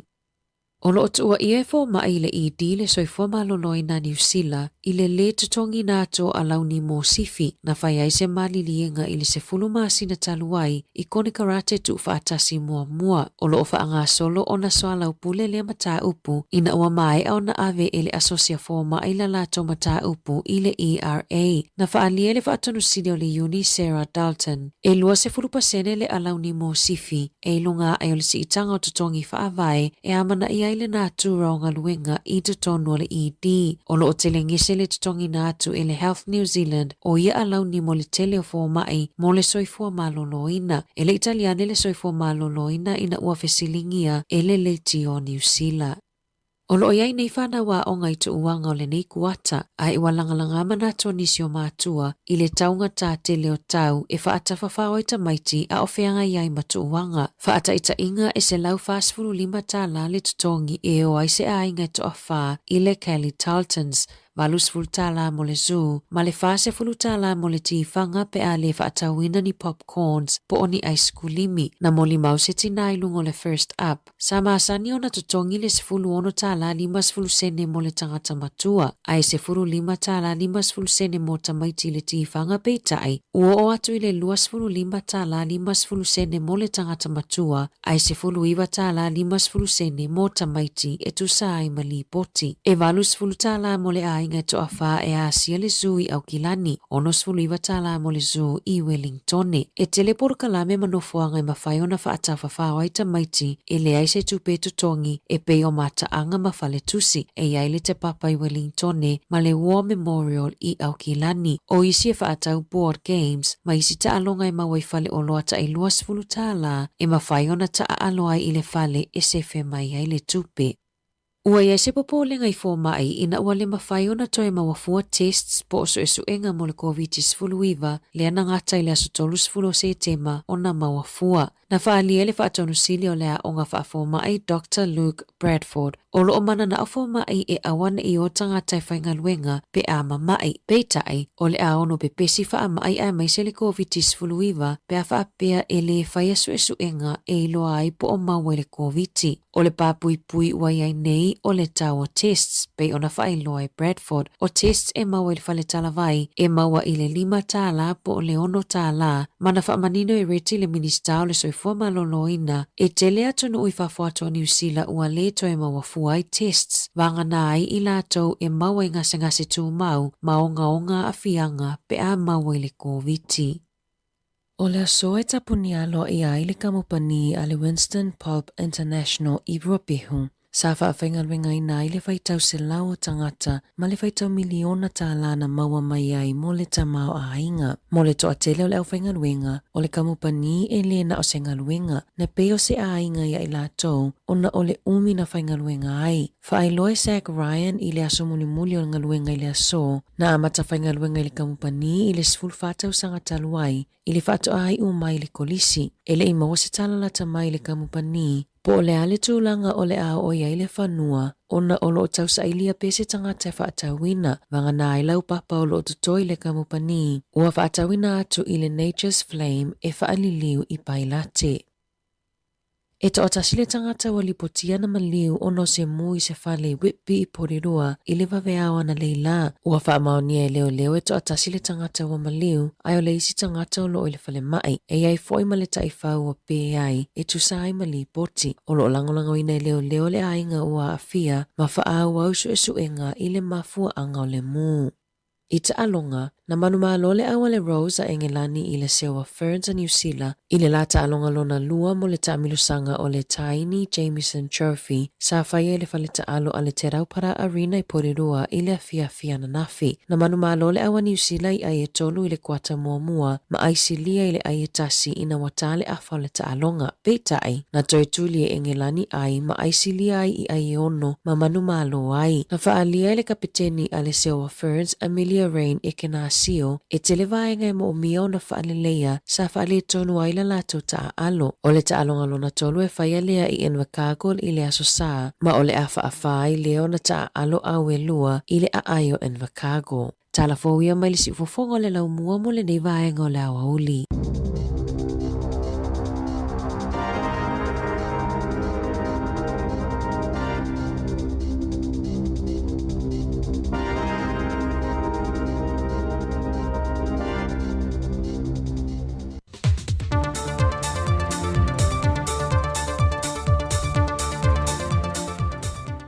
Aso tofi manuia lo tātou o tunu malau whaafonga anga e leisi whaopoponga le nei o tala fau mai Sāmoa usi mai ei lau whaafonga.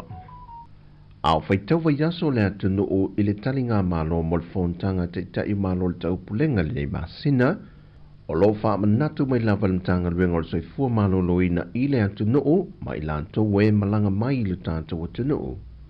E le ngata ina ia tausisia pea a wala o puipuinga mo le soifua malo loina i le pepesi e o whaama i ese i lo tātou o tunu. A ia whaia fo i tui puipui o so se whaama i a o le malanga mai a tunu o lo au mau maui mai ai e anga i mai i Sāmoa. Ona o le pepesi ai o le whaama i o le Mbox le o lo whai malu i tau mo lo tātou o tunu. Pe a whai ai o fi mai i tātou lau ele. O le te minei wha amaumonga le soifua maloloina, o lo wha amawina lawa i te tono le tai lua vai aso, le mamalu le atunu e o atu e sa ili tōng fitinga, o lo a afia e siamo le tenki fiva, ato ai ma le fulu le o lo wha uope o ne pepesi, e le fesui suia i o le tau. E tolu wa a tau po o manuao o le a leo ina le whontanga a tai o malo le tau pulenga, le ole a wha lepa wha ta milo i le atunu, e mata i tuina ta walumanga le whontanga, ma wha leo ai e fesoa swani le puipuinga, a malu le malo mai lanto o le a ngafa ma puipuinga i lungo le lau ele, i so o se vaenga o lo wha ngā solo i le whontanga. O le manua o le malo Peritania o le a wha lepa le i le wafu i mta autu, o le manua o Ausitalia ngā ta iane o si umu, ma le manua o New Zealand, e le tui se sifo o polo e la tatu il malaiva lele. E lua se fulmalitasi a tunu ui o si ao o le afisoso ni mai pui nga amalu le malo a Sāmoa. Au le foi wei le tunu le afisoso ni a leo mai Vanuatu o le totelo i lantou i o le au te wilafi. Mai o le afa o popo foi le pui nga leo. Leo uma mai a tunu ese ia e la tatu i le lua se lau. O le amatua wha amaro si e le puipuinga i le teimi o le whontanga. O le vaia so nei le wha mai e ona wha pipi le leino me pueata i le angai mai i le loto Samsoni, a ngai tau fusi le mangatolu, ma wha o popo i loa i le telo isi me pueata i o mai o na wha pina, Whaata milo I no whanga o le a whaatau teia I le whontanga. Ma no whanga le a whaamautu wai le au su whono. E lua waalele helikopter mai le malo New Zealand. O le a tiute pe whaaleo leo I le malai waalele whaavao malo I whaleolo. Ai o le a kawa mai e le malo Ausitalia ma Peritania le tana whaatai pia ma le a ngai I le sina lei. O lo tu lai mei pele malo Ausitalia e whaamawaa ma whaamausali le la whainga pa anga por so tanga ma le malo Sāmoa. Le foina te leo tu la fo ina I lava le taringa malo a Sāmoa. Ina wia fo ia nisi o mea whainga ruenga e whaonga ina mol whaoru whale na mai o tangata o a lātou ato pao ma isi vaenga e awhiwhia maima I nātou. Ina ia mauti noa e le aise vaenga e ono au wina mai whaasol tu la whono e whaofi mai e seisi o le ausu whono. Ai whape nā foi I le mamalua tangata whea whiwai e uru whafo maudu whale mai I Sāmoa. O le whoa I le malo Ausitalia e au fiai ni masini whaata whapena foi mani whaata e sa I lia ai whala au whaasaina ma mea whainga ruenga mo le pui pui ngol vaenga le tiute.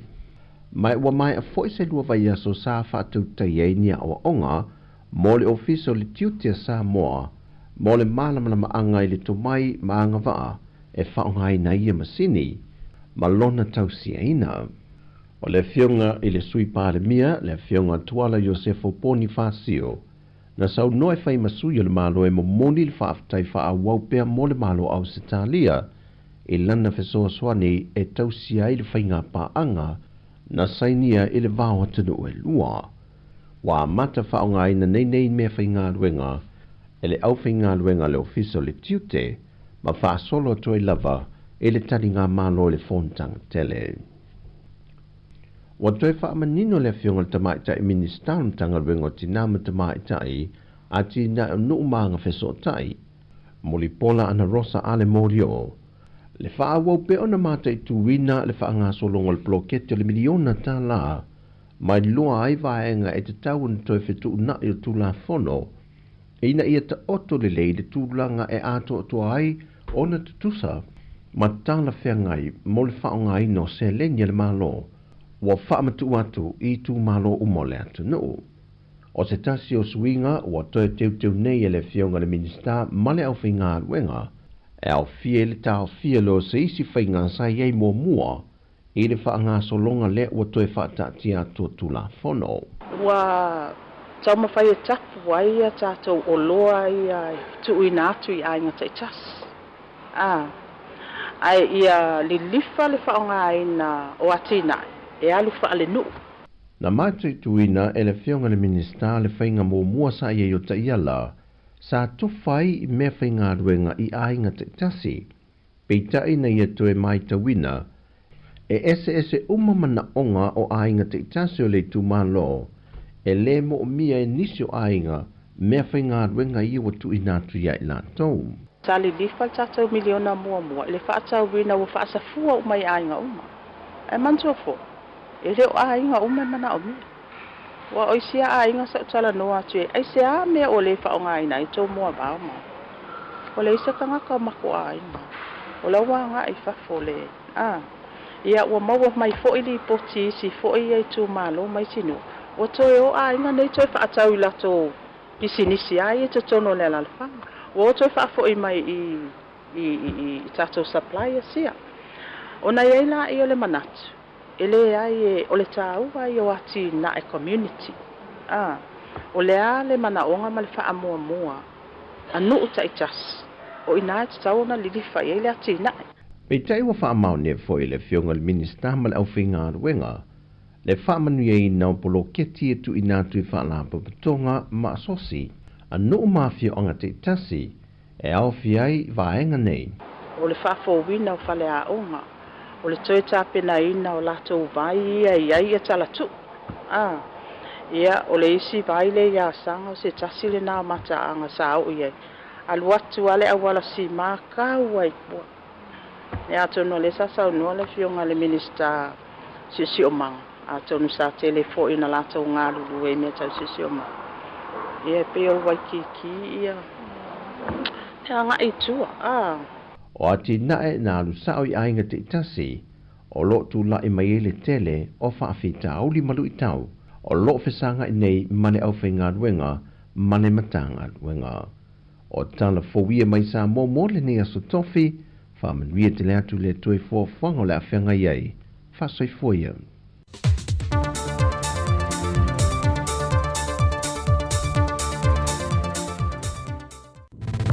Musika o malo longa ma tau mawhitanga o leo au li si ufofonga o le laumua.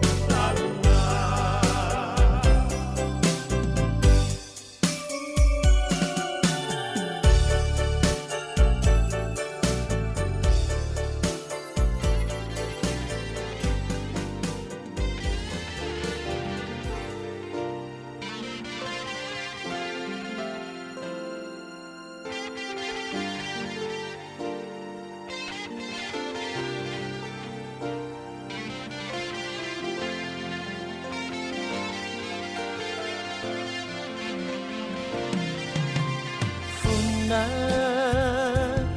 ua e tangi e moa u loi mata o te mau tinoa ua o whaangaloina oe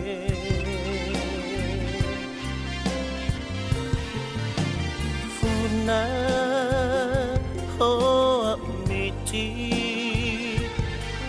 uana o oe le sili o te tauia oe ua lea i maseisi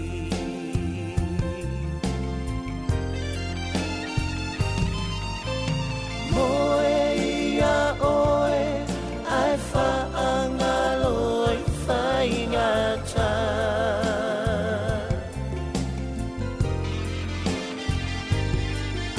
ai ala o ita e tali o ni pua uanga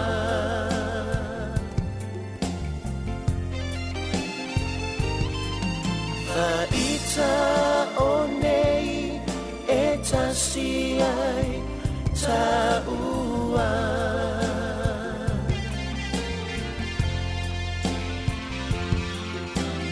Ae tawina e iloa o loa lofa Funa o miti uana o oe le sili o te tauia oe ua lea i maseisi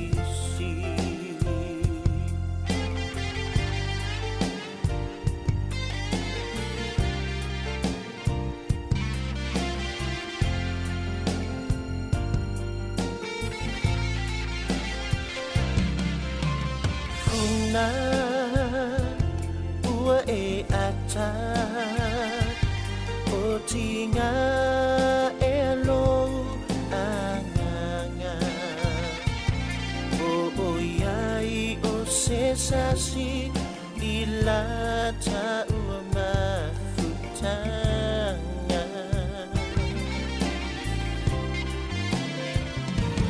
Sua Marie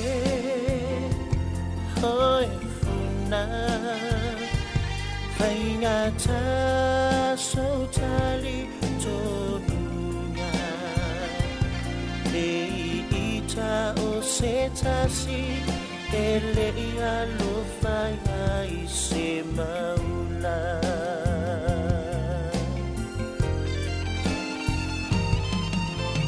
Moe ia oe ai whaangaloi whaingata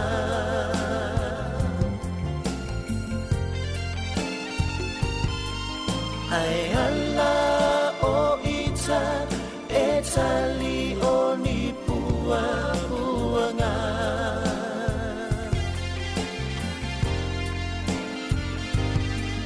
Fa ita o nei e tasi ai ta ua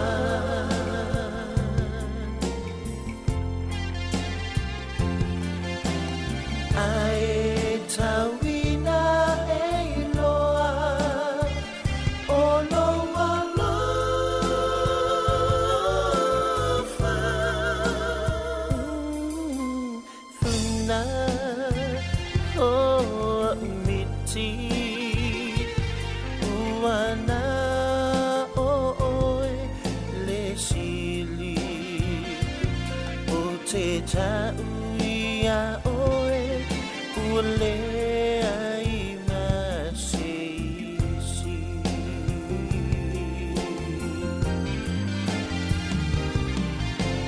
Moe ia oe ai whaangaloi whaingata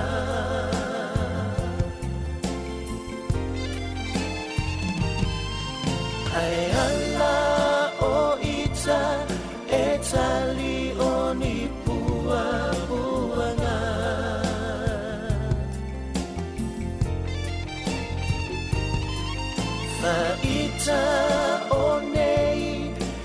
tasi ai taua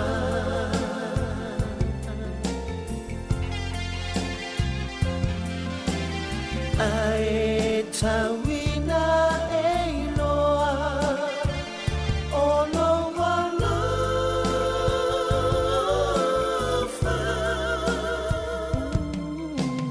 funa o miti wana o le sili o te tauia Ule ai maseisi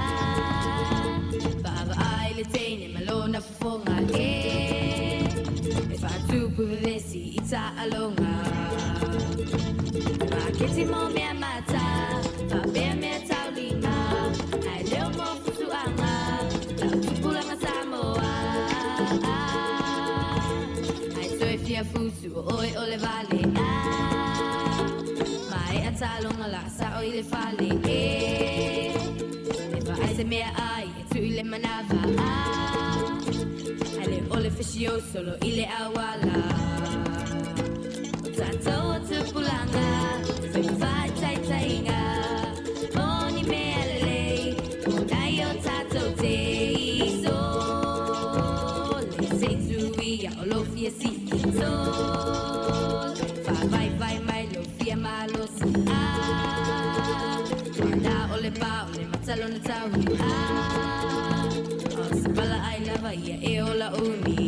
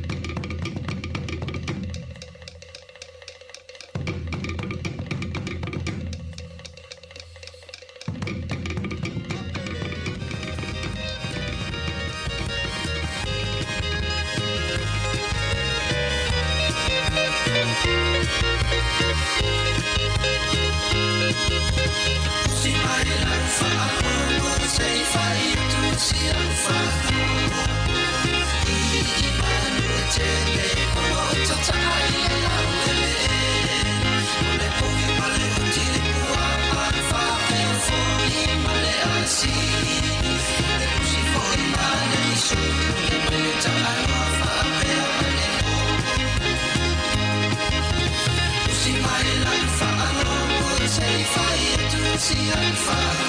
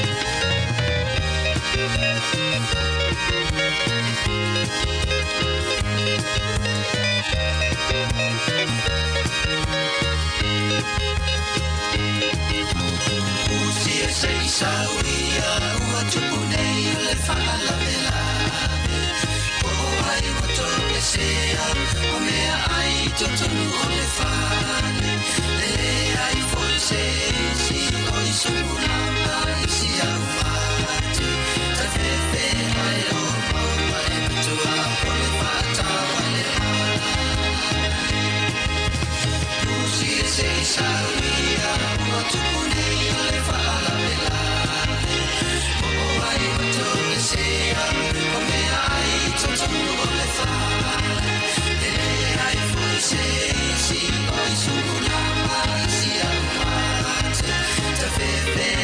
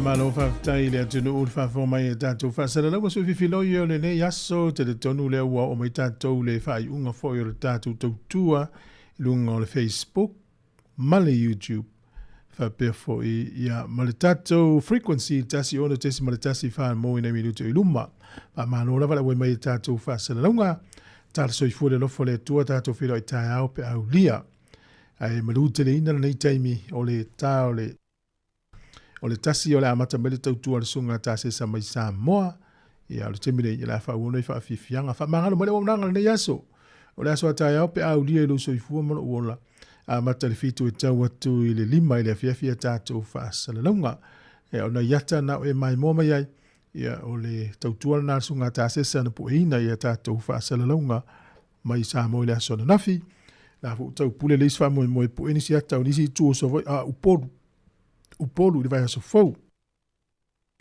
ia le temine fa to fa atu ia la tu la no ta se sene minute ona amata mai le le tau tua mai Sāmoa mo tatu ala le o ma app fa u pel fa fo mai tatu fa fi